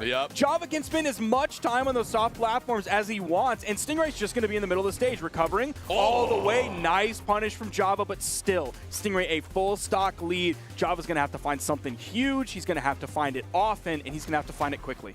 Yeah, and, you know, again, we haven't seen Java really use Hammer that much, and anytime Java is using Hammer, Stingray is not getting punished at all with it whatsoever. So I think Stingray has definitely found at least some sort of kryptonite here for Java's secret sauce with that hammer, and it's forcing Java to use that sword, I think, a lot more than Java wants to. Stingray has truly found the counterplay to basically every facet of Java's playstyle, whether it's the unarmed kit, whether it is the light attack kit on sword or hammer, whether it's the signature kit on sword and hammer, it doesn't matter. There is no state of this game that we've seen so far where Stingray is not in basically complete control. And he's going to end that one right there. He wanted to watch his opponent go into the blast zone, which is the most disrespectful thing to do. And he takes that set 3-0. We want to talk about efficiency. 564 was all it took. I'm pulling out the calculator for this one. 564 divided by 3 is 188. Oh, good efficiency. Quick math. I like it. I mean, I use a calculator. I just press the buttons fast. Hey, man, they don't see that. They don't see that. I'm honest. I would never lie to the people. Not even a single time. Respect. Big respect. Now, looking at this damage chart here, thank goodness we don't need a calculator because we have a phenomenal production team that takes care of this. Again, look at the hammer damage. That is not Java. That is not Java tech. Having under 100 damage on hammer, no way. And then look at the damage per engagement. I mean, you have sword and you have hammer, which are two of the best weapons to string up. awesome true combos all the time. So Stingray now, I mean, that was incredible. I mean, that was absolutely incredible. I mean, I'm blown away, and I'm so impressed with Stingray's tournament run thus far. He's probably looking the best he really ever has since the Winter Championship, where he busted out on the scene with what character, Rain? The one and only Orion. Hey! The one he's playing today. The one that everyone at the end of the day really wants to see Stingray play, because we see what he can do with this character. We see the potential energy that he's had in so many different tournaments, but he's now converted that into kinetic energy. That's 1/2 MV squared. Ooh. I don't know what that means, but it sounds good. It sounds real good. I'll tell you that much. You don't have to know anything about physics to know that Stingray's doing so well today. There you see the scores. This block, Rain, this block just flew by. Look at all of those 3-0s and then that 3-1. Dude, it didn't feel like that. It really didn't. It did not feel like that whatsoever. But, you know, one thing is for certain out of everything we've seen is that a lot of these amazing moments were caught on the one and the only moments.gg/Brawlhalla, where if you download that today, you will get a free Apex Pro key sword. It's an in-game cosmetic sword that uses a keyboard. It's awesome. You get it for all of your legends. And look, everybody loves in-game skins. We know this. Many people are saying this. But what is even better than an in-game skin? You know, I'm not going to say it's better. It's even. We're going to say it's even. Okay. We're going to say it's even. Is the tools that the pros use. I'm talking about the Apex Pro keyboard. If you want to score yourself an Apex Pro keyboard courtesy of SteelSeries, make sure to go to brawlhalla.com/keyboard. Enter the giveaway. We will be giving away 5 Apex Pro keyboards later on today. We gave 5 away last week during 2s. We got 5 more to give away this week. Get the tools that the pros use. Get the keyboard that I use at home for some of the greatest gaming accomplishments of all time. Brawlhalla.com/keyboard, moments.gg/Brawlhalla. My name is Rain Raps. This is the one and only Sparky, and this has been an absolutely amazing set. We are going to go to a short break, so go get a glass of water, do what you got to do, but make sure you come right back because we got all sorts of amazing action coming in hot right after this.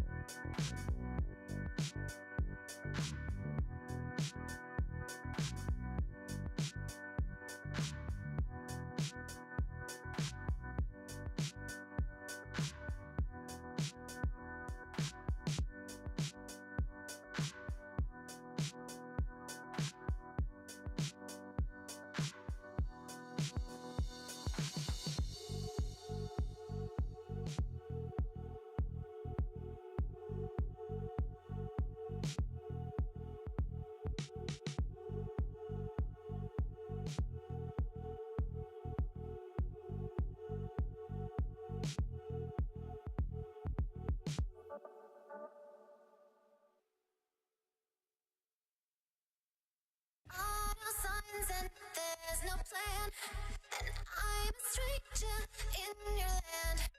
There are no signs and there's no plan, and I'm a stranger in your land. There are no signs and there's no plan, and I'm a stranger in your land. There are no signs and there's no plan, and I'm a stranger in your land.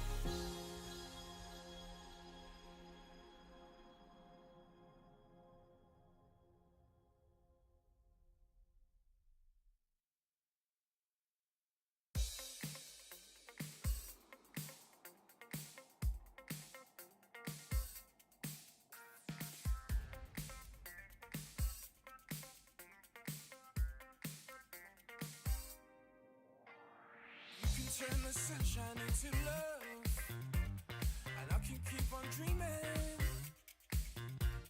Something like the spaceship from above, and you give me that feeling, yeah. I feel, I'm so excited. I feel so good, yeah. I can't describe it. I feel, I know the music will keep me dancing, yeah, keep me moving. I'm gonna tell you something just for free. I hope you catch my meaning. I'm not here to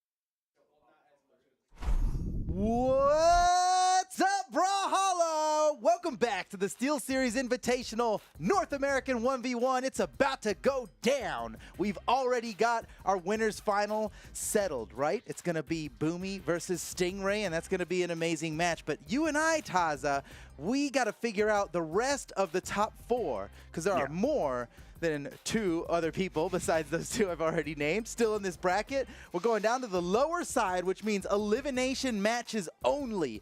Everything's on the line. From now on, the losers are out of the tournament. And that's, well, it's going to be spicy. It's going to be some good. And what makes it more spicy is that Boomy has basically ruined everyone's predictions going into this upper side of the bracket by making quick work of Luna and Hardy MJ on his way into the winners finals. Yeah, Luna's in the lower bracket. It's crazy. And now we have a lot of players who are being predicted to be in the top 3 to where only literally only one can make it out to get into the lower finals, right? And Java and Luna are 2 of those players that are waiting down there for the matches that we're going to be casting in just a little bit because dude. as you Java, said, Luna, Hardy MJ, Sandy, right. Snowy, I'm Llama.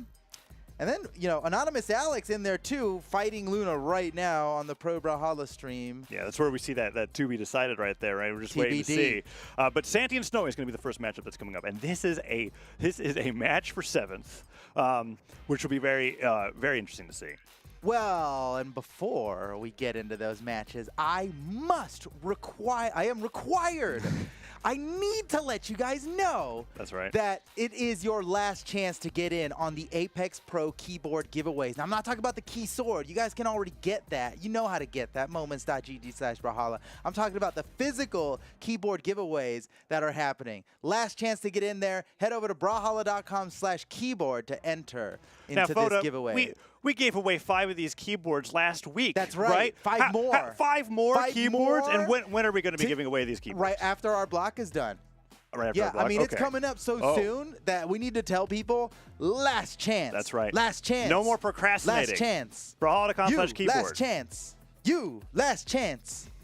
Everybody in the studio audience is now. And the last chance. Chance, Everyone getting everybody. their phone out, getting ready to sign up for it. Yes. So Brawlhalla.com/keyboard. Last chance. And the 5 winners of that will be drawn after this block. Ooh, that's right. Exciting. Last 5. That's in like less than 2 hours. We gotta. It's happening. It's happening Okay. for real. Well, until then, we just have to watch some awesome Brawlhalla action. Wow. What a treat. I know, right? So Yeah, Snowy and Santi sweet deal. coming up, and we were talking about this. So this is cool. Lifetime score 2-2, right? Santi and Snowy going up head to head. Been in the Brawlhalla scene for quite a bit, and Snowy, as opposed to Santi, right? Snowy has been in that place with Luna where they've been getting top 3s all the time, and that's what makes this this lower bracket really scary. Is because we've got basically the Snowy's a powerful opponent. The 3 players that we're like, they're going to be top 3 today is Snowy, Java, and Luna, and they're just all in the lower bracket. Just all in the lower bracket. It's so crazy. And Stingray just defied everyone's expectations. But That's now, right. ladies and gentlemen, it's time for Santi versus Snowy in the lower bracket. Who's going to move on to this is just the beginning of top 8 right now. This is loser of this one's in 7th place. Here we go. Santi versus Snowy. The dark forces versus the light. Yeah, as you can see clearly in their color swap. And so what's cool about this best of 5 is that it's a best of 5 to decide a best of 5 of best of 5. So that 2-2 going ahead, right? That barely makes sense, but I'm following. It makes a little bit of sense. The person who wins this gets basically the lead in the lifetime record, and it really will cement that they are basically the better player over the other. So it's going to be interesting to see what happens here. Santi and Snowy are going on game number 1 at Miami Dome, and Santi on the Azuri looking good. is looking really good at the guitar. I'm excited about this Azuri pick. Let's see if he's got the chops. Ooh, sidelight. I thought he was going to fall with the side air there right afterwards, but Snowy was ready for it, and so was Santi, so he didn't follow it out. Nair comes forward. Chase dodge recovery doesn't hit. Oh, Santi. Santi's looking good. Oh, he tossed away the claws. Yeah, he was so close to bouncing off. He was going to go for to pick that back up, but instead of sword spawns in. Could get a side air here at the edge. One hit away. Snowy. Whoa, he got him. Whoa, first he gave him the claws, and then he gave him the paws. That's the first stock already taken in 1 minute. 1 minute, and look at that gravity cancel sidelight catching Snowy on the fresh stock. Santi doing everything in his power to get as much extra damage here in the stock. Snowy, sidelight nair, gravity cancel neutral sig. One of those rare instances. Completely neutralized. Look at the stocks and damage. It's totally even after Snow. I mean, wow. Snowy was, Santi was in like yellow. Yeah. Like a dark yellow. Yeah, that is the power at the of start Amethyst, of all right? that. Highest force legend that you can possibly ask for. Get the Silent Nair on the axe to build up the damage, and then you get the extra distance on the neutral signature. That neutral sig axe finisher of Amethyst is very surprising. Yes. Yeah. And very specific to the scenarios that you could go for. And a lot of the times, I feel like players would expect an axe ground pound after that, but that mix-up was just enough to get the stock. You just got to know when you're fighting against the Zol/Amethyst that this area is not safe. It usually is. Against anybody else, this is a safe space, but not against this. And Snowy's going to capitalize on that. Oh, here we go. Off the side, Santi might be able to score this edge guard on Snowy. No, decides to fade away, get the Katars, and so close to getting a Katar read he dodged there. back. I thought he was going to go for the down sig there, but he does not. Sidelight goes for it, and he chase dodges down. No, he's Weapon in trouble. throw. Oh, no. Oh, you hate to see it. Every Asuri in the chat is wincing right now. It was with the maneuver that's so common to see from Qatar players. You do the chase dodge forward, and then you chain it downwards, right? So that you can follow them either with a recovery or a side air. It's a nasty combo. And Snowy throws one weapon, and completely look at that. stuffs it. Santi equalized once again. This is a close match. This is a good one. Snowy now on the Amethyst, looking for that weapon to spawn. There's the cannons, and Santi's been doing a good job countering the cannons. Snowy gets the Nair on the way back down, tries to get a double, but the down air hits. Oh, man. Nair follows. They're just fighting in the air. Platform is getting off, but it's been so back and forth. Snowy's been waking up with cannon Nairs every time Santi gets something started, giving the damage slightly in his lead. Santi may very well be the greatest Asuri in all of Brawlhalla right now. Well, I mean, right now, right? When looking at the top 8, yeah, I think the only one left in the bracket. Who's gonna do it? Who challenges Santi in this way? Ooh, Snowy gets the Nair. Except Snowy though. Yeah, except Snowy. I meant to say except Snowy. And so the Nair takes him off the top, and Santi goes down in game number 1. That was an interesting game where I feel like look at this neutral sig. Two of Santi's stocks went away as fast as they possibly could have right there. That weapon throw really caught Santi off guard. The neutral sig caught him off guard. That one was brutal. That second stock didn't need to go down like that. Yeah. Santi could have lived from it, and man, he lost that stock, and it ended up costing him. And whoa, we're going right back into the next game. Same map, same everything. Let's rock and roll. I do think what's significant about those first 2 stocks, though, is that I feel like those are things that we're only going to see happen once in a set. Like, that's like, okay, it happened. He's aware of it now. He's going to be looking out for the neutral sig. He's going to be looking out for that weapon throw in case he gets too greedy with the aggression at the edge. You may be right, but I'll make sure to let you know if it happens again. I'll be looking for it. I'll be the first one to tell you about. They were very unique knockouts that punish something that I don't think Santi would let happen. Yeah, again. like once you reveal that you have that card, it's like, okay, well, now that I know that's in your deck, I'm gonna expect it. Oh, the ground pound. He man. delayed the ground pound a little bit too to read the dodge. So nicely done by Santi. Gets some extra damage, but so far Snowy has been taking the lead so far with the cannon. Oh.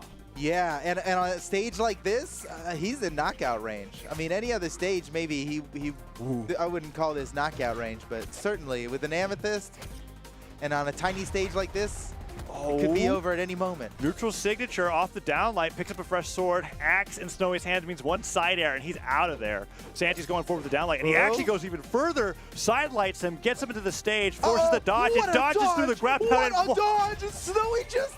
What? Snowy was not expecting to whiff that. Yeah. That was Santi actually knocks Snowy out with a dodge. Yes. You wouldn't think it's possible, but that's what happened. It is really hard to time a dodge straight through an X ground pound that's already active. That is so difficult. It has so many active frames. It just lasts maybe one frame less. I know that when I think of X Axe ground pound, I'm like, this is what I use to punish dodges. So it's like the fact that he got through that was huge, and then Snowy not being able to touch the stage was huge too. Santi goes down to a Nair once again, but this is a similar lead that we saw Santi have in game 1. Not much of a lead, but it's more than 0, so. It is, and now it is less than that. Is now he is at a deficit. 2 cannon Nairs, and it's done. Snowy playing with the cannon for the majority of this game too. Yeah, it does seem like he's favoring the cannon, and that makes sense. I mean, that's classic Snowy. Oh, falling side air. Side air goes forward again. Side air Nair. Snowy on the side of the stage, and Santi's not something. The movement from Santi was really tricky. He went really far forward without dashing. Yeah, he wanted to get something out of Snowy, something punishable out of Snowy with that. Oh. And it's got Snowy in orange. We can call that red. Let's call that red. Yeah. Not knockout Now- range. now- okay, now we're- okay, we're okay. solidly in red Clean there. The red. D-Light side Nobody air. can deny, and that's an early stock. Okay. Look at Santi's health. I would be surprised if Silent and Air Neutral Sig could knock him out again. Surely not. I'm willing to say that it wouldn't happen. So we'll see if he can even get himself in that position right now, because Santi's keeping Snowy off the left side of the stage, and this is where Snowy's been all game. And Snowy's lost both of his stocks off of here too. Santi's pressure's just been phenomenal. Woo, man, okay, so Santi, he's playing this right, not overcommitting to anything, just building up a damage lead while he's got a stock lead. And at this point, he's basically one full stock ahead of Snowy right now. And okay, wait, Snowy's getting a little crazy. Oh, Santi. Oh, Santi's got to sidelight. recover. Oh, Okay. he downlights yeah. him. He put a stop to that with a small downlight. The damage that's been done to Snowy is pretty good for as far as building up a damage lead, but a little more wouldn't hurt. That'd be nice even. Side air hits. One more side air, even from the other side of the stage. Santi will be Oh, down, but he what a dodges through dodge. the ground pound. The weapon throw, Santi Santi's in trouble. still Wow, living. just a pixel. He had one pixel caught on the wall there, and he got his jumps back. Snowy. Every is- hit that Santi gets here is just it's so much extra that Snowy wasn't I know, expecting. yeah. Down air's already come through. Recovery hits. Snowy throws the weapon down, and Santi tries to catch the landing with the downlight, and that will hit. Oh my goodness, a downlight from the stage actually scored a home. That was a true home run swing there. Yeah. Snowy. And, that means even with Amethyst, you need quite a bit of damage for Axe downlight to take him off the Yeah, top. he was very damaged, and it looked like that might not have even gotten the knockout. Okay, this is it for Santi, right? He's got to close this out. Yeah. Or if he or loses, else that's so disappointing. Yeah, this is looking like what. Well, we'll see how he's able to close this out. Yeah, here, because nobody jinx him. Ga- Okay, oh, Dealer that's side air? it, that's Okay. it. Yeah, Santi. Team Asuri, scoring one for Team Asuri. Game ties one. up the set 1-1. Game one was very interesting to me. We're going to see this replay here, right here. Yeah, dodges You straight mean through. the SteelSeries Instant replay? Yes. Yeah. So let's see some of that SteelSeries Instant replay. I think D-Light Cider catches him right at the landing. Oh, he didn't even land. He didn't even touch the stage with that connecting. It still had enough had that knockback. not knocked out, it still would have been So, potent. Game because you one, wouldn't have had a jump Santi left. lost with momentum. That's how I felt. Like, I looked Right. at that and I was like, okay, he got caught with that neutral sig. Okay, that weapon throw was Which is unfortunate. troublesome. But it's like, I still felt like Santi was in complete control of the match. Game two is what I expected game one to look like with the result. And he closed it out. And now Snowy has feels- to swap over. That's right. He was not happy with how that matchup was playing out. And he now must- Snowy on the Rayman, which is like maybe his most powerful form. I mean, he's won 2 tournaments using almost 100% Rayman. Mm-hmm. So I think a lot of people were waiting for the Rayman. And It's, Santi had to defeat Amethyst to get to the final Rayman boss. It is interesting to me. There are players who feel very strongly that guitars do very well against gauntlets, right? And so this is one of those things where I'm like, okay, Snowy is going to be trying it out here because the main change here is gauntlets from Cannon, and I felt like Cannon was what was keeping him in the game. Cannon was Axe working. was getting dodged. Everything that Snowy tried with the Axe was getting dodged through last game. So let's see how Santi's this. movement is so smooth. It's pretty fantastic. Oh my gosh, the movement. And on top of that, he is getting the most out of every chase dodge. You can chain your dodges before the dodge ends, and you won't get as much distance. But the way that Santi's moving is very particular, and he's getting a lot out of it. That nair hits, and Snowy gets a punish with his own nair. But so far, Santi really doing fantastic against Snowy in Game 3. Look at the downlight. He almost got the follow-up there. Santi. Okay, but Snowy's like, all right, enough. And Santi was, I don't know what he was going for on that one. Just really hoping Snowy was about to do something like ridiculous and end up on the other side of him. Nice dodge through. Gets the silent. Okay, Snowy goes super deep for that ground pound. Ground pound recovery. Oh, man. You give him credit for trying. Yeah. That is a very rare opportunity to get a sword ground pound recovery. Risky to try. He's definitely paying the price right now with interest. Yeah. Uh-oh, he might be able to close out the stock here. He's got to. But this is risky business to be fighting off stage against gauntlets like this. Okay. Nice shot Your Cider. opponent's at red. They got gauntlets. They're hanging off the edge, and they're a stock ahead. you're playing their game if you Listen, head off the side. if you're trying That's to live risky. up, if you're trying to live up to the title of Best of Surrey, right? You got to accept all challenges. You have to do it. That's how you get your stocks, no matter how much of a deficit you're at. That's how you earn your title of Best of Surrey. And Santi gets the side air, knocks Snowy out, and with that dodge gone, that's a Nair recovery hit. And then Snowy has, man, Santi has just kept Snowy on either the left or right side of the stage. Snowy's constantly swinging just to get back and touch the ground, and Santi sends him off once again. That side light may have been a little early. But Snowy put out the down sig early enough for Santi to be able to react to it. Yes, it's steerable, but you cannot go up and down with the Rayman down sig. Thank goodness. That would be terrifying. Oh my God, just a true helicopter. Yeah. Yeah, All right, really well, steer it left was and right. even a second ago, but at this point, Santi's in knockout range, and Snowy's got a little bit of wiggle room here. Except, wait, he's working it. Yeah, we haven't seen too many signature usages out from Okay, Santi, but okay, if okay. I It's was about going time to bet that he would try to use one, it would be the down sig on a dodge in or dash in read. Oh, well, Yeah, there's like a down that, sig, like but that. wrong direction. You did call almost, it, though. You did call it. It was almost amazing. I'm pretty sure he didn't mean to look to the left. That is what I'm thinking there. But good job from Snowy punishing it, and Santi goes down to one stock. Yeah, now Santi's got to be closing this stock out quickly here, but it's not going to be easy because Snowy's not in knockout range. And he's also got weapon control. Santi's desperately just seeking a weapon, and okay, Snowy throws his weapon. Santi steals the only available one in the Snowy arms up right now, but Santi's he's a downlight away. Oh, Wow. yeah, that was it. My calculations were correct. I did not think they were, and I am pleasantly surprised because I was like, there's no way. And he goes off the top. D-Light recovery, yeah. Excellent knockout from Santi, and that had to have been like, I mean, that was the most precise calculation. Like, what? Subtract one? He would not have gotten knocked off. Yeah, it was exactly the right amount of damage. So here we are, final stock. The set is tied 1-1. The stocks are tied 1-1. But Snowy is starting to pull ahead in damage big time. Oh, dodge is gone. Gets hit by one Nair, but Snowy's been getting a lot of good wake-up recoveries. Recovery from Santi doesn't connect, and Snowy gets a falling side air. Chase dodges forward, puts up the down sig. Doesn't get hit by the third. Yeah. That's the most important part. You got to watch out for third glove, man. Yeah. That's a killer. Oh, no, Nair. Ready gets a neutral light, disarms him. In trouble, man. Now Snowy's got so much momentum on his side. He can make a bunch of mistakes, but he doesn't need a single one because he just side airs Santi off the edge.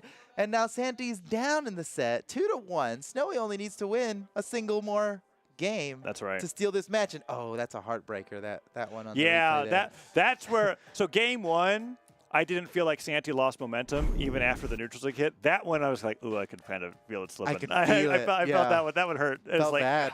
Because it was, man, Santi really reached for that. And you can even see in the graph here, the momentum literally decaying, right? With the blue. Like, it's just like, it's like over time. Oh, you're right. It was so visible. And then at the very with end, the graph. Santi just didn't get anything. Oh, back to Miami Dome, though. Okay. So Santi already won a game here on Miami Dome, but it was against Amethyst, not Rayman. That's right. But Santi plays around these platforms quite well, and it was his best two performances so far in the set, in my opinion, even though one of them ended up being a loss. Snowy staying on the Rayman for it, on Gauntlets going up against Sword, and Santi's not getting the sidelights to hit, and that double sidelight recovery, man, Snowy went for the exhausted recovery. Snowy's going crazy. Okay, let's not forget, it might be easy to forget that Snowy is the #1 power ranked player in North America. That's right. Yeah, let's not forget. He's the king right now. Whoa! That using the charged range on that side stick just barely missed hitting Santi. That's what I've talked about for sure. Santi gets the neutral light, down light. He tries to fall to side air right afterwards, using no other movement options other than his just gravity. And it works out in his favor. Now Snowy waiting to get back onto the stage, does touch. Santi looking for that opportunity, dashes forward with the side light, and he falls super low. What a dodge. Good dodge on the weapon throw, but the recovery hits, and a side air, even an axe neutral light could end his stock here. Look at how far that Nair is sending him.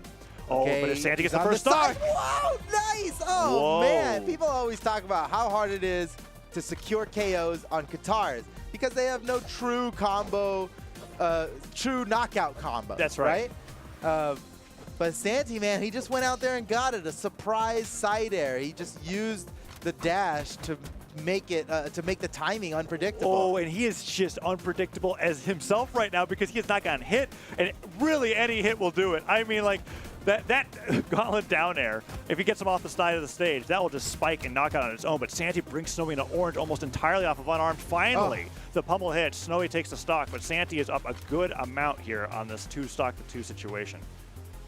This is so close, but I still want to say that this is the best I've seen Santi compete in like a really, really long time. Yeah, it's looking fantastic. And as you said, the reminder that you gave at the start of this game, Snowy PR1, right? He is PR number 1. He is. Yeah. It's making this look incredibly difficult for Snowy to the point where he had to switch over to this Rayman, and he's playing very, very well in the gauntlets. But Santi is keeping it close, and maybe even taking the lead with that side Snowy's air. going to be able to make No it back from dodge? this. Oh my gosh, the gauntlet side air gave him just enough distance. I don't Yeah. think Santi expected it. It looked like he was anticipating a knockout there. I don't need any photo calculations to know that D-Light Recovery will do it this time, though. Yes. He has got a lot of damage on him. Let me run the numbers here. Yep, downlight recovery will finish off the job, but you know what, side air. Side air, just That's as a good good. one too. And Santi's got a pretty significant lead to work with. Miami right. Dome is like it's the Santi Dome. Yeah. We'll rename it officially. We'll do it. You don't think we will? I mean, Santi has that extra bit of motivation now. Right? Hold that downlight. Look at that. Oh That extra my gosh, downlight. Santi's popping off so hard. There's some gravity cancel downlights that Santi's hitting that are just like, I feel like, wow, that's so unnecessary, but the extra damage is totally worth it, and it really gets to your opponent's head. Whoa. The ground pound hits. Santi doesn't dodge through that one. Oh my Snowy gosh. can't get the ground pound, though, from where the downlight hits, and Santi now has Snowy and orange. Oh man, Snowy, what a pop-off, dude. Go off, King. That was insane. That was beautiful. Yeah, and what was interesting about that is that I don't think Snowy intended for both moves to hit. He had the weapon throw dodging off of the side of the wall, and he was ground pounding the wall. Yeah, and he meant to cover two and lanes. He happened to just combo it in the most awesome thing ever. He's like, all right, I got both lanes there. The side air hits after that neutral stick whips, and Santi gets the recovery. This is Santi's game to lose, man. It's Oh, man. he's got enough of a lead You know, where it I- might seem like victory is guaranteed, but I know better. I know better. It's never guaranteed. Goes with an air, weapon picked up, recovery hits, Snowy. Now he's a downlight recovery away. Yeah, especially if he gets him on top of that platform. Gravity cancel will be huge. That downer just seals the deal there. But Oh. Snowy has him off stage, and Snowy but- knows what his win condition is. It's that gauntlet.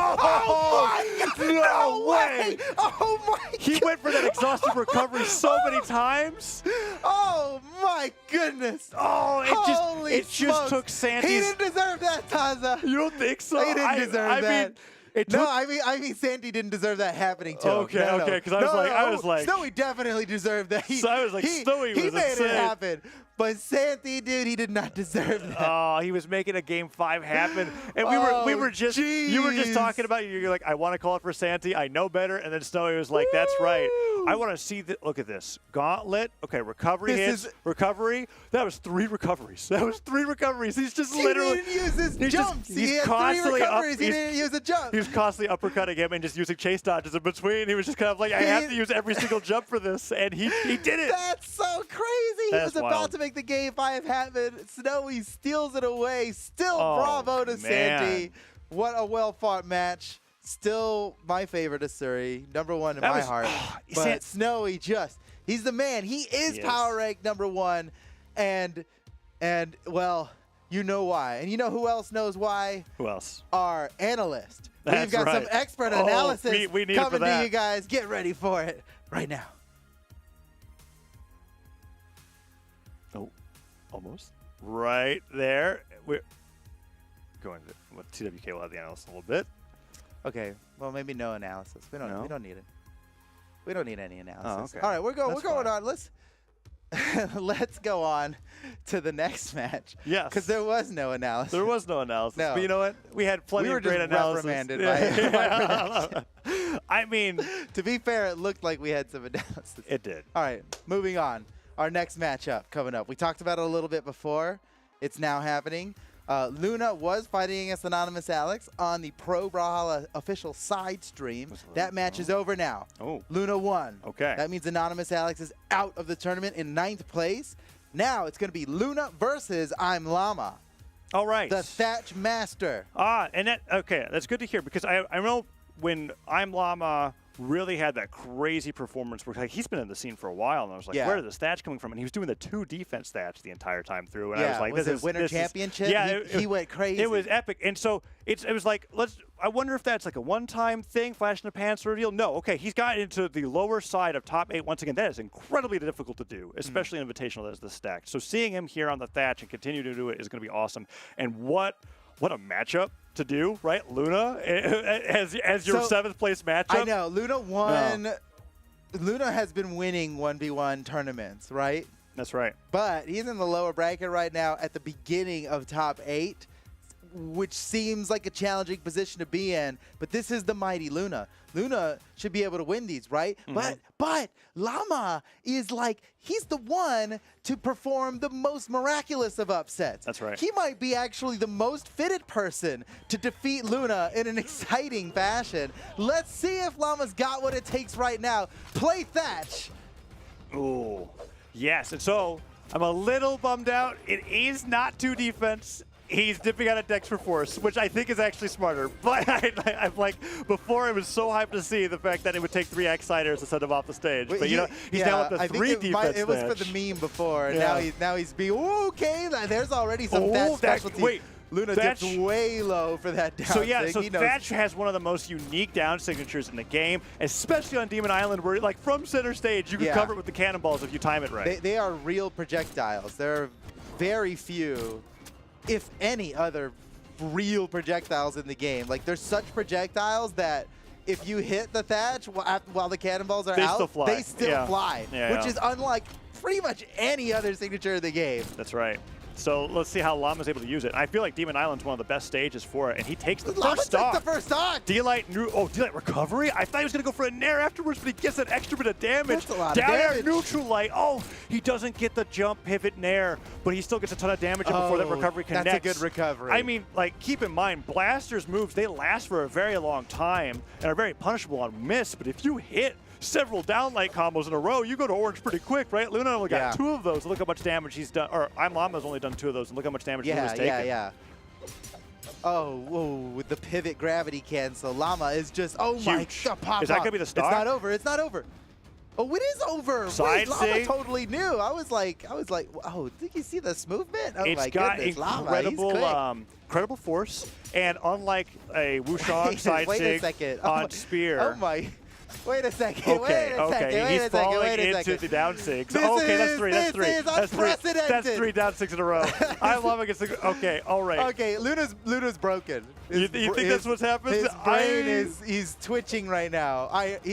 We've all been there where it's like there's no way he's going to do it again, right? Yeah, that's pretty classic in fighting games. Hits and Luna's kind of like, what is this character? Where are these signatures coming from? Luna's feeling it right now. Luna is popping off. Or Llama. I mean Llama. It is. Llama. I have messed it up twice already. So I know. I was talking about what great Luna's blasters combos were. I'm like, wait a second. Dude, no, it's Llama. Llama's crazy. 2 stocks. Unbelievable. Okay. Luna's going to reevaluate after that one because I think there was a moment where you said he was broken, and that didn't mean that like entire set, right? It was like that game, he was just kind of like, all right, reset. At a certain point, reset, go to game 2. It was clear that Luna was frustrated, at least with it. Oh, and Llama switches it up to Snake Eyes now? He switches it up. He doesn't even have to. I mean, it's like, okay, it is switching it up like in terms of like all of the signatures are going to be even more epic, right? Look at the damn Llama popped off on that last But it is one. an epic crossover for Thatch. So the skills that he needs to perform on Snake Eyes are still the same. Yeah, but now he's got grenades. He's got grenades and cannonballs, which are, I guess, are also pretty unique in the sense that they are projectiles, right? They are grenades after all. That was a beautiful spot dodge into the downlight. Well done by Llama. Oh, there they are. The grenades, but Luna's kind of ahead of that. I'm hoping to see, Luna adapting with the gauntlets pretty well now. And this is a matchup that I could feel like can work out really well for gauntlets if they can get into the dead zone from blasters, but it's all up to Luna to be able to get past those side airs, the side lights and down lights that Llama's putting out. Oh. Dash jump, down air. Charging the down sig as well. Look at Luna getting back onto the stage. Let's see if Luna can take this first stock, because Llama just 2-stocked Luna in game 1. Yeah, that was insane. Sider misses. Oh, he gets back onto the stage. I thought he was going to go for a gravity cancel down lane. He gets the Cider instead. Cider's just chasing Luna around the stage. Luna gets through, gets the nair. And Llama gets disarmed right now. The weapon's so far away. He doesn't even care. He was just ready to fight unarmed. He tried 4 times, too. Yeah. It was like, I'm not He going for that had weapon at plenty of all. opportunities to retreat and grab a weapon. And now he is struggling to make it back to the stage. Again! Okay, Llama. Again! Oh, he tried again. does not He gets want the a D-like weapon. ground pound. Okay. Picks he it up. like just had to finish. He had to land an unarmed hit before Down he sig. was. Oh, he gets it downer. Wow. No way. That was the last. It had to have been like one of the last few frames that downer was active. That's what it felt like. Yeah. That was Holy really good smokes. spacing. And Okay, he did it in well, a way to where he could pivot a it quick against the answer. wall without landing on the stage. Yeah, quick answer, but I felt like that was Llama's or Luna's stock to give up first. Like Luna felt like he was in control that first stock. Yeah, and had Llama not taken the stock first, who knows how big of a damage lead Luna could have Ooh, that was pushed. scary. He was sweating those, so he couldn't go for exhausted recoveries, and that weapon throw neutral light will give Luna a damage lead. Falling down air, side air, means Llama returns some damage, and he tried to go for a falling down air, but Luna dodged the down air, then canceled it into a gravity cancel down lane, and a side Whoa, sig that's an deletes him off the left early side of the stock. stage. Holy cow, Llama's been doing all this work, keeping up with Luna, and then Luna just gets a little bit of momentum and absolutely thrashes Llama. Now he's got so much damage to make up for here just to tie it up. Yeah. We'll see if he could get, well, actually, if he could get Luna on the left side of the stage with one of those, I was going to say side sig, Luna could just go down. Uh-oh. Oh, Cider you're hits right. and This Luna's is his low on opportunity jumps. right here. Is he going to get the edge guard? No, Luna sneaks away, but Luna used his dodge. He used his dodge on a gravity cancel. Llama still not able to capitalize. Here he goes. He has the opportunity. Whoa! Oh, tried to punch pixels him. away. Oh, he doesn't catch him. The down light, gravity cancel a little bit too high, doesn't catch Luna's head. Oh, But the down off air, the dribble. side air will catch him.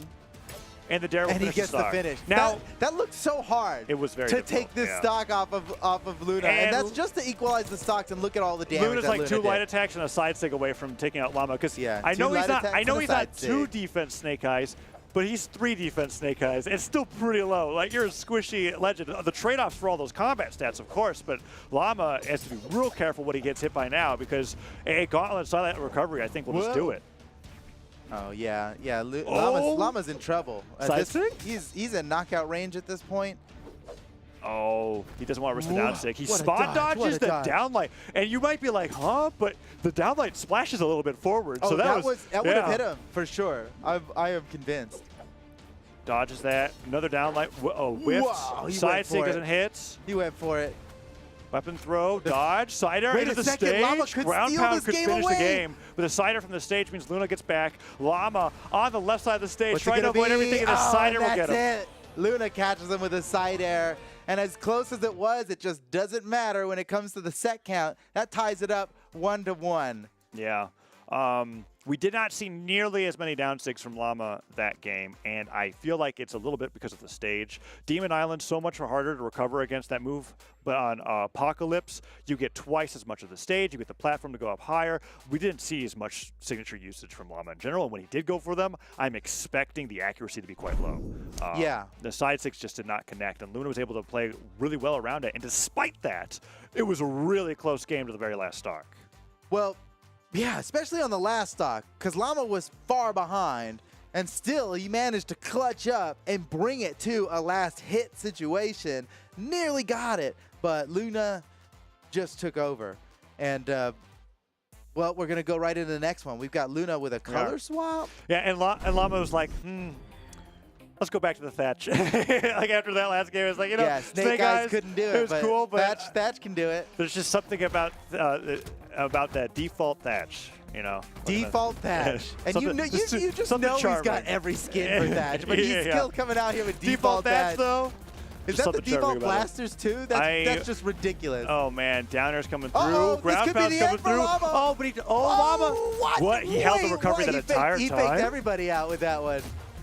I mean, Okay, so he took makes it back. He took a lot of damage for that small error. That is exactly right, and he has to use this Oh, he can't- recovery. he can't- what? Whoa! The drift on Llama on the way back to the stage, and now Luna, he can't go underneath the stage. There's that momentary hesitation where Luna's like, "I gotta get to the other side of the stage." It's like, "Oh wait, I can't," and then he just jumps back and forth a few times, and Llama He made it gets some around. damage for it.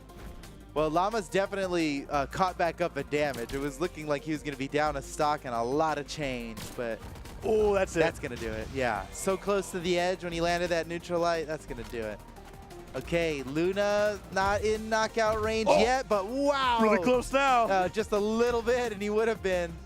Oh, yeah, just an extra bit of damage, and those unarmed recoveries can do. Okay, that's 3 now since he came back in. Nares hits, weapon throw from Luna doesn't connect, so now he's disarmed, and Llama's looking for the recovery to take him off the top. Side air would be great here, too. He's been catching a lot of these pivot stairs when Luna, like, attacks him. He stares the other way, but Luna... Okay, Luna nice went for down air. all extra credit, and then the stock was gone. Like, even... I'm not even sure if he hit all that, if he would have been able to make it back. That was crazy. Either way... chase dodge up, maybe would have given him enough drift. That's right. That's right. But yeah, the damage is done. Look at Llama's health here. Luna's still fresh on this second stock. Llama's got a lot of making up to do. When Luna, going for the finisher there. The Llama wiggles out. Went for the side air and the recovery hits. One more recovery and Llama's down. Oh no, Luna falls to the down air. Nice D-Light ground pound, gets the chase dodge. What a follow-up. Neutral light. That was sick. D-Light ground pound look, again, he went for the Llama. same thing. And then he adjusted, he went for the jumping nair when Luna was in the same position to get the same combo. D-Light ground pound again, that's 3 Llama, D-Light all ground pounds. unarmed, Do all it again. day. There's something about Llama's playstyle where when something crazy hits, he's like, okay, I'm going to keep doing it until it misses. I feel like he's going to go for a 4th one if he can get back to the stage here. Luna been fighting it with Scythe versus Llama's unarmed, and Llama's keeping up with him. Llama, if there's ever like an option where like he thinks I'm gonna run away to get a weapon, or he always attacks instead. He always attacks instead. Llama dodged in to set up the D-Light ground pound again, and that time Luna gets him with the neutral light. That's 2 neutral light knockouts in this game alone coming out from Luna as he's working his way towards getting it to be a match point. Llama, not sure what he's gonna go for here. He's been like almost unarmed. Okay, D-Light side air after what was an entire stock of unarmed damage. I'm really interested to see what the damage is at the end of this. That might have been almost all unarmed, I think. Yeah, that's okay, here we go. Final stock here. Remember, the set count's tied up. This is a close game. Oh, he didn't get the down air punish. D-Light side air puts Luna off the side of the stage. Luna dodges in. Llama doesn't get the recovery, and so Luna's now back to center. Side light, double side light. Man. He changed the side light the second time through. Active input kicks him up, gets the side air afterwards, and now Llama's in orange, and he tries to, that down to charged. I feel like that would have just been it for Llama's stock. For sure. Llama's in trouble. Llama's in knockout range. No cannonballs here. He's got got the to pop sword. off so hard on this stock to do it. Luna's fishing for a neutral air, then psychs him out, coming back up for a side air. Luna's just one good hit away from getting it. This could be it right here, but Llama still manages to slip out, and Llama is just not giving up. Oh, side air hits. Oh, and Llama gets disarmed. Luna with falls. weapon control. Oh, Llama gets the unarmed. D-Light. Oh, he misses it. Wait, but it was a bait. He quick got the neutral. recovery. Yeah. Oh, all of that work, and Luna just steals it away at the last second, and he's balling, Yeah. Let's check it out on the SteelSeries Instant Replay. Luna is doing a great job adapting to the fact that Llama is changing the way that he is playing every game. Like, we saw maybe, 15 signatures game 1. Game 2 switches to Snake Eyes. Game 3, we're seeing all these replays. Llama's unarmed and fighting him unarmed. That is just how he opted to fight against Luna when it came to that matchup. And now, I think this is the recovery that ends it. After this matchup, Luna's up 2-1. Oh, he he got the spot dodge. That's nuts that he caught the dodge with it. Look at the unarmed damage. 246. The majority of Llama's damage was entirely unarmed. Yeah, that is the highest unarmed damage number I've seen in a long time. It's nearly more than both of his other weapons combined. Yeah. It's not, but it if you outdamaged squint Luna's. and you don't do the math in your Scythe. head, you might believe it. Outdamaged Luna's Scythe. That's unreal. And all that considered, Llama only hit 4 weapon throws, right? Meanwhile, Luna went for 25. So that means that Llama literally just didn't pick up weapons. Like, that is how that game played out. And that's what kept happening. And wait a second, Llama has really flipped the script on us. All right, Llama. He's just like, what is a legend that's played less than Dude, Thatch? every single game he tweets, play Thatch. And now he is breaking his own advice. Just because, what? Just because he's one game away from losing the tournament? I feel like the last time I've seen Caspian, and this could be a total lie, was like final round South American 2019. tournament. Oh, I'm thinking of North America. I think Wilson brought it then out I in don't in a even know. game 7 in a best of 10 or something. Oh, Oh, no, we can't blame Caspian for that. Or can we? Yes, we can. We don't. Dang it, Caspian. Dang it. Well, I am curious to see how Llama's guitars and gauntlets play out here, as there's not really too much transferable coming out from the Thatch, other than, I guess. Holy smokes. Oh, it's not Caspian's fault. Yeah. Oh, side stick dodge. Oh, nice spot dodge by Luna. Incredible. Llama fighting back with the Caspian on the guitars here. Goes in for the neutral sig, catches him love dodging it, straight love up. it. That's a good little combo there. Again? No, Luna's not going to fall for Ooh, it. side sig. Really trying to catch him with that. And side sig, interestingly, from Caspian, it's not. Caspian's attacks, I guess, are actually pretty projectile-like. They're not the same as Thatch down sig. It's not a real projectile, but it is the farthest reaching Qatar sig in all of Qatar sig. Oh, and that is brutal. recovery Off the off dribble. the top. Yeah. You would expect no less from a baller like Luna. Slamming people off the dribble. And I'm surprised that Llama went for the Caspian over the Thatch on Demon Island, where I felt like the Thatch really worked out. But Luna, we'll just see how this plays out. So far, Luna is just destroying him. It's playing out well for Luna. It is. Side sigs, they have all whiffed. I think he's hit the neutral sig so far. Goes for the down sig, gets caught in the middle of it, and almost gets sit off the left side of the stage. Llama about to go down under 2 minutes at this rate. Okay, Llama starting something up. Huge. He's been doing great with that neutral sig off of those strings. Avoids the down sig. Could get the side sig at the edge here. Luna disarmed. Gauntlets picked up. Tries to go for the silent recovery. Doesn't get the double sidelight. And the Sair catches him. Luna, no jumps. Has to Sair back to the stage. And he hits him on the way back too. Weapon throws forward. Llama, no weapon spawn in his favor. And Luna is a recovery on the Gauntlets away. But that neutral sig from Llama almost takes him out. Oh, it's not looking good for Llama here, man. It's gonna take something really special. Oh, that's pretty special. That okay, is. Llama's And got the now- Gauntlet moves. It just Okay. takes a sideline. Llama either plays the most incredible stock we've seen all day, or he loses the sidelight tournament. chain dodge down off the side of the stage. Yes, Do a yes. side air And and then gravity cancel down sig. Okay, let's see. That's what I'm thinking. That's all he's got to do. Oh no, wait, it might be over right now. Jumps over the weapon He has throw. to dodge Llama's back to the got one last stage. He chance. touches. Oh, he avoids the recovery. Wait, Luna. Playing pretty risky. Waiting for that weapon spawn. It comes in. He picks it up. He's just going to throw it at him. Ah, no, he goes to the sider instead. And Llama's still living. alive. Uses the dodge But right he away. used his dodge right away. Oh, That's it. That's it. GG. Luna wins the set 3-1 over Llama. Llama fought extremely well, extremely hard. I think he outperformed a lot of people's expectations, especially against a true champion like Luna. Game but just one could not come away was with pretty it. crazy, and it was one of those moments where like we got to watch that mental reset, right, with Luna, where it's just kind of like that happened, and you were like, Luna's broken, and he's like, okay, reevaluate. All right, this is how I want to be able to approach the match. He definitely regained his composure. But Llama returned to form. really made Luna like go like, what on earth do I have to do to fight against this Thatch? So that was really incredible. This time, Foda, what do we have after the match? Wait, not yet. Not yet. Oh, not yet. Man. Not quite yet. Well- But what I've got for you is a little bit of insight. Okay.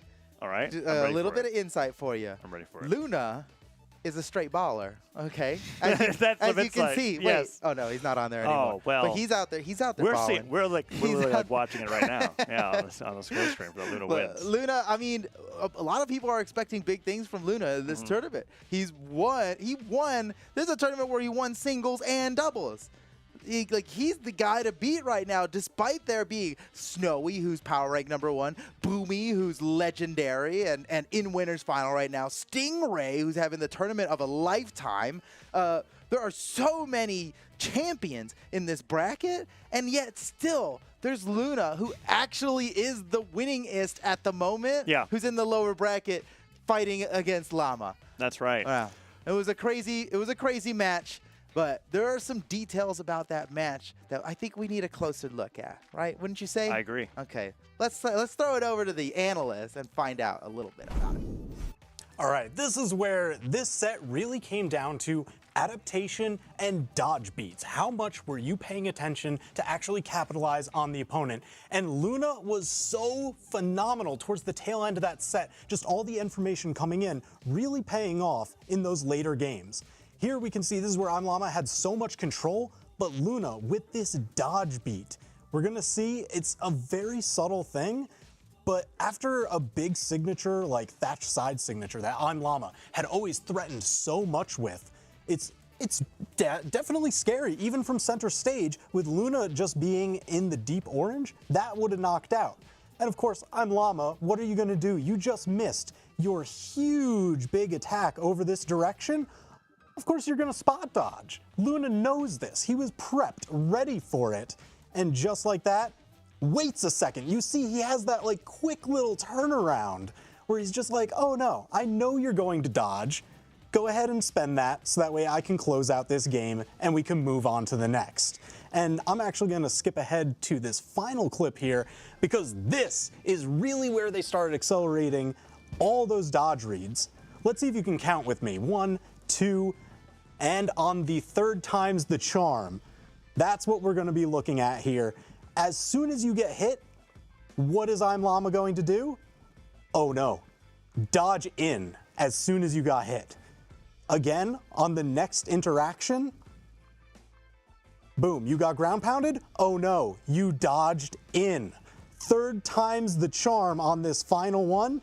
You're getting dribbled? You betcha. If you're following along at home, we're looking for that dodge in. I'm Llama even tries to spice it up a little with a slight downward on it, but Luna does that low to the ground gravity cancel that just gives him the coverage of both options, whether he was on the ground or up above. That dodge in sealed his fate. Luna was so prepared for it. So with that, thank you, and what do you make of that, Foda and Taza? What do you think, My Foda? brain is groaning. Yeah, it is. That It's pretty good. That was he was right. Yeah. There's a round of applause from the peanut gallery over here. Well, it's so it's what TBK is talking about is a really essential and difficult thing in Brawlhalla, which is the ability to do that level of analysis on the fly and then also punish your opponent for your gameplay. that is what is so difficult about being at the level that players like Luna are at, and that's why they're there, right? When you could be in the middle of the fray, having somebody attacking you in the middle of your combo, going, oh, okay, they're going to be dodging in these directions. It really was a 1-2-3. Yeah. All right. Well, GG to Luna. Moving on to the next game, but we've got another game coming up for you guys right now. It's going to be Hardy MJ versus Snowy. Ooh. Snowy won the last one we were watching him doing. Hardy MJ has been waiting in this bracket for an opponent worthy to come fight him, and it's going to be Snowy. This is going to be I don't know how this match is going to go. I think Hardy MJ can absolutely win this. I know Hardy MJ actually ends up being not the higher seed in this situation, but he was farther along in the bracket than Snowy was, right? That's right. Snowy had to fight to come up here to meet against Hardy MJ. Yet, Hardy MJ is still the underdog in this situation because we're talking about Snowy, power rank #1 in North America right now. Yeah, the order that players are meeting each other in those lower brackets a little mixed up, mostly because Hardy MJ getting knocked down by Boomy in the lower bracket, and then as well as Luna, right? They're on opposite sides because Boomy performing those upsets, or Boomy performing those upsets on the way. Yeah, and there's a chance that if Hardy MJ is able to take Snowy down here, that he could meet Luna in that lower semifinals matchup. But let's see how this plays out here. Snowy opting for the Koji to go against Hardy MJ's greatsword, and this is a pick that I'm a huge fan of just because I feel like Bo, with the range on that downlight, can really deal with a lot of greatswords openers pretty well. Yeah. So it makes sense to me that he's opening with this, even though we were so ready for the Amethyst and the Rayman. This does seem a little bit offbeat for Snowy. Wow, I love that move there, even though it didn't land. Oh man, Snowy's ledge canceling has so much purpose. It's such a swagalicious move, but he's not even doing it for swag. It's just optimal the way he's using it. Yeah, and it's fun that it's good to indicate the difference between swag ledge dashes and ones that are being used for the move. Because sometimes it's a show of look at all these two-frame links I can score. Yeah. But no, Snowy, he makes good use of it in a very surprising way. The down tick hits. Ends up taking the first stock over Hardy MJ. I think Hardy MJ can do this, all right? He is the greatest greatsword player in North America. I'll say it. I'm not afraid to say it. Yeah. Hardy MJ is the best Look at that. Yeah, great. Yeah. I love seeing the gravity cancel downlight finisher. Any light attacks on the greatsword, you gravity cancel them, you get straight to the finisher. Not as strong, but still, as long as you're using them for the purpose that you want them. And that true combo of the Dare and Air, really well played by Hardy MJ. It's like, basically, if Spear Pogo could combo into a finisher there, right? With how people well, like to use on the it greatsword. can at just the right, exactly just the right thing. And that's the thing. Hardy MJ does have it tuned. He knew when that's going to work, because it doesn't work at all health. In fact, there's a very small window where it works the way it did there for Hardy MJ. But he gets the knew read. catches the dodge, but he ran out of runway. Had the stage been a little bit longer, he'd have got even more damage off of that whole Nair interaction. interrupts that recovery. Hardy MJ was hoping to scoop him up towards the top of the stage, and Snowy has his own recovery instead. Gravity cancel down light. It's not going to punish him, and Hardy on the stage looking for that down air. Oh, but the down air doesn't go through the platform. Instead lands on it, so he doesn't get as much reach as he was expecting, and Snowy is about to knock him down to one stock. Let's see, can he make it back? Man, this Koji pick from Snowy sure does seem like a very intentional counter pick for Hardy MJ, I really feel right? like he looks at Greatsword and he's like, I want bow. That's what I'm thinking. I think you're right, yeah. And he's been doing great with it, and he's on the sword right now. How long will he stay on the sword? Probably until a new weapon spawns in, and we'll see when that is, because it's taken quite a bit since he picked that up. Nice dodge. What a dodge! That was so crazy. courageous. That surely would have been the end of Snowy had that landed. Oh, I think he meant to do a He down caught him light. again. Nice. That was brutal for Snowy. He wanted a fast fall down light. He down airs right before he hits the landing. That down air was never going to hit Hardy MJ in a million years, and Hardy MJ just punishes him for it. Now he might win the game off of it. Wait a second. Oh, Hardy MJ flew a little too close to the sun. Oh, geez. Ooh. That down air was just too much. That last little dive kick, he came up with that plan that was like 4 steps long, and he was intent on executing all 4 steps, regardless of what happened in between. That's absolutely right. Unfortunately, at least he got some extra plan credit from needed it, to though. change halfway through. And now getting those sidelight openers, he is poking Snowy, getting some damage in. Down air into Nair, hits once again. Nice job with the combo. Nair on the way back down. He's starting to run away with it. Oh my gosh, have you ever seen great sword plays such as this? Hardy MJ could finish off Snowy. He's got a really good lead here. Oh, great recovery. He might not even get hit. Okay, no. Relax. He's going to get hit. Oh, he tried to go for the dare and air once again, but that platform Miami Dome has been really stopping him. Yeah, I think the platform got in the way for it. D-Light recovery, D-Light slider, both great choices here. Ever since Snowy lost that second stock, Hardy MJ has been running away with the momentum. It's Snowy on the sword. He gets hit with an end light, and is that it? One more neutral light could do it. Can Hardy MJ finish him off the key sword? Look at that. Oh. Can't quite get it. No, the neutral lights are coming forward. You can see Hardy MJ. Snowy's not going to let him have it so easy, but Hardy MJ just takes it when he needs it. And he takes the first game in this set, now up 1-0. Let's check it out on the SteelSeries What an Instant awesome Replay. punish we're about to see here from Hardy MJ. We get the downlight Nair there. Sweet Snowy combo. lands with the, look at this.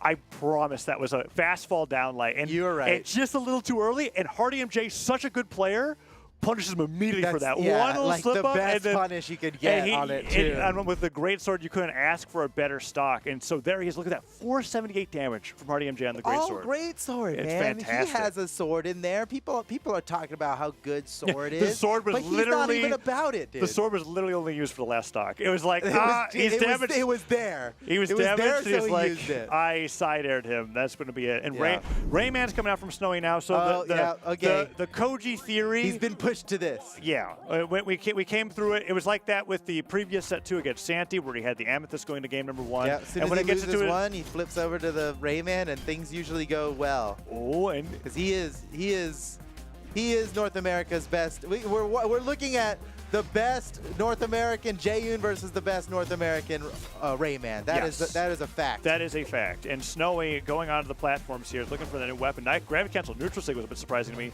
Will Hardy MJ switch back over to the great sword? Axe picked up side stick hits. That's it. That's an early knockout. Oh, representing global breakout. And look at that. Yeah, I don't see Hardy MJ emote like that often. That's, he's feeling it. All right. That was pretty powerful. Oh, the neutral light openers are coming through. Let's see what bridges he goes afterwards, because a lot of the times he's hitting him either with a side light and a neutral light opener, and he's canceling it to get the dodge read and get a ton of damage. He's just got to build up damage on this, right? Like that, taking that first stock will be for nothing if he can't build up some damage before he loses his first stock. Nice. That time Hardy MJ gets the down air, doesn't land on the platform for it, and that's what he's been looking for. And Miami Dome, I do think, has the weirdest platform heights out of most of the regular stages when it comes to making that work. I would say the most unique. Yes. Yeah. Well, that is true. I'm playing. Yeah, you're right. Jaeyoon, also one of the characters that can uniquely cover it with the neutral stick, a greatsword, right? You're Like, right. that's Very like- unique. It's just very like, unique. it's an interesting stage for him. So the down light comes through, oh, man, neutral light Hardy. from Snowy, but like this entire time I have to remind myself Snowy is down an entire stock after that side stick hit. Oh, yeah. And Hardy MJ has been doing it mostly on the sword this time around to deal with Snowy's gauntlets. He can do both. Well, down He stick come out uses here. big sword and baby sword. That's Little baby sword. the key sword kind of makes the sword look a little greater. If you know, You're right. You're right. it's It is a interesting. great key sword. Oh, wow. But not a key great sword. That's good. That's a good Or- distinction. Confusing. But it is a distinction. But distinctive indeed. Okay. So Hardy MJ finally loses his first stock, and he's already got Snowy in knockout range. Yeah, Especially when there he's got a hits. great sword in his hand. That's If he one can recovery. get rising down air into neutral air here, I think that would just take him down. But Snowy sure. interrupting the recovery here. Hardy MJ is looking for those recoveries where he dips down from the platform, inputs the recovery as he's wait. falling, so they Dude, can but catch Snowy from the ground. But they have not been hitting. Snowy's getting so much off of this. He knows that Hardy MJ is going for like knockout blows. Yeah. And Snowy's taking advantage of it. He's like, go ahead, try and hit me. And he's got a punish loaded up, ready for it every time. He's utilizing the recovery on sword and greatsword in the same way, where it's just, I hope that I'm going to catch your movement with it. The down air caught Snowy out of jumps. Oh, yeah. Snowy was sweating when that hit. That was really that's surprising. brutal. What a great call out. That was a hard down air to hit. Yeah. Hardy MJ takes the lead in game 2. That was an important down He's air to hit, poised too. to take this a 2-0 lead at this point. Sidelight opener hits. He gets to that neutral light bridge. Doesn't get anything off of it, but that's good damage. And the airs are coming out, and Snowy he's been going for these weapon throw openings. They bounce off the ground. He goes disarmed, and he takes a little bit of damage every single time. And now Snowy with the axe, holding onto it for a while. Hardy MJ goes for one of those weapon throws that doesn't pan out, and Snowy gets the weapon starving for the first time this game. I say that, and Hardy's fighting him unarmed perfectly fine. Oh, the downlight, that's neutral light finisher. So much damage. Hardy MJ is just starting to run away with this over Snowy. That Snowy downlight now was in so orange. huge. Oh, Wait he a got him. second, is That's that it. it? Oh, he taunted Okay, like it was over. he would- Oh, that was awesome. What a slick play. Oh my God. He taunted me like it was over because it was over, Foda. That was. boy. Oh no! So he Oh, catches him boy. out of his recovery here. Let's see We see this. the stuff recovery. Yeah, the neutral light, and then he does the And down light bridge. It's not over yet, but Side Hardy light MJ's like, finisher. oh yeah, it's lets over. him know. And then look at this. Lets him know. Weapon toss, D-light ground pound. Oh. Two stocks. Whoa. Okay. Dang, that was powerful. Okay, Hardy MJ, just showing everybody a little something there. Yeah. Only 25 damage with the baby sword this time. It's all about the great sword now. Wow, you're right. That is a third of the damage they did last game. And you know, he had it for longer too. I swear he missed all those attacks on the baby sword. Was he just not even? We're calling it that now. It's all That's for what it show. is. That's what it. I Yeah, am that's the new very, name. I am very surprised that number is so low. But yeah, great sword, really the name of the game here. And Snowy is taking his time to think about what to lock in here because he's bringing the he's going Koji back with out because Koji.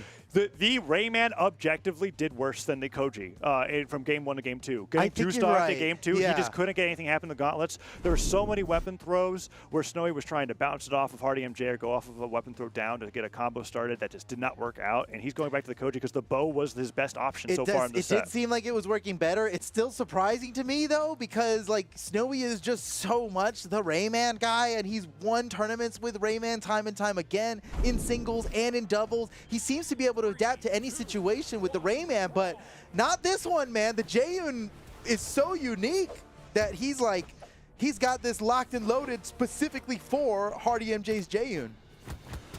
All right, let's see if he can get this reverse 3-0 because that's what he needs, Foda. He is down 0-2 against Hardy MJ. Oh, man, Hardy MJ is feeling it. He has never played better in his life, man. This is for 5th, right? So we're not in top 3 yet. I know. This is not a podium match. Snowy on the verge of getting knocked down here, and Hardy, oh, he's so good with those dash forward downlights. Whoa. Goes to the down air. Oh, nice job. man. Snowy delayed that recovery as long as possible before Hardy MJ's downlight came out, was able to punish him, but he still has taken the most damage so far on screen, falling down air, punished, but the second downer comes through. He doesn't get the neutral light opener off of the dash, but Hardy has been so amazing with the greatsword.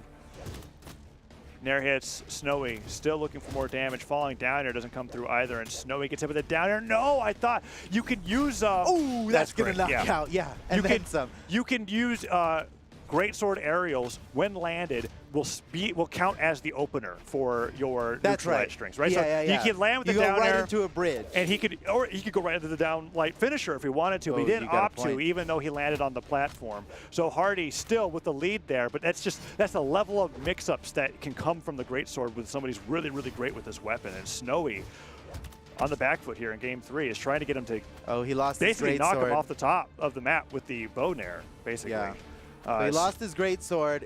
If Hardy MJ could at least grab another weapon, just getting a weapon will cycle out the sword so that his next stock starts with a greatsword. Oh, those are the kind of tactics that we expect from Koslik's games, right? This is, yeah. That's the kind of coming from a Qatar only guy. Yeah. I can see. So now he never picked up a weapon, so he's gonna have to cycle through the small sword, which I don't think he wants. And now Snowy's going to take advantage when it's of Hardy MJ, it distinctly gets that title now. It is now significantly smaller Snowy's sword. regular. It's Hardy MJ sword, little baby sword. Yeah. little tiny baby. We have to get back to the because great sword. He's got the great sword. Yeah. Okay. Nice job Man, from Snowy. Snowy's really adjusted He's taking in this the lead. match. And he was down a whole stock. Hardy. And not a moment too soon as he is down in the set 2-0. Uh-oh, this is right where Hardy MJ wants to be, but Snowy finds his way through the barrage of edge guarding. Nairs are coming through. Hardy's been trying to get these combos started with the down air. He's been getting the dares, but the nairs aren't following right afterwards. Yeah, that's only going to be at a very specific time. Down air hits again. That's about 4 good down airs that Hardy's gotten, but he has not been able to follow up too hard off of them. Yeah. So Snowy could...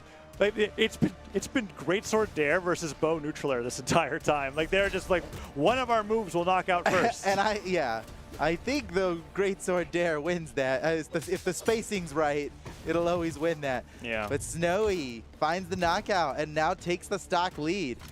And Snowy's starting to feel himself here. Yeah. Rearms with the bow. He's going to have another bow whenever he grabs another weapon. Hardy MJ runs over to grab the key sword. Oh, he gets up with the neutral light, though. Snowy, only end lights so far. Really just trying to tack on damage as Hardy MJ's in the air. Every little bit of damage now is huge for Snowy. He's playing this right. He's not taking any chances. Hardy jumping up with the neutral airs. Recovery's coming through as well. Neutral light, okay, going straight to the neutral light finisher.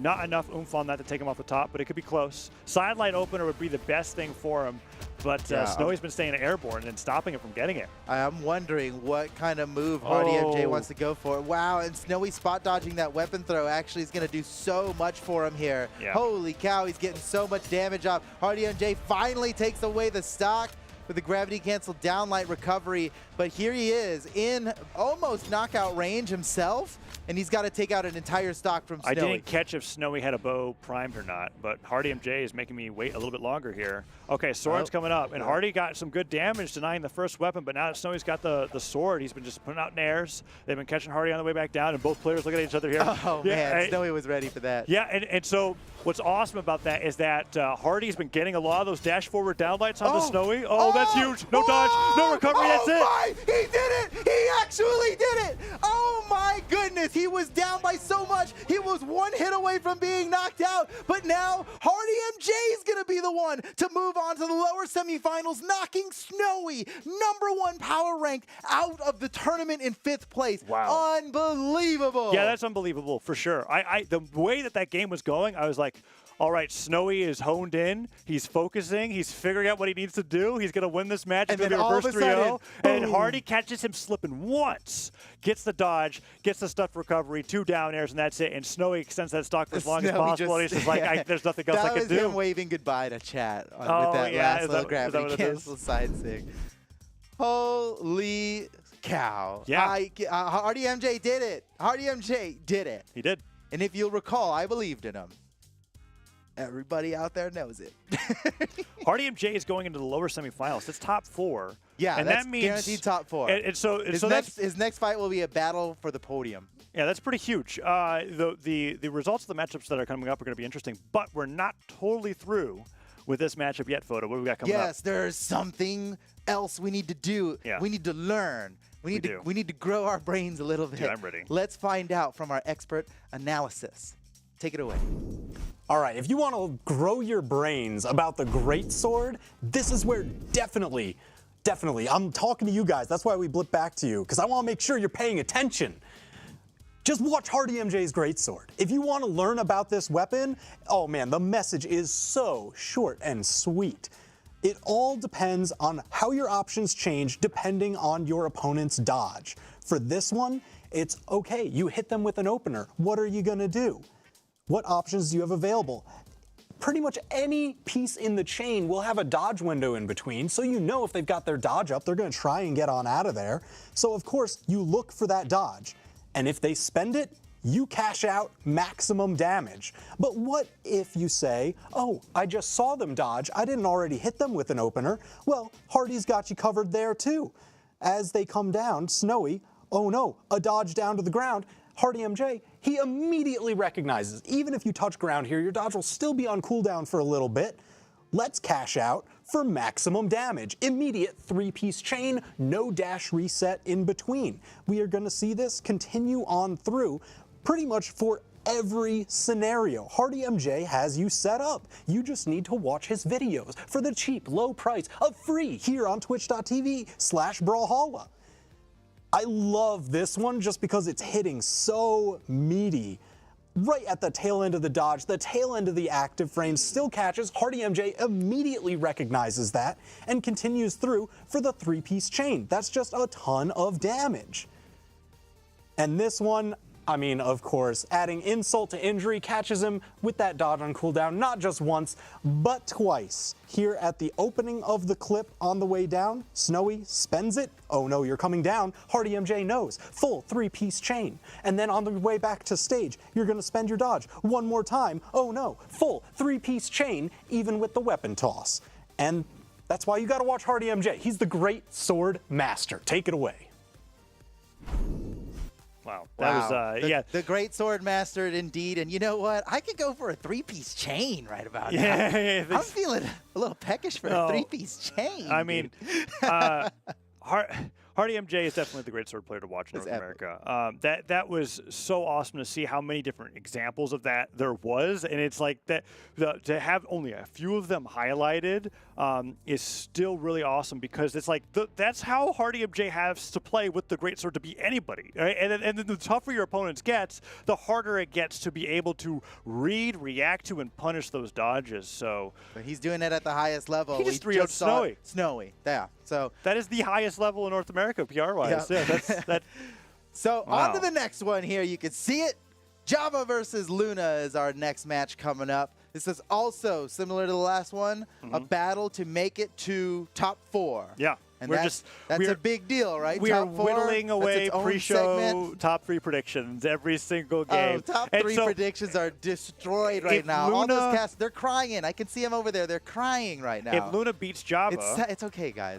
Luna versus Hardy MJ will be the lower semifinals matchup. And like I said earlier, those are the 2 players that Boomy knocked out, making those upsets on his way into winners finals. So that would probably be really ideal, looking from Boomy's perspective, if he could get through Stingray, right? So we've got the top 4 that's shaping up right now is Boomy, Stingray, winner's side. Hardy MJ waiting for the winner of this matchup, Java versus Luna. And this is a tough matchup to call. I want to just give it to Luna because Luna has been, as you said, the winningest player in North America. I think, right now. The data would show. But let's not forget, Java, 2nd place at the most recent BCX.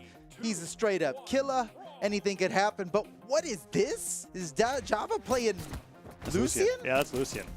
This is very surprising to me. What? Yeah. What? Okay, cool. All right, we got Java Blasters. I'm here for it. Yeah, this is... Did I miss something? Did he do this earlier in the bracket? I feel... All right, this is awesome. Oh, he's popping off. He doesn't need a hammer. He doesn't need a sword. Oh, Nair hits. Yeah, well, the blasters look okay. Whoa, Okay, both players. Whoa, okay. That's that guitar's craziness going up against Luna on the side of the stage. I know what losing a stock on guitars looks like, and it is a lot. It starts like that. The downstick catches him. He blows a kiss. Are you serious? I feel like the running strategy right now, whether it be I'm Llama or Java, is just to do some craziness with the signatures in your character's kit to make Luna go, what the heck? Come on. It's getting to that point where like the unpredictability does so much. Luna's like, I just dealt with game 1 against I'm Llama. What are you doing to me, Java? Hits him with the downstick on the guitars, takes him out the right side of the stage, and that Java significantly ahead here in game 1 of this best of 5. As he does chase dodge down, dodges straight up, can't make it. Luna was smart about that one. Yeah. I think he realized partway through there, like, wait a second, I don't even need to hit. I just need to not get hit right now. A large portion of your edge dodge. guarding is positioning yourself away from where they could potentially hit you, and Luna did it there. And this goodness! This is a beautiful zero to death. This is a highlight and a half. Didn't get it. He can still get it. No, still highlightable. Oh no, the highlights. Went for the down stick. Okay, caught recovery. Down like ground pound. Man, Java, this is crazy. Watch Java turn this around into a stock for him. Java was like a moment away from being knocked out really early, and he slips out of Luna's grasp. Java gets the side airs here. Lucian, definitely known for having that lower force, but can still get some really great knockouts if he can get the signature hits, as we saw with the downstick on guitars. That Nair comes through, gets the recovery, that's it. Luna goes down to 1 stock. Nice. And Luna had a phenomenal opening with the gauntlets, and Java turned it into a stock for himself. That's just how crazy these matchups can get. Let's see if we can stop him from getting the weapon. Oh no, Luna runs so far. He drifted so far from that guitar Nair. He had to. Oh man, the weapon throw from Java did not play out as he hoped. Luna actually just caught him with a neutral signature before it mattered. And now we're tied up on the final stocks of this game here, game 1 of the set. Ooh. Let's see what he's got.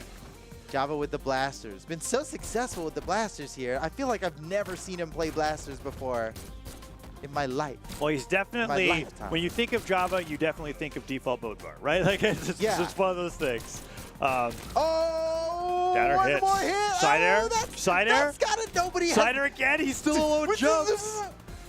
Can go for the down my gosh, Luna, he's too powerful. Luna he turns won't it go around. down that easy. Goes We're to on the ground final pound. stock. It's gonna the next few moments here are gonna decide the momentum of this set.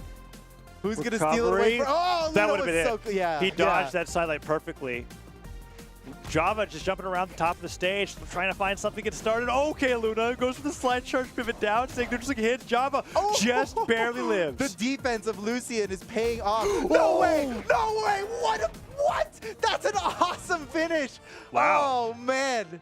That is the hardest read. Let's see that one again on the SteelSeries Instant Replay. Was it just like a complete read? Did he react to something? You're about to find out. Yeah, let's find out. Let's watch it nice and slow. So Luna hits him with this neutral sig, and Luna smells blood in the water. He's like, I'm going to end this stock. And Java drifts away. He's drifting. He's not fast falling. Oh, and he pivots. He gets the dodge in. He pushes the dodge in. Nasty. All right, on to the next one. Same stage, same legends.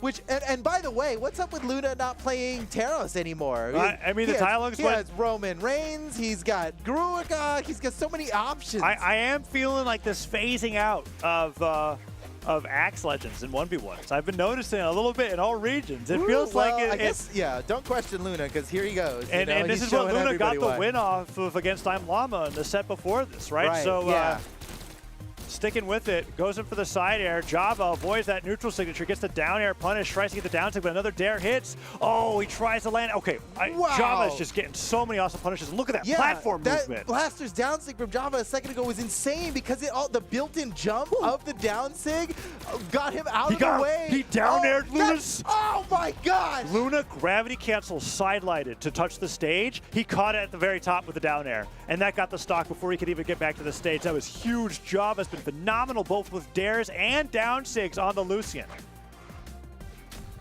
Oh, look at that. Tries to get him with the side air. His platform movement on Miami Dome has been pretty fantastic too. Recoveries are coming through. Neutral sig from Luna misses. Java looking for that extra damage. That side air almost takes him off the top. Recovery, I thought that'd do it. That weapon throw will secure it for the KO. Man, Lucian defense really coming in strong. Oh my goodness. This is a high, what? This is a high octane match here, man. This is, we're seeing a lot of firsts. First time I've seen Java play blasters. First time, oh my goodness. Ooh, sidelights coming through. Luna is trying to side her back to the stage. Downer hits as well. Luna gets go. Whoa. What Java chase that's so far out He's there. crazy. The side air goes for the recovery. Nair. Downer gets interrupted by the side air from Luna, and the weapon throw breaks it up. But Java is still decently ahead. No Downer connection, and Luna went for the gravity cancel neutral light. Gets the Nair into a neutral light combo there onto Java, and Java is starting to take some good damage here as Luna gets another sidelight win. I never once in my life thought, what if Java played other weapons? Yeah, besides Hammer. I never even thought about it before.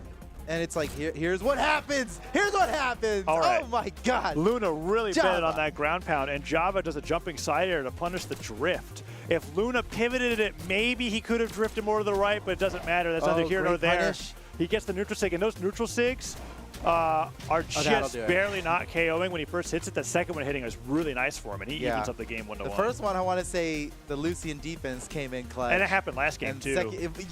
well, and then it led immediately to the kill right afterward, right? Yep.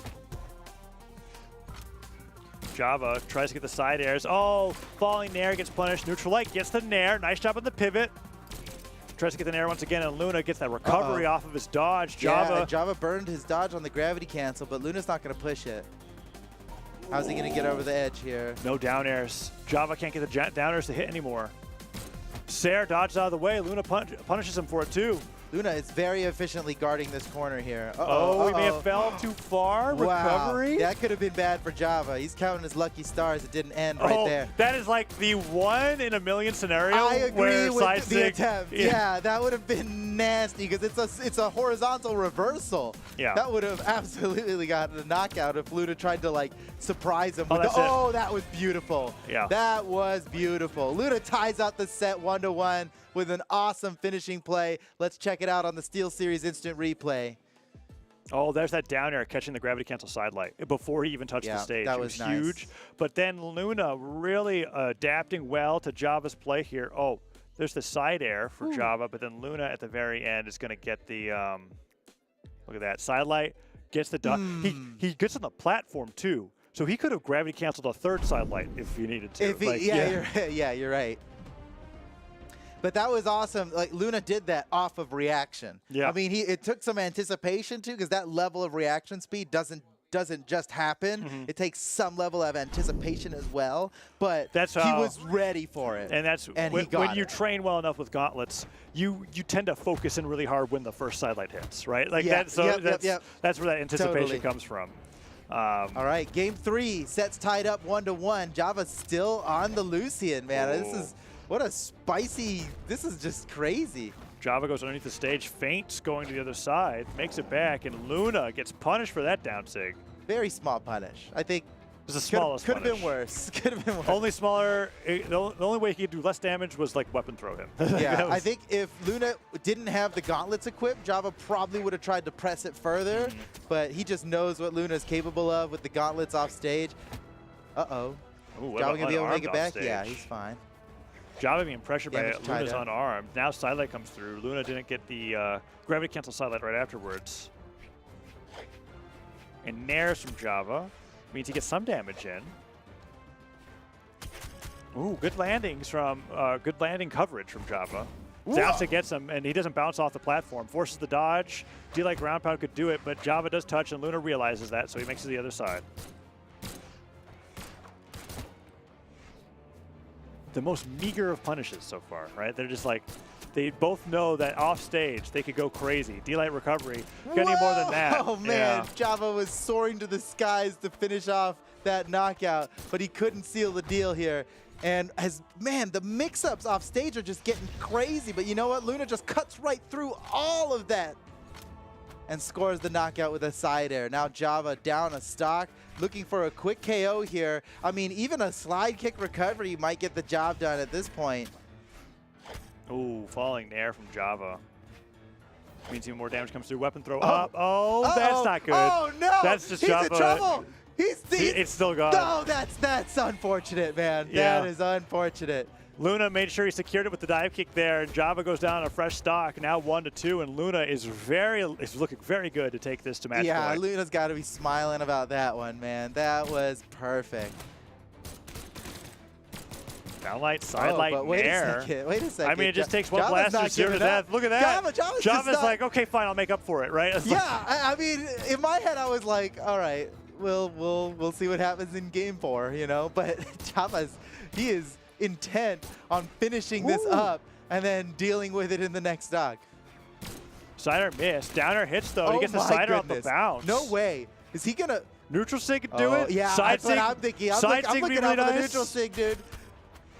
Oh, but he Ooh, just picks but the blast. switch to the blast. D-light recovery. Blast is a good idea, right? Because Yeah. you have some true combo finishers. Not expecting that Oh. finisher, but it totally finished, man. And Java, Well- would you believe that Java equalized So the damage? I mean, didn't expect that recovery because I didn't think it would knock out that low beneath the stage. I think Luna was thinking the same thing, but he gets I think it. everybody was thinking And, the same and thing. like that stock that Java lost, it's like it never even happened. Luna now fighting back after that entire stock, but oh no, not again. That's it. Oh, so good. He did it twice. Luna's definitely going to have less damage than Java on this Damage one. done? Yeah, That is less. look at the 389 map. to 411. That's insane, dude. Luna, he Get his really recovery right snatched this here. one away from Java. Yeah, Java, that was such a phenomenal stock that he Oh, had. man. And then He twice owns off the that right bottom side of right the stage, corner. Luna was like, you went off stage again. Look at the graph. That is so interesting. That's the end of that graph. Yeah, It looks like this an graph error. is cursed. It honestly doesn't look like that's how Yeah, it should look. the software glitched. That can't be right. But no, that is what happened. Java played a Jeez. phenomenal Okay. last stock. Hopefully brought it Java's down not going back even, to that same stage. and then just lost 2 stocks at near zero. And the great ball is going to be the game 4. slanted bottoms of the bottom corners of this map, I think, will work in better favor for Java than the last one. yes. It is Because 2 times it cost Java a stock super early. Oh, Yeah. that was a beautiful gravity and cancel wake up despite, side and despite light. them being curved, you can with Qatar and Blaster's recovery right along the wall and You still can touch go the stage. right up Yeah. there with the recovery. Yeah, you can grind up it like Tony Hawk. Oh, Luna goes over to the right side of the Uh-oh. stage, gets the down air. Oh, Java, no. you have no dodge. Oh You have no man. dodge. Okay, He he's touched- fine. He's fine. That was pretty crazy. Any more damage on him, and that grandpa would have sent him way further. Down sig whiffs. That'd have been a Java finish. has the blasters, but he gets hit with the neutral signature, and he goes okay. Okay. That's so no, slick. that was good. He's That would done. have been He's that would gone. have been epic. I like how he used the I down think- sig pushes you back yeah. just a little. That was a very fancy way to end your own stock. Yeah. It's like trying just to scoot back into the blast zone. He's a real showman, Java. The Java now going with that sidelight, the downer hits. Luna gets the sidelight, no downer afterwards. The recovery almost takes him off the top. If it weren't Great Hall, that would have done it. But Lucid Force low We were enough, on the a ceiling high lesser hall. enough. Yeah, any medium other hall. any other stage would have been great, but no, Luna surviving a Qatar recovery at that much damage, putting Java into orange, almost into red. Recovery will do it. Java does take the stock. He and if he manages to equalize the stocks, but he took quite a bit of damage on this second stock before he could do it. But after what we've seen in the last game, the way he equalized the stock when he was 1 full stock behind. Whoa, Sider down air. whoa. Oh, Luna feeling blessed that there's if no it was the pillar on the dome, bottom. I maybe know, a different that's story. what I'm thinking, yeah. Yeah, Luna was lucky that there was another wall to escape to. There is him riding off the side of the stage. Gets the recovery combo as well. Luna gets him for the weapon throw. No nair afterwards, and an unarmed recovery sends Java towards the top. Okay, gravity cancel down sig. Would have been huge. Didn't hit. Luna now with the gauntlets trying to get the downlight starters as well so you can get a recovery afterwards. Sider coming through. Neutralite pummels him to the side. Luna falls off the side air. Java down to 1 stock. Potentially his last stock of the tournament photo. He has to win this game to bring it to a game 5. Oh, snap, you're right. Oh, wait a second. I didn't realize the gravity of the situation here, Taza. This could be Java's last stock of the Java's tournament. getting knocked around by the scythe here. Oh, there man, on the Luna's side popping air. off. He's so clutch when he needs to be. Ground pound on the stage, gets the sidelight, goes to the neutral sig, but he gets Whoa. down sig through it. Weapon throw forces. No, I thought he would get the dodge, man. but Luna just avoided it. Yeah, that side air that Java did unarmed actually might have been enough, but Luna totally avoided it. Oh no, the downlight doesn't hit. Luna goes in for the recovery. Oh, and Java, he's got to have a perfect stock after this one. And This might be it. Oh yeah, Luna with the big finish, winning the set over Java, 3-1, and he's balling. Oh my gosh. Oh, look at that side air punishing the recovery. Luna just got better and better as the set went on. Something about those game ones against Luna, those are the toughest for him. And then he adapts to whoever he's playing, and it just looks great from then on out. The Tai Lung working great for him as Luna takes down Java and moves on into the lower semifinals, where we get that match that I was hoping that was going to happen, and now we will see it in just a little bit. It is the match between the two players that Boomy knocked out on his way up into winners finals. So RDMJ versus Luna. That's right. right. That what you're getting at? Yeah, RDMJ versus Luna. That is going to be a spicy one. So we have our top 4. That's right. RDMJ versus Luna on the lower side, and Boomy versus Stingray on the upper side. Yep. If the roles were reversed, maybe that's something that everybody was expecting, right? But that's no one expected this. No one is expecting the players that are remaining to be here in the order that they're in. It is wild. That's crazy, man. Yeah. That was an awesome set. It Like, was. I am blown away by Java's Lucian. I wonder if this was something he did specially for the Invitational, or if we might see him pulling that out in the next seasonal championship. I'm excited. It was really fun to watch. Yeah. It's hard to criticize a loss when it's against somebody like Luna, right? And yeah, he's still, well, and they both Yeah. fought so well. They really put on an awesome show for the audience here today. And, man, this competition is heating up. Ladies and gentlemen, we're in top 4 now. That's right. But That's before awesome. we could get into top 4, Yes. what did we talk about at the start of the block today, Photo? What is coming up when you visit brawlhalla.com/keyboard? Oh, brawlhalla.com/keyboard. I think we told everybody it's their last chance. We did. And so when we come back from a short break, we'll be announcing the winners. I don't even know if there's time left to enter, but maybe if you head over to brawlhalla.com/keyboard right now. That's right. There may be 2 minutes left Just for a you little to bit of enter time. this. That's right, because after this break, We're announcing 5 people are going to be winners. winning. Yeah, Yeah. a keyboard. That's going to be awesome. Yes, brawlhalla.com/keyboard. It's fantastic. And also moments.gg/brawlhalla for Yeah. the key sword that we saw Hardy MJ using, and he'll probably continue using once we get back from the break. And thanks to SteelSeries for all of this awesome stuff. We'll be announcing the winners when we come back from a short break. Don't go anywhere. Brawlhalla Top 4 coming up next.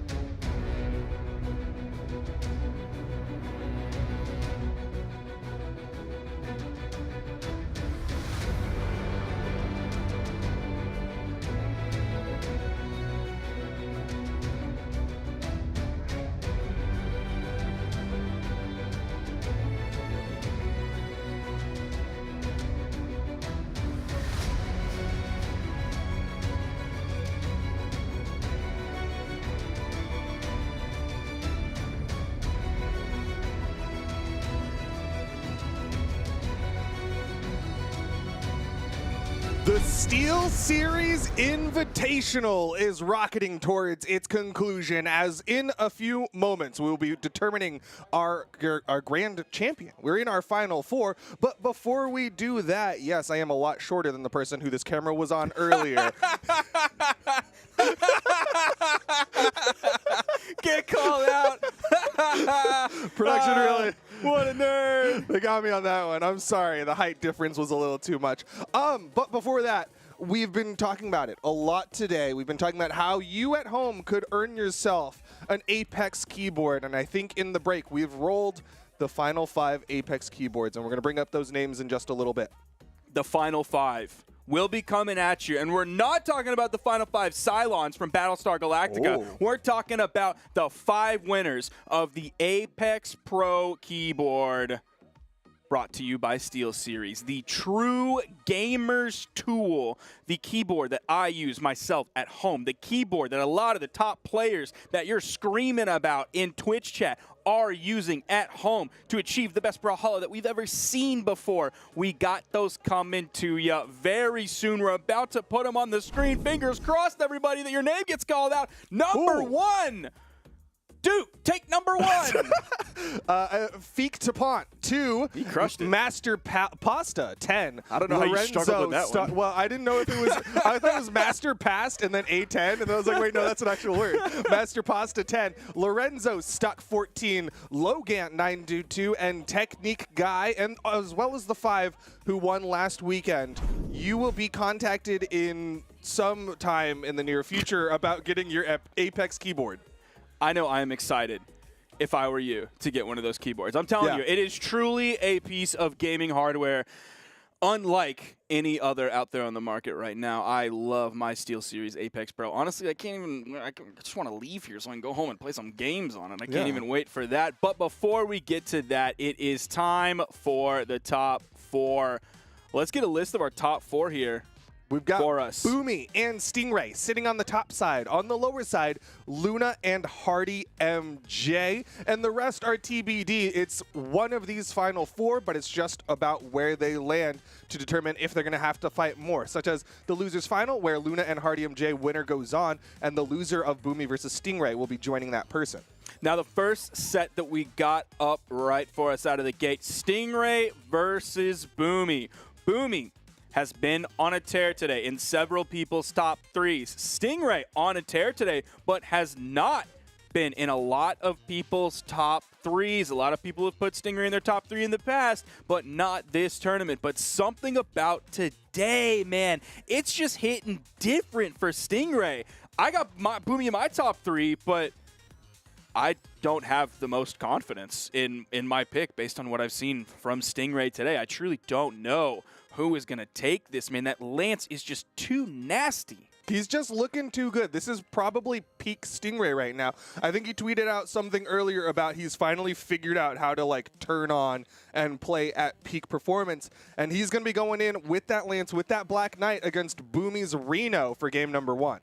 We're getting right on into this one. That Black Knight has been so good for him today. This is the like return to form that people have been begging for from Stingray after the Winter Championship. That seems like eons ago. It wasn't this year's Winter Championship. It seems like it was so long ago. But this is deep down what everybody has wanted from Stingray for so long now. And he's achieving it today. We'll see if he can keep it going even further as he tries to deal with Boomy's blasters. I mean, Boomy's blasters have been a menace today. The way that he's been hitting shots so consistently, so precisely. Great punish opportunity here. Nice weapon toss to follow up, but can't conclude the stock, and now he's got to fight his way back up.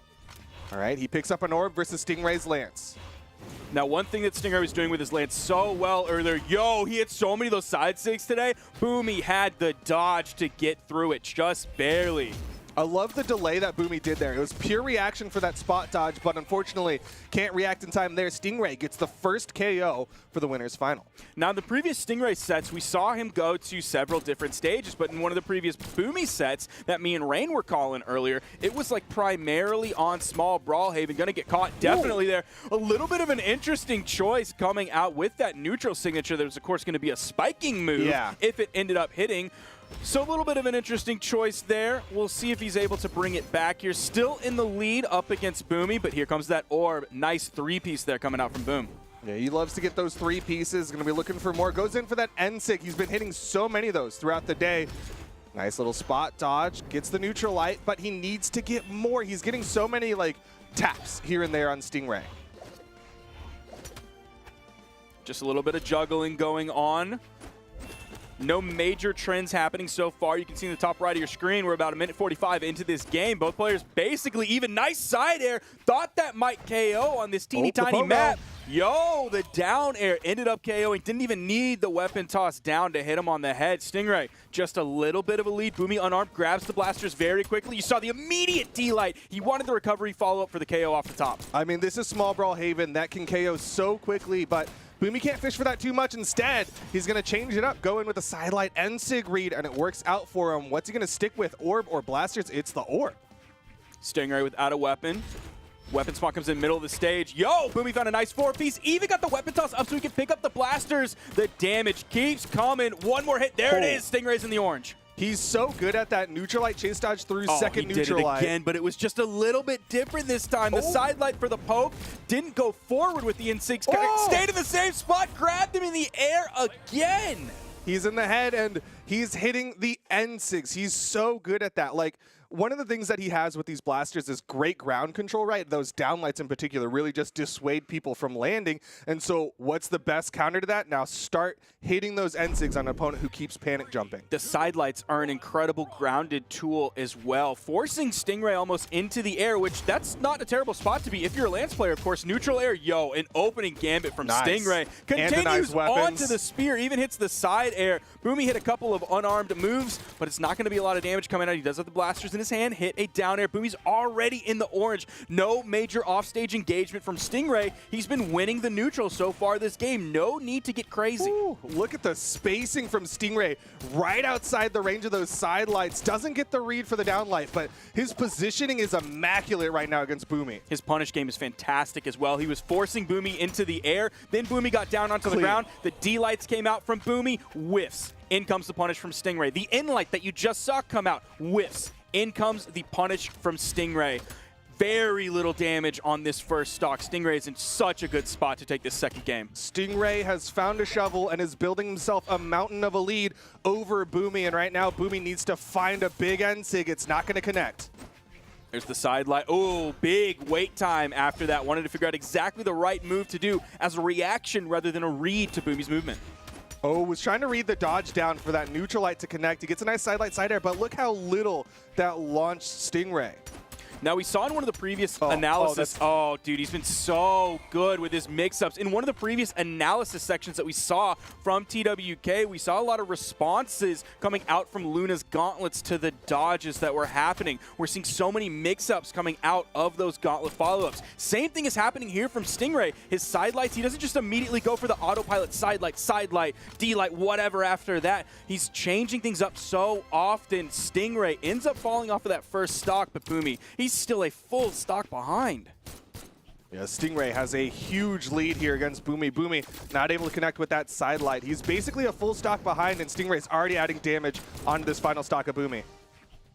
Now, we have seen Boomy pull out amazing comebacks on his final stock. I don't know if he has it in him, at least in this game, with the way Stingray's playing. Nice punish on that. Again, another mix-up off of the side light. Yeah, he's doing a good job changing it up, but the NSIGs are starting to connect. Boomy doesn't hit the recovery. Stingray from below going to find the punish. Another recovery. Stingray might be able to close this out, and the side air almost does it. Nice fast fall coming out from Boomy to get down below the weapon toss without having to burn a dodge. The stack up. Is Stingray going to go in for the down signature? Boomy, there it is. The recovery will clean up that stock, but now in comes a fresh stock for Stingray. I see Stingray's ability to find side air options raw. I see his ability to find side air options off of a follow-up. I see his ability to find D-Sig after D-Sig. Somehow, Stingray is KOing with D-Sig on Lance to take off the top. He's done it consistently today. Well, that is a testament to not only the damage build that he's been able to do, especially with that spear, as well as the fact that it's small Brawl Haven. Again, a smaller map, so it KOs quicker. We're coming into this the exact same map yet again. Unarmed opening from Stingray, has the spear in his hand. He did most of the damage last game with the spear. It was 440 on the spear to 183 on the lance. And something we're still seeing as a trend for Stingray is having to do 600 plus damage. But we said this earlier, for a lot of other players, that would be a negative. For Stingray, his ability to put out that damage so quickly without taking too much damage is truly unparalleled. What a great pickup from Stingray with the downlight side air. And yeah, just you can already see it in the top right, the damage build that Stingray has been able to accomplish. Boomy finally gets back up onto the stage. The exclamation points were coming out, and Stingray was sitting just far enough that he wouldn't get caught by a jump side air. Down sig. Oh. Dude, Stingray's signature usage on Orion. This is why we love to see him on this character. He's used the down sig on both weapons earlier in previous sets. We saw him use the neutral signature. We saw him use the side signature. Boomy dodged through it, but one of his previous opponents did it. He's basically used every single signature so well on this character. Yeah, he's being very smart with the way that he's doing it, and it's like he's not playing those classic, like, I'm just going to side sig you from the other side of the map or anything like that. But Boomy does find the hit. The side light side air will clean it up, and suddenly we've got an even game. Now, keep in mind, in terms of previous tournament placements, 2 bronzes and 3 silvers for Stingray, 0 golds. A victory today in this tournament would be the first gold medal Stingray has ever won. He's been close, and again, we're talking about that winter championship where he first burst onto the scene, and a gold medal here would be massive, but in order to do that, he's got to get through Boomy. Downlight goes for the N-Sig read. He knew he was off stage, couldn't go for the downlight. Boomy got a good punish, though. Looking for the juggle game. Oh, Boomy didn't go for the straight side light side air. He went for the side light one direction, hoped to get a little bit more damage. He is even, actually a little bit behind, and now he's significantly more behind as Stingray gets the KO off the top. I know Boomy will like to just go to the same stage over and over and over, but man, the way Stingray is finding the side airs, the way he's finding the recoveries, I worry a little bit about Boomy's KO potential compared to Stingray's. I love the decision-making from Stingray on that last KO as well, because he went for the downlight into the recovery, right? The side KO box was relatively close, but the top KO box was closer, so he went for the recovery instead of the side air option. Final stock here for Boomy in game number 3, and Stingray, again, he's playing it smart. You're not seeing him over-aggress despite the fact that he's built a lead. Instead, he's like, I'm going to keep playing this neutral game that's been working so well. Oh, that just barely picks up, sends off the top. Boomy in a much better spot this game on his final stock than he was in the last game. But he needs to deny this weapon pickup. Stingray gets close. He does get caught. He hits him with the neutral light as he picks up the weapon, but still, it's looking good for Stingray. The spacing after that side light from Stingray. Boomy just had to have been pixels away from the hitboxes that came out from that. He's hoping to work on this juggle game a little bit. Punish. Neutral stick comes out, immediately gets punished by Stingray. Yeah, Boomy has not been hitting those. Oh, but Stingray has been hitting the down sigs, and that's another one going the way of Stingray. And are we about to see Boomy go down to the loser's bracket? We might, and it could be on the back of a 3-1, sending Boomy down into the losers.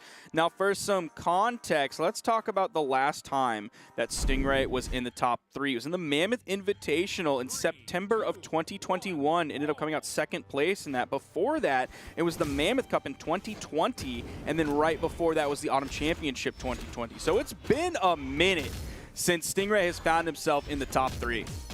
It's been a hot minute, but so far he's looking good. He's already got a guaranteed top. Actually, yeah, he's got a guaranteed top 3. Top 3 because he's on the winner's side of things. And he looks just so comfortable here. He's been here several times, but it's been a while. He's definitely not been here as frequently as Boomy has, but he looks so comfortable today. Everything he's doing has so much confidence, so much swagger, so much meaning and intent behind every single move he makes. He's just on point. The gravity cancel down heavy covering both directions, and Boomy going down to his final 2 stocks here against Stingray in the winner's bracket.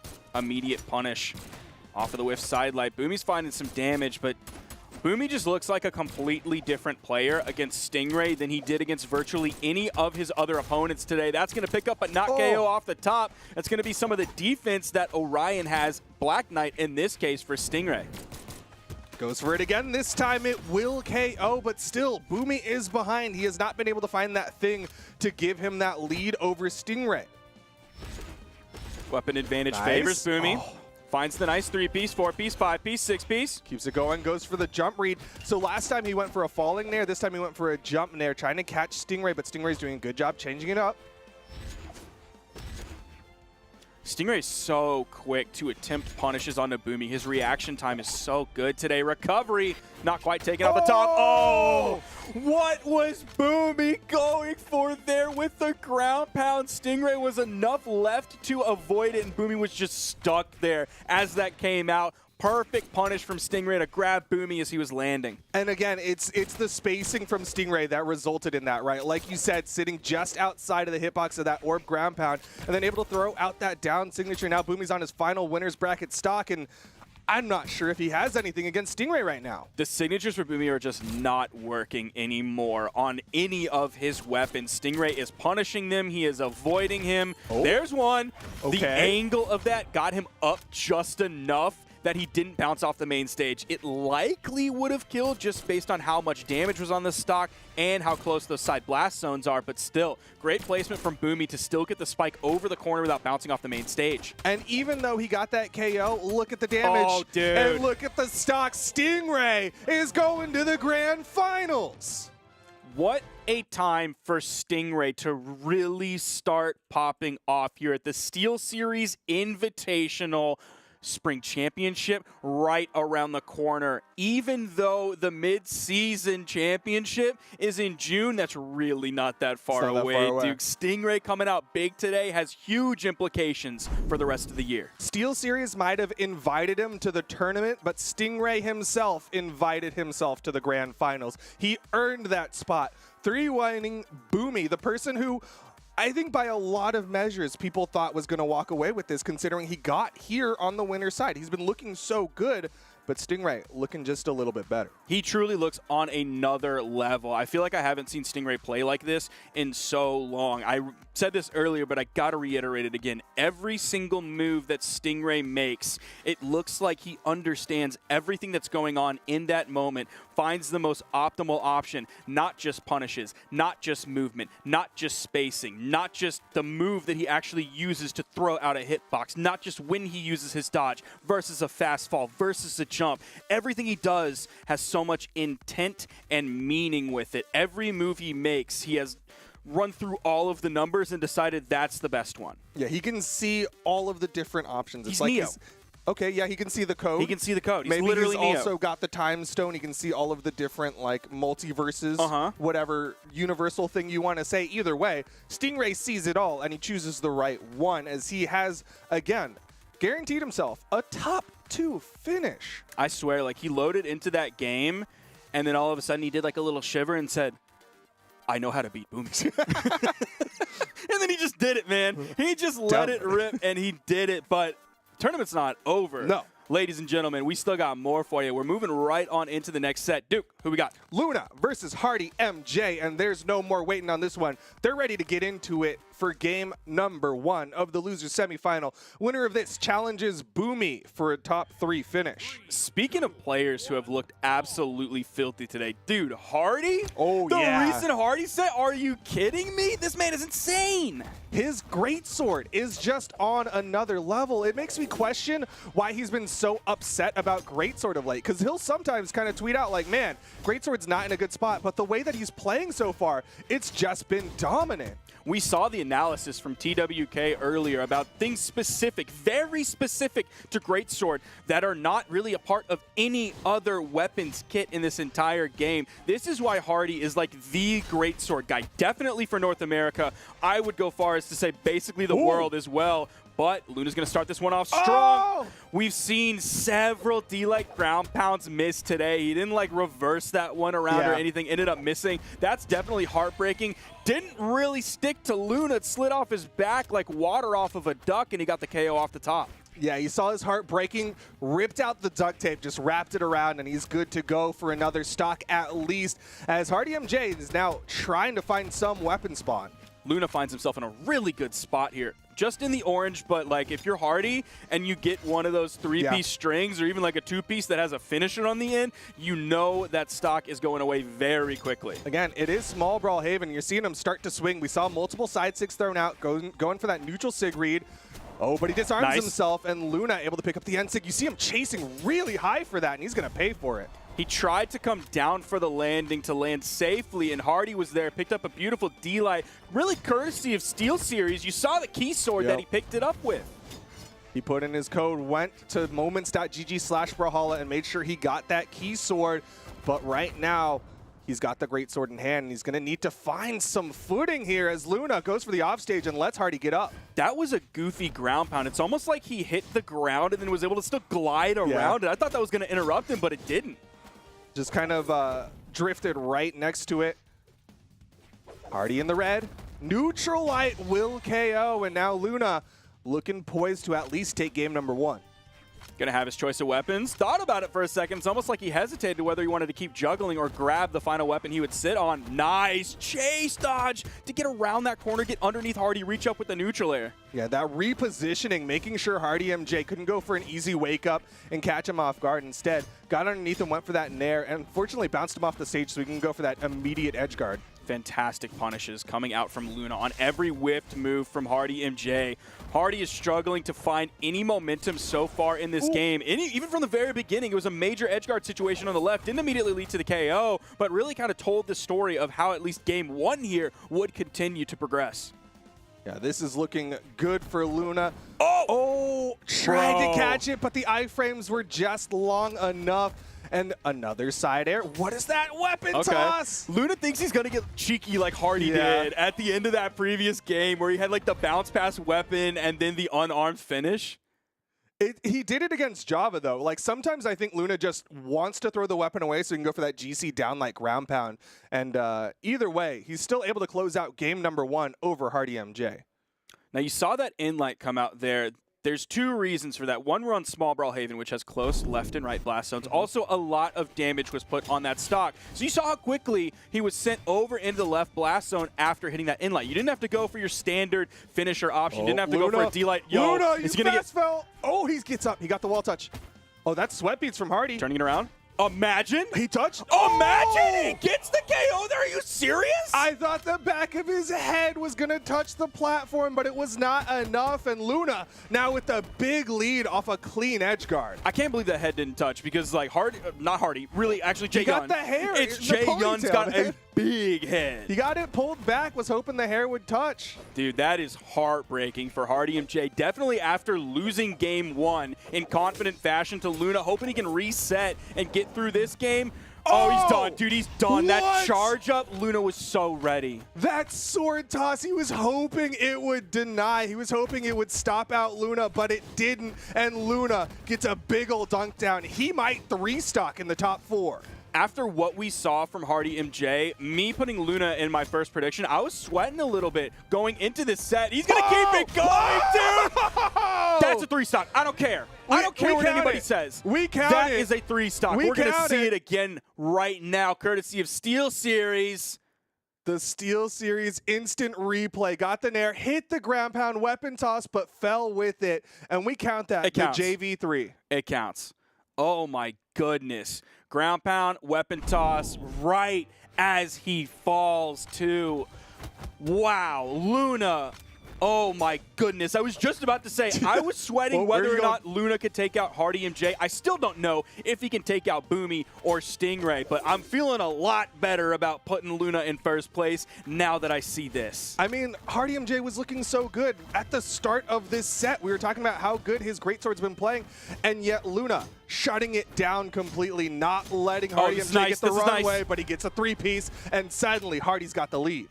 Tell you what, I think North America today knows that I'm lazy and don't want to do a lot of work. So they're making these 3-0s and these 3-1s happen really frequently. They're making sure I'm spending the minimum. Wait, maybe they just don't like me and they don't want me on the desk. We gotta get them off the desk quick. Never mind. 3-0. It's okay. My entire idea of the context changes. Oh, weapon toss? Yo. Okay, good nair from Hardy MJ. Guaranteed him that wall touch, keeping himself alive.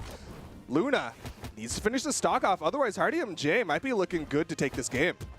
Neutral air is going to send Luna away, giving Hardy the weapon. He's looking for those KO options. Oh, nice little backup there. Luna just stayed on the right side of the stage. Oh, the whiffs. Hardy really fishing for that neutral air, hoping that it'll be the thing to connect and maybe take off the second stock of Luna, but great patience on that. And he hits the ground pound. Production, please slow-mo that. I want to see if he, like, caught that corner again like he did previously and was able to, like, snake around it. I got to see if he did that, or if it was just, like, a beautiful, nasty perk. It looked like he did. Kind of like those people, like, leaving the lockers, right? They'll, like, tap the top of the door. That's Luna tapping the corner of the stage before he goes down and hits Hardy MJ. That's him slapping the Believe if you're a Ted Lasso fan out there, or I think it's a big P if you're a fan of Friday Night Lights. Well, either way, he's trying to slap a big ol' L onto Hardy MJ, but he is behind, and Hardy MJ is going to get another stock off of Luna. Has his choice of weapon. Great sword in hand. Luna, unarmed, just goes straight in, continues. There's a weapon spawn on the field. Luna might be regretting that decision, but he's able to get over to it. Doesn't take too much damage, has the gauntlets in his hand, but a full stock behind. This is not a good way to start off this stock. Yeah, this is the last stock here in game number 3 for Luna. He still has at least another game or two behind this one, but right now Hardy MJ looks like he's found the solution to the Luna Daimyo. Okay. Okay, nice weapon toss there. Find his way back in this. I don't think Hardy wanted to do that onto the wall. I think he might have wanted to do that, get back on the stage. That would have been a nice one, but still, Hardy certainly in the lead here. Great sword in hand. It's not going to take too much to find the KO, but if he's knocked out himself, he's going to come in on his final stock. Caught him with the timing, and the ground pound connects. Luna, one stock away from closing this out against Hardy MJ, but he needs to play perfect because otherwise Hardy MJ might be able to finish this stock. Another recovery, and Luna might be done. Off stage, hit the recovery, hit the set. Luna! What? He stole it out! What? He just ran in there, grabbed some donuts, and left the shot before anyone could find the replay. Luna closes it out 3-0. SteelSeries Instant Replay. Bring it to us. I can't believe that just happened. My ADD brain made me start looking at Friday Night Lights stuff. And then Luna just got the KO. I didn't expect that. Okay, here we go. Is he going to, like, glide around that corner? Duster? Look at him. Okay. How long are you going to keep moving back It's like after this? the weapon toss. Bro, what is he doing? Look at the timing on this as well. Okay, I don't think he, like, caught that corner again. That was just a beautiful Perka pivot using the ground pound there to get right around the corner. Move so quickly. Dude, he misses this gravity cancel, and I was like, uh-oh, Luna, you've burned your dodge. But Hardy burns his as well in a fantastic recovery side air, and Luna just stole that away. Again, small Brawlhaven really paying dividends for Luna. That's literally the smallest wedge I've ever seen in my entire life. They do not make a smaller wedge. They gave you one leaf of that wedge salad. If that was a wedge salad, dude, I'm sending that back because I just got scammed. Yeah, but that middle wedge coming out from Luna, that's a nice-looking wedge salad. That's true. If that was a wedge salad, I'd be pretty happy with that wedge salad. Yeah, I'd be pretty satisfied with that one. But you know who's got opinions on wedge salads?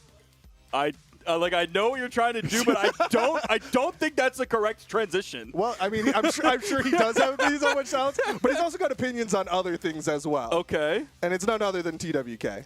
Let's go. A wedge salad can be a complete meal, and it looked like Luna was eating so incredibly well that entire set, because stealing it out right at the end, yeah, that's amazing. But we're going to look how they got to that point where they were up 2-0 and then able to clean out the set for a 3-0 victory. I loved this first game because it showed that Luna had identified ways to avoid, ways to counterplay what Hardy MJ was doing. When you see him on the sword here, Luna knows, hey, gravity cancel downlight, that's one of the sword's main closeout tools. So what are you going to do with that? Play right around the maximum range. You see Luna just immediately jumping up over as Hardy MJ is going to kind of cover this area, but the main thing that you want to note is that gravity cancel platform. That means he spent his dodge. It is completely gone. So Luna on the gauntlets, he gets a nice cleanup. Usually you have to go for a dodge read for this side light into the recovery. Here he gets it guaranteed for free. Absolutely beautiful. But not just the sword, he also has counterplay options against the greatsword. This is where, yes, you do want a lot of runway. This is where Hardy MJ wants to be playing so that we can get those extended greatsword chains. Whenever we find ourselves out on these corners, it's very cramped, very tight together. But this does give Luna some interesting options to actually escape. You see, he actually just begins to fast fall right here because Hardy MJ can't continue his greatsword chains. There's no more ground. He's only going to get aerial attacks. And he knows the signature is the most threatening thing there. So he's able to just actually fade around the corner and not have to worry about that. That sets him up straight into game number 2, where it was just pure confidence. And I absolutely love this because Luna sets this up again. Further counterplay being shown in the character-specific matchup. I know I'm starting to get a little bit long here, but this is so incredibly worth it. That weapon toss, I know a lot of people were considering, why did he toss this rainbow that just perfectly came to cover down this wall? Because we've seen Hardy MJ use that gravity cancel neutral signature right here on Jae-Yun to scrape up the wall with attacks. This has already taken that out of the equation. So Luna is able to actually go off stage and heavily pressure him with the unarmed and just secure the knockout. Just any bit of extra damage, all the options are spent, and you're able to catch the landing. I'm gonna go ahead and we'll skip to the end here, because this one is just, again, the pure confidence in the edge guard. That's what set him up and able to just continue right on through, not worry about it at all. And I think being up 2-0 in a set, that's as confident as you can be, especially when you try and do some cheeky plays in game number 3 to close out a 3-0 set. Take it away. Luna, such an incredible competitor, and unfortunately for him, he now goes into the person who knocked him into the loser's side of the bracket. I think Luna has got to have a renewed sense of confidence after that game. We saw as the set went longer and longer, Luna was leveling up and leveling up. Hardy was looking like a very tough opponent, which of course he is. That is the truth. But man, Luna just totally dismantled him. Going to move on to Boomy here for what I thought would be the grand finals. But no, the big sourer of that equation was Stingray, who's up there waiting. We have the losers finals coming at you right now. Boomy versus Luna.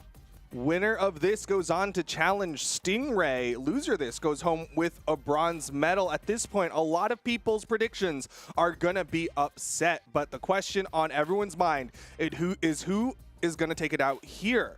Luna, again, sticking with the Tai Lung. This is not the craziest choice for Luna. That is one of Luna's higher leveled legends compared to some of the other ones. Of course, we still know the Axe player Luna, who plays the Taros, has the Rayman, specifically an Axe player. But as we've seen from today, and as we know from Luna's statistics, just as an overall player, this Tai Lung is a normal character for Luna to pick. This is a normal character used in customs, used in the ranked ladder, and probably used in tournaments in the past. But really, what we've known from Luna is the Axe, and I'm so glad to see more variety. We're getting a lot of variety from both of these players right now. Don't see a lot of Reno, and we don't normally see a lot of Mordex from Luna. We have no crossover in terms of weapons from anyone, right? Boomy got Blaster's Orb. We've got Scythe Gauntlets. We just saw as well the Great Sword and Sword, and then up in the winner side is a Spear and a Lance. But right now, Boomy is trying to see a wall, and he does find it as he hits it with the recovery. I'm going to say Boomy was lucky for finding a hit there to interrupt Luna. I was seeing a ground pound in his future, but it was kind of like That's So Raven, where you see like a glimpse of it, and you don't really know what's about to happen, and yeah, you can change it. And right now, Boomy unarmed in the offstage. Luna going to back away to pick it up. Beautiful Needs pickup to stick on around, that. but a great recovery from Boomy. Gets him that wall touch again. Sent back over to the weapon. Yep, there's the weapon toss. Expected that one for sure. Sticking with the gauntlets. Luna trying to catch Boomy off guard, but those side sigs are not connecting. And Boomy now, with the orb in hands, has an opportunity. A sidelight side air might not KO, but it would definitely put Luna in an awkward spot, but he catches him with the sidelight into the recovery.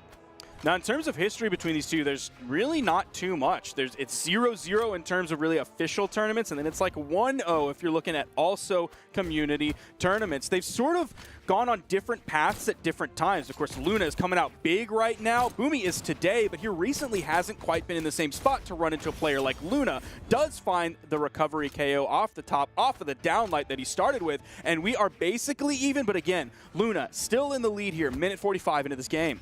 One thing that is not working out for Luna is he'll go for some of these unorthodox plays. Great read from Luna. Gets a double sidelight, but he goes for the gravity cancel side signature.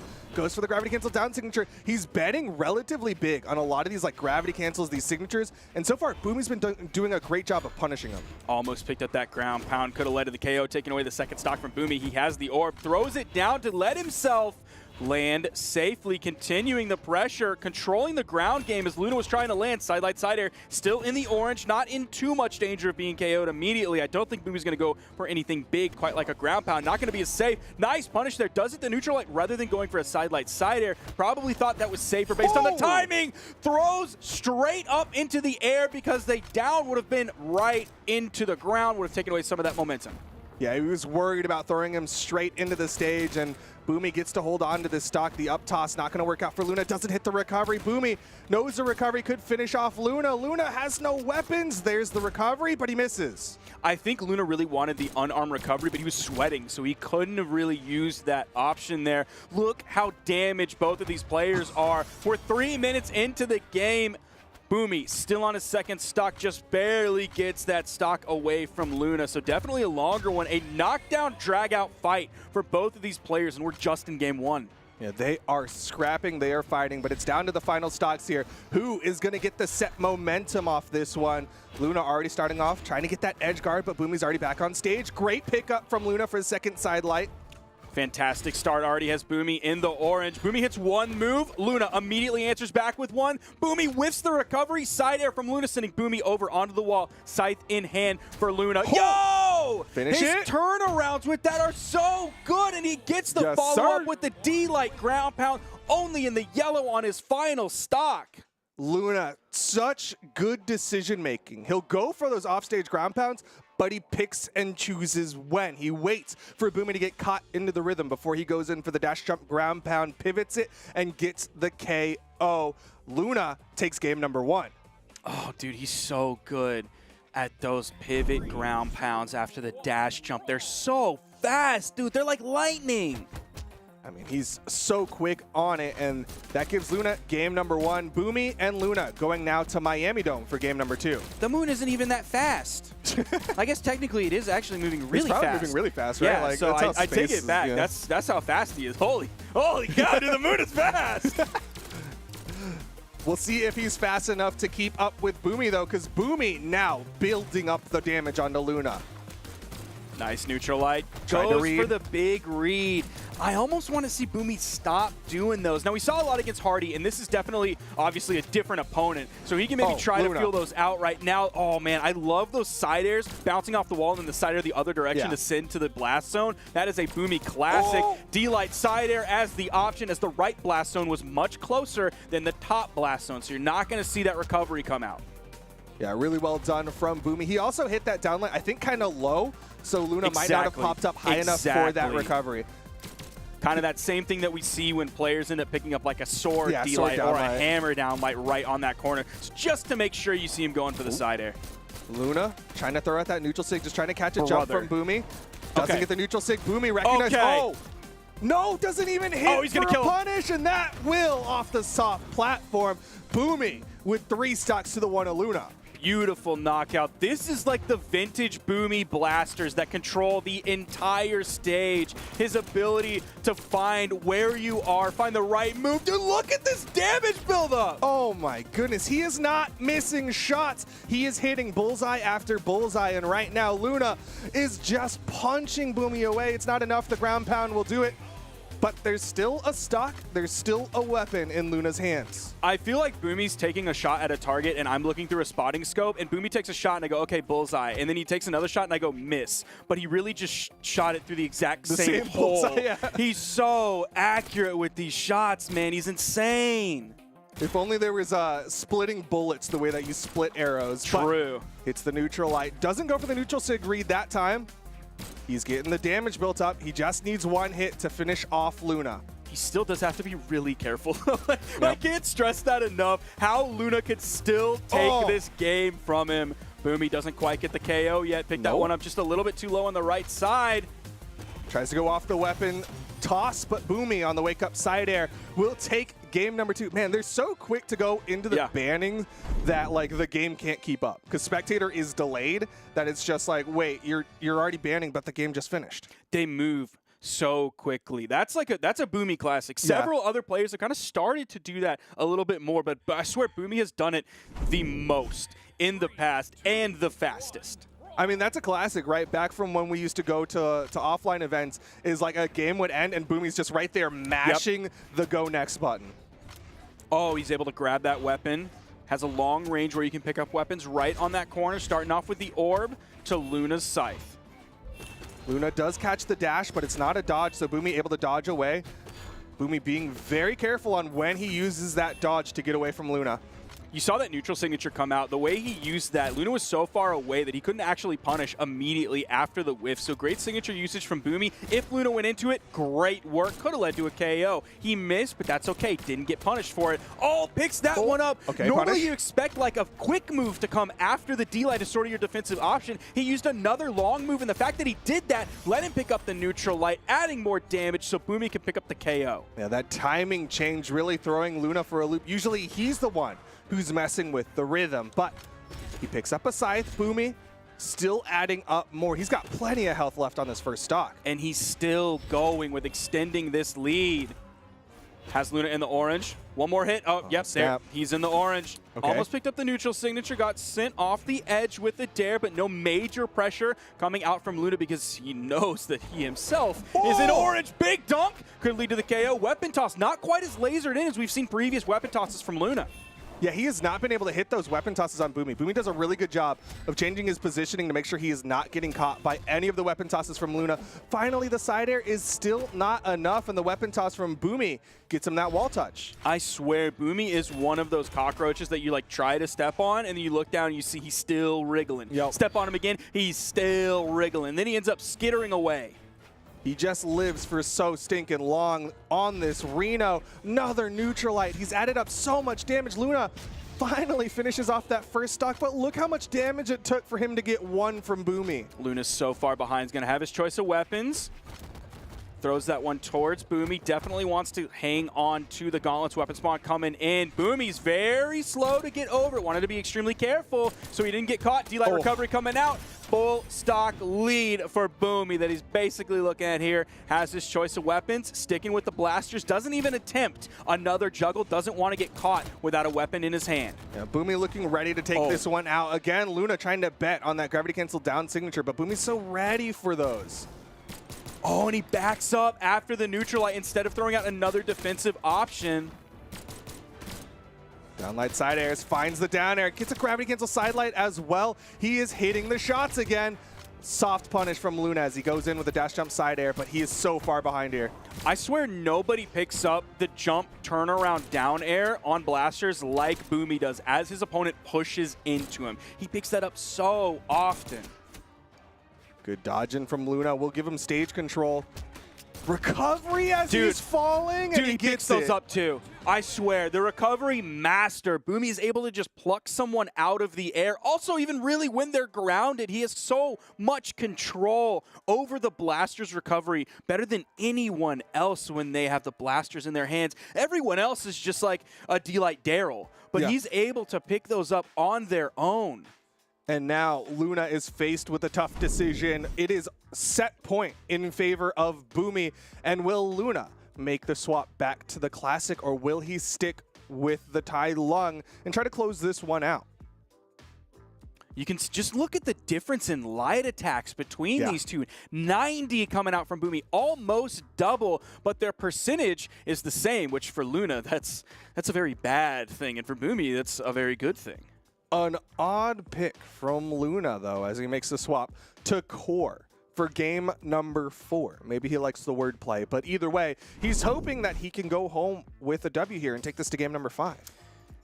Yeah, I'm a little bit at a loss for words, which sometimes happens, but can be rare. Let's. I'm trying to look at the level. I can't quite tell. It's 32. I think that's a level 32. I mean, at the end of this game, he'll level up another one. Oh yeah, it's almost. He'll level up again. He's gonna get to 33 after this game. I mean, unless Boomy dismantles him that quickly. I've certainly had my share of games where I get demolished very quickly and earn no experience on the character. You didn't play long enough to get any game experience.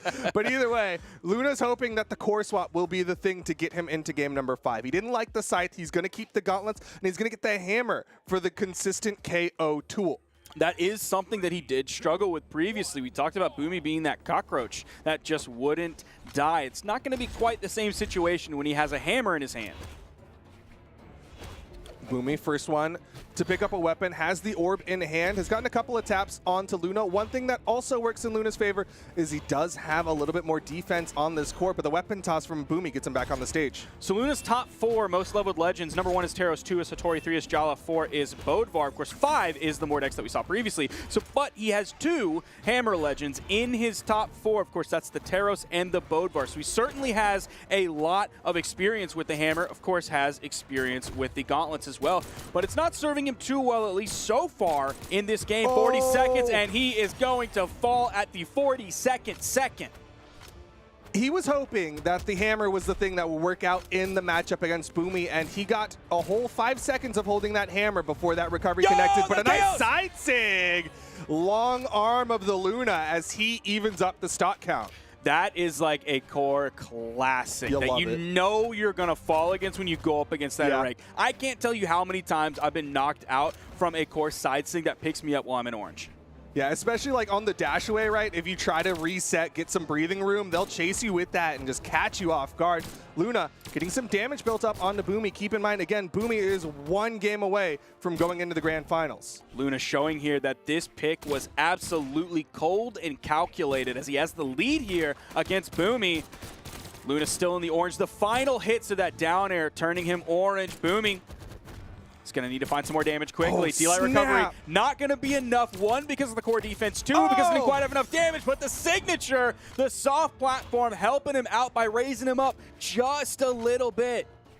The soft platform representing the community that Boomy has built, right? Putting their arms up and helping to support Boomy. But Luna gets a downlight side air. He needs to finish this stock off. Don't let Booma have... Easy. Yup. Okay. Easy cleanup for Luna there. That's why he chose this character, showing several things that are unique to core. First of all, of course, the weapon combination with gauntlets and hammer. Of course, we already saw the signature. Then we saw that great hammer usage there. Clean that one up. Just some classic hammer play coming out with the recovery into the weapon toss for the KO cleanup. A nice old-fashioned edge guard from Luna to even this one up. But Boomy's got the blaster, something that he's been so effective with. Here's the hammer from Luna. We'll see how well it works out. If Luna takes this game off of the core swap against Boomy, we go to a Game 5 situation, that's gotta suck so much of the air out of the room that Boomy felt comfortable in. D-Light side air has Luna in the orange. Oh, snap. Not gonna be long before he's in the red. Oh! Recovery that! Oh, it didn't do it! The core defense paying dividends, keeping him alive. Doesn't get the dodge read. Stomp side air. Boomy being patient. Downlight recovery, that one will do it. Boomy takes Luna out of the bracket. He's going to grand finals. All of the very intelligent gamers out there who put Luna coming in first place are a little bit sad right now after seeing that, Yeah. but they do still have Heart's the broken. opportunity for Boomy to come in second. We're gonna get the run back. I cannot wait to see Stingray versus Boomy. It's going to be a good one. I mean, we've seen it once. We'll see if it repeats itself much as history can do. But Boomy, I mean, like, he's going to need to change something up because Yep. Stingray looked like he had the answer. Absolutely. He's going to have to change a lot up. Not even just like one single thing. There's a lot that Boomy's going to have to change if he wants to contend with Stingray, who just took him out 3-1 just a little bit ago. Well, we'll see if there's any hints of what he can do to change up against Stingray that we might have gleaned from this matchup. Let's throw it over to TWK to tell us how that would work out.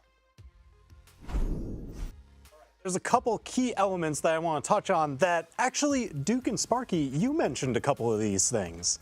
This is where I had a lot of fun seeing Boomy. Sparky mentioned nobody catches those reverse jump down airs quite like Boomy does. And right here, you see him just absolutely bouncing Luna time and time again. All of those down airs, just every single one of them. Let's go ahead and, oh no, you're going right into it. We're gonna bounce this way. And then we're going to resume once again.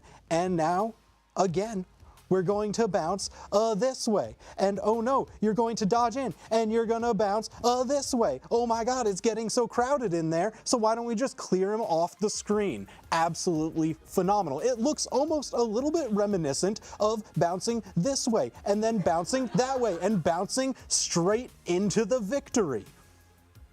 And that set us up for the actual turn of the set. And this is where Boomy, messing up the rhythm, now the set was tied 1-1. I love these immediate drop rhythm breaks. Duke mentioned it, especially here, because Boomy, you know, blasters, you usually play them. You're fighting for that range. You have that dead zone, but you have the long arm that can just outpace everyone else, especially Boomy looking for those side light areas, the down light areas. Luna thinks he's safe. He's like, oh my gosh, I have a nice little house here. I'm just gonna build a cottage and nothing can actually hit me down here. Boomy's up here, the platform's covering me from above, so I'm gonna come on through. But Boomy, with the quickest platform drop, immediate recovery, that's that rhythm and pacing change. And we didn't see that not just once, but twice in that game right here at the closeout. Usually going for the edge guard, everyone gets so nervous. Oh, how many times do I tap the wall to bring it up? No, Boomy just immediately, he's not going to spend his dodge. Immediately, right before touching the ground, there is again that rhythm pace change for the recovery for the win. So that kind of set him up to carry on and turn around this set. And now he's got his chance to vie once again in grand finals. Take it away. We'll see if that unorthodox rhythm from Boomy will be the thing to work out against Stingray, as he is now going into the grand finals against the person who knocked him into the loser's bracket. And keep in mind, again, double elimination tournament. It means he's going to have to beat Stingray not once, not twice, but 3 times just to get a reset and then go for another 3. Yeah, Boomy still has to really go the distance against someone who just completely demolished everything that he brought to the table. I don't think we're going to see a character swap. It's certainly possible, but really if you look at Boomy's behavior over the years, he picks a character, he sticks with the character. I wouldn't be surprised if we continue to see Boomy opting for Small Brawl Haven. I think if we go off of Small Brawl Haven, that's likely a choice made by Stingray and not by Boomy. I completely agree with that analysis. It makes a lot of sense. I think if anyone is going to make a swap in this one, it's going to be Stingray. And weirdly enough, I feel like it's going to be a swap on win, where Stingray just is like, I'm winning too hard. Let me change it up a little bit. But we're going to Demon Island for game number 1, and it was actually Boomy who made the decision to go just here. wrong. Well, I agreed with you. I think that's the first time. That makes us both wrong. I think that's the world's first Sparky was wrong. How many did you write yesterday? That's yesterday. No one actually knows. There's really no way to tell. Who's to say? Well, we'll see if someone will say something at the end of this one, as Boomy versus Stingray, game number 1 in the grand finals. Again, Boomy on that Reno, Stingray on the Black Knight. Now, overall, this is similar but also different to Small Brawl Haven. Of course, it's much bigger than Small Brawl Haven. It still just has a one single soft main platform, or hard main platform, really. Yo, that bounce, honestly, that might have helped Boomy a little bit by sitting him down instead of going to the D-Sig. But there are not going to be long sidewalls. Barely getting through that neutral signature. Stingray still looking pretty good this game. Nice down air. Boomy has to be so careful anytime he does a D-Light, because Stingray's been punishing them so much. And that, as a Blasters player, when you're basically not allowed to do your KO combo starter, that's not good. That's a bad state for Blasters players. I mean, you need that KO combo tool. Otherwise, you're going to be struggling, and right now, Boomy struggling in the matchup against Stingray. Again, he mixes it up, right? He went for the side light nairs on the last stock of Boomy. This time goes for the side light down air. Boomy gets a down light side air, and that will even up the stock count. He's not too far behind here. Stingray's going to spawn in. He's looking for that weapon spawn. Does go immediately in unarmed, feeling very confident in the pressure he can exude onto Boomy. Has the spear in hand. One thing I really love about Stingray that we mentioned a little bit earlier was that he's done so many good things with his spear, so many good things with his lance, so many good things with the signature kit on both weapons. He has truly mastered this character in every single way. This is the classic Stingray. He's looking so good. This is what we wanted to see from Stingray. Is like, why don't you ever go back to the Black Knight? Because that's what you came out with, and you look so good on it. But Boomy hits the side sig. Boomy attempting the down air. Stingray not going to engage on that whatsoever. Again, he knows he's in the lead. He doesn't have to do anything crazy. He doesn't have to force himself into a situation where he is uncomfortable, where he might take an L, and that's why he's been playing so well today. Some great movement from Boomy. He's actually pretty healthy right now. If he finishes this stock off of Stingray, this could be good, and yes, he will as he hits the side air. Good positioning from Boomy to catch Stingray on the parallel, get some of the side air, and suddenly this is even. He ended up picking up that stock and shrunk the lead that Stingray had. It's minuscule at this point. One hit the other way, and Boomy is dead even with Stingray. D-Light goes for the side light, of course, because Stingray was in the white when that D-Light picked up. Yeah, that's that early combo that gets a little bit more damage than downlight side air would. So you see Boomy very optimal with when he decides to get that downlight side light. A lot of dodge circles happening right now. All my Crocky fans out there loving this one. I mean, they're jockeying for the position. Neither one of them wants to make that mistake because, again, that set momentum can be so valuable. And right now, Stingray has a lot of momentum in this one as he gets game number 1. pretty solid damage on that final stock too. Stingray was in a great spot when he ended up taking that one. There's that down air. Went for the D-Light, immediate punish, not just a single move punish, not just a second move to punish, but it also led to a KO. Gets the side air there with the spear to take out yet another stock. Almost picks up the side air right there, but we don't even have time to finish that because these two players are moving into the next one. Staying on Demon Island for game number 2. Boomy hoping he can find that adaptation against Stingray. The timing change is not quite working out enough against him. Sidewalls really haven't come into play whatsoever. We don't see those extended offstage engagements from either player. If they happen offstage, they're really like high into the left or high into the right. We aren't seeing much of that wall be a major player in this set. Oh, he touched. He touched, reset. And he's up. Boomy. He wanted that ground pound to finish that stock, but he couldn't find it. Stingray holds on for dear life, but he took so much damage, and another sidelight side air might be enough. Boomy trying to read high. Wall touch again from Stingray. And he's still alive, sitting on this wall for a while. Goes for the ground pound. Oh, this could be real bad. Weapon toss. Boomy gets the wall touch. Stingray can't deny. He was just a little bit too slow to get the D-Light into the ground pound. He had his dodge, right? Yeah, he could have used it. It was so close to being finished, but Boomy holding out, using that neutral sig, something that's really hard to challenge vertically, and Stingray wasn't able to, but side sig, weapon toss, and Stingray evens it up. So quick to find that stock and have his choice of weapon. The spawn comes in. Boomy's able to grab it. You saw Stingray just completely move away from it. He knew Boomy was going to have iframes for basically the entire time until he got to grab that weapon. So there was no reason to really push hard and tunnel vision onto that weapon spawn. And now we are in an even game. Stingray, a little delayed on it. Didn't read the dodge down that time. Oh, he actually got the nair. He also got the dodge because he picked up the nair on the final frames of that dodge coming out. Found some nice damage on it. Both players basically stacked on the ground, running to the left side of the stage. Boomy now running to the right, trying to put a lot of space. Oh! Really played that spacing game. Caught Stingray in the air with the neutral sig. I mean, that's reminiscent of what happened in game number 1 between the two of them, right? Where he goes for the end sig and Stingray accidentally jumps into it, but he gets past it this time and gets a nice little sidelight side air. Down sig, not going to be enough. This isn't Small Brawl Haven, so that won't KO. It's so crazy how well Stingray uses the D-Sig on Lance. Like, if you're an Orion player, you're probably just, like, throwing it out on the corner because that's what you do. You're an Orion player. You got your Orion shirt on. But he uses it so well in so many different places and finds hits all the time. Oh! An unfortunate slip. He thought he was going to dude. touch the wall. Dips a little too low. Fortunately for Stingray, Boomy is incredibly damaged here. So Stingray could still finish the stock off, but suddenly Boomy building up damage, gets a nice 3-piece. The first time the sidewalls really come into play between these two players, it's a goofy SD that ends up being the result. Boomy going for the wall taps.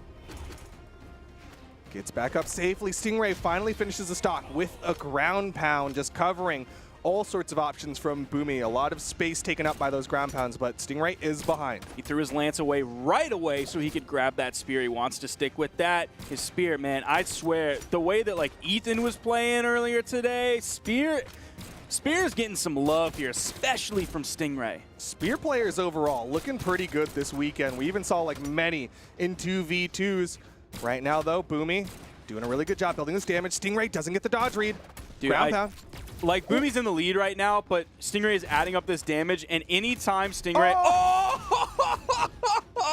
I didn't think that was gonna hit, and it did! The gravity was just a little too much, pulling Stingray down into that weapon toss, and that was enough for Boomy to take game number 2, tying this up 1 apiece. There's the side air. Weapon toss immediately comes out. He thought he was over it. He thought he was high enough. What a long-range toss to lead to the KO, and we are tied in this set. But here we go. Game number 3. Stingray with every weapon advantage. Downlight connects, but Boomy with the wake up. Went for the D-Light recovery there as the option. Has to be careful. Dude, anytime he throws out these D-Lights, I swear, like, he either gets the KO and it's huge, or he gets punished, and it's also huge, but a different huge. Oh, tried to go for the dodge read. goes for a read of his own. Stingray doesn't hit the NSIG. Boomy doesn't his NSIG. Oh, the weapon toss. Another one? weapon toss. Okay. If that would have hit him, oh, that probably would have been the stock right there. Boomy dipped so low, but he also drifted enough to the left to get away from it. Almost a KO off the top. If we were on small brawl haven, that would have been a KO. Gets past, down 6, not connecting. Hold the weapon toss, hit stuns Boomy long enough for the recovery, and the side air will give Stingray the first stock. Choice of weapons coming out. Is it going to be the spear? No, he's sticking with the lance. Blaster's coming out for Boomy. Nice two-piece for Stingray to open this one up. Avoids most of the moves. It. Boomy held to the right too hard. Neutral sig comes out, still gets the KO. Boomy evening up the stocks, but he is reasonably behind. 50 damage compared to Stingray. This is still anyone's game, though. There's enough health on Boomy that he can bring this one back from the brink. 2 stocks each. Stingray with the spear in hand. He has not been finding those dodge reads that he was so successful with earlier on. There's the side light, goes for the nair afterward, moving more in the direction that he sent Boomy. We'll see what the next mix-up is off of that spear side light that he hits. He has so many different options that he's been going for, more than like any other spear player out there. Down light, doesn't connect with the neutral light follow-up. Side light nair. Patience from Stingray, doesn't go for the immediate gravity cancel NSIG this time. Spear in his hand. There goes the D-Light. There's the side light. Oh, he immediately goes into the D-Light. That was the mix-up. The change-up, right? Instead of trying to read, close your eyes and hit the down light. Get the down light recovery. And Stingray, he's going to try to get that extra credit. Stingray holding on to this stock as long as he can. Gonna eat a D-Light side air. Still living. Touches the wall. Gets hit with the down air. Gonna be the spiking option. Boomy gets back up to the main platform. Picks up the orb. Again, still about 50 damage behind Stingray. I love that play from Boomy where he'll hit, I think it's a side light, and he'll go for immediate dash jump, gravity cancel, down light to catch that dodge down from the opponents. And he's been so good about that. It looks so clean, and that's one of the pieces that led to that KO. And now we're in final stocks here on game number 3. Look at the footsies being played between these two, completely overspacing each other, being very careful in how they choose to commit. That time he tried to go for the same thing, and Boomy was ready for it. That time it's a different option, the delayed side light. Boomy's adding up this damage. He's still a little bit behind. Now he's basically even. Hitting the nair, juggles. Boomy disarms himself off stage. Good weapon toss, catches the down air, down sig, and Stingray gets another one. He's one away from getting his first ever gold medal. Being up 2-1 in this set is massive for Stingray. Beautiful side air lance KO. Didn't even need the weapon toss there. Chasing him up, touches back down on the ground. There's the side light, D-Light into the recovery, gets the KO. 1 game left for Stingray to be crowned the SteelSeries Invitational Champion for North America. Tell you what, Moist Esports let that tweet rip saying Boomy won a little bit too early. I might be sweating them right about now. Well, you know what? The set's not over yet. There's still time as Boomy just needs to win 2 for the 2 wins that Stingray has to be completely negated. Down air, Stingray completely overspacing it. Weapon spot comes in. He gets through Boomy, does take 2 hits, but picks up the lance. Immediate punish on the neutral signature. Nice juggles, hits the recovery. Boomy gets the first stock. He's got some health to play with here. He can get some extra credit. Juggling his weapons just a little bit. Gonna deny the spawn for a little bit longer, but it comes right to Stingray. Got him with the side light, but can't get more. Again, Boomy changing how he reacts out of that side light. Making his way over to the wall. No major pressure from Stingray. He did get the dash in D-Sig, didn't make a connection. A rare miss. Wow, this is so close. You know he wants to find this stock. The D-Sig bouncing off the main stage, getting the KO off the top. And the lead is diminishing. Stingray evens up the stock count, can't get the dodge read. Boomy doing a good job staying outside after he gets hit by that side light. About a minute and a half into this game. There's the side light.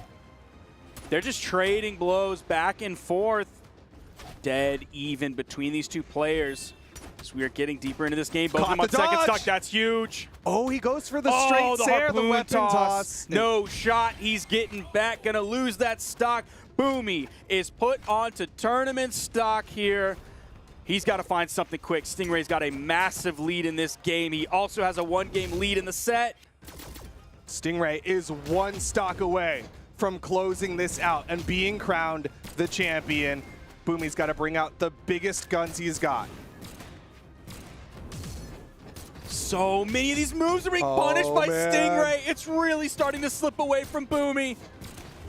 He might need to recite those blasters. They were so accurate against Luna, but now Stingray avoiding it all, just barely fast falls underneath it. Boomy's holding on, but he can't afford much more. A down sig would do it. A down light would do it.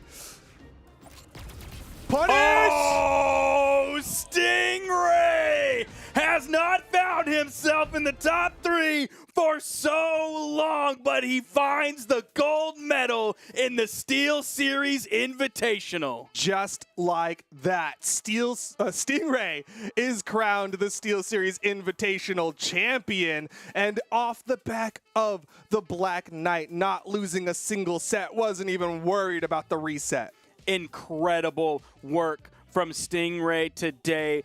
The best Brawlhalla he has ever played, and not even just because, like, oh, he got first place. Like, you put his Winter Championship tournament footage or any of the other top 3s that he's gotten way long ago, you put that up against this tournament footage, it cannot hold a candle to the Brawlhalla that he played today. He looked like Stingray, the best we've ever seen him, +5. Yeah, he's looking way better than we've seen him before. The spacing, the precision, the decision-making, everything going the way of Stingray. And, I mean, what better way to be back on the map, right, is winning the SteelSeries Invitational. Now, eyes are on Spring Championship. Will he continue? This has huge implications for not only this week, but for the Spring Championship, for the Mid-Season Championship, and really for the rest of this entire year leading up all the way to the Brawlhalla World Championship later this season. Well, we have given away the rest of the keyboards, but there's still time for you at home to get your own Apex key sword. Go over to moments.gg/Brawlhalla, pick up your Apex key sword in-game, and make sure you give some love to SteelSeries for putting up the prize pool and putting up some great prizes as well. We want to give a huge thank you to, of course, SteelSeries, of course, the Brawlhalla, and of course, to everybody watching out there who saw so many amazing games, not only today, not only yesterday, but last week as well for the 2v2 portion of the SteelSeries Invitational. It was one heck of a tournament for both 2v2 and 1v1. I'm not going to forget this one anytime soon. I hope you at home won't either. Thank you so much for tuning into this stream. Thank you so much for tuning into the side stream over at twitch.tv/Pro Brawlhalla. Thank you for supporting SteelSeries and moments.gg to get that key sword in game. Thank you so much, everybody. Duke, take us home. It's been a wonderful weekend, as Sparky said. Only so many thank yous can be done, but we do thank you all for being a part of Brawlhalla Esports. It is time to close out today. SteelSeries again, thank you so much. But there's so much more esports. You can find out more with all of our Brawlhalla things and streams and whatnot. I'm sure you know the links at this point. And if not, Ahmad will probably post it in chat. Thank you all again for watching. We love you all, and we look forward to seeing you at the next Brawlhalla Esports event. Have a wonderful rest of your night, everyone.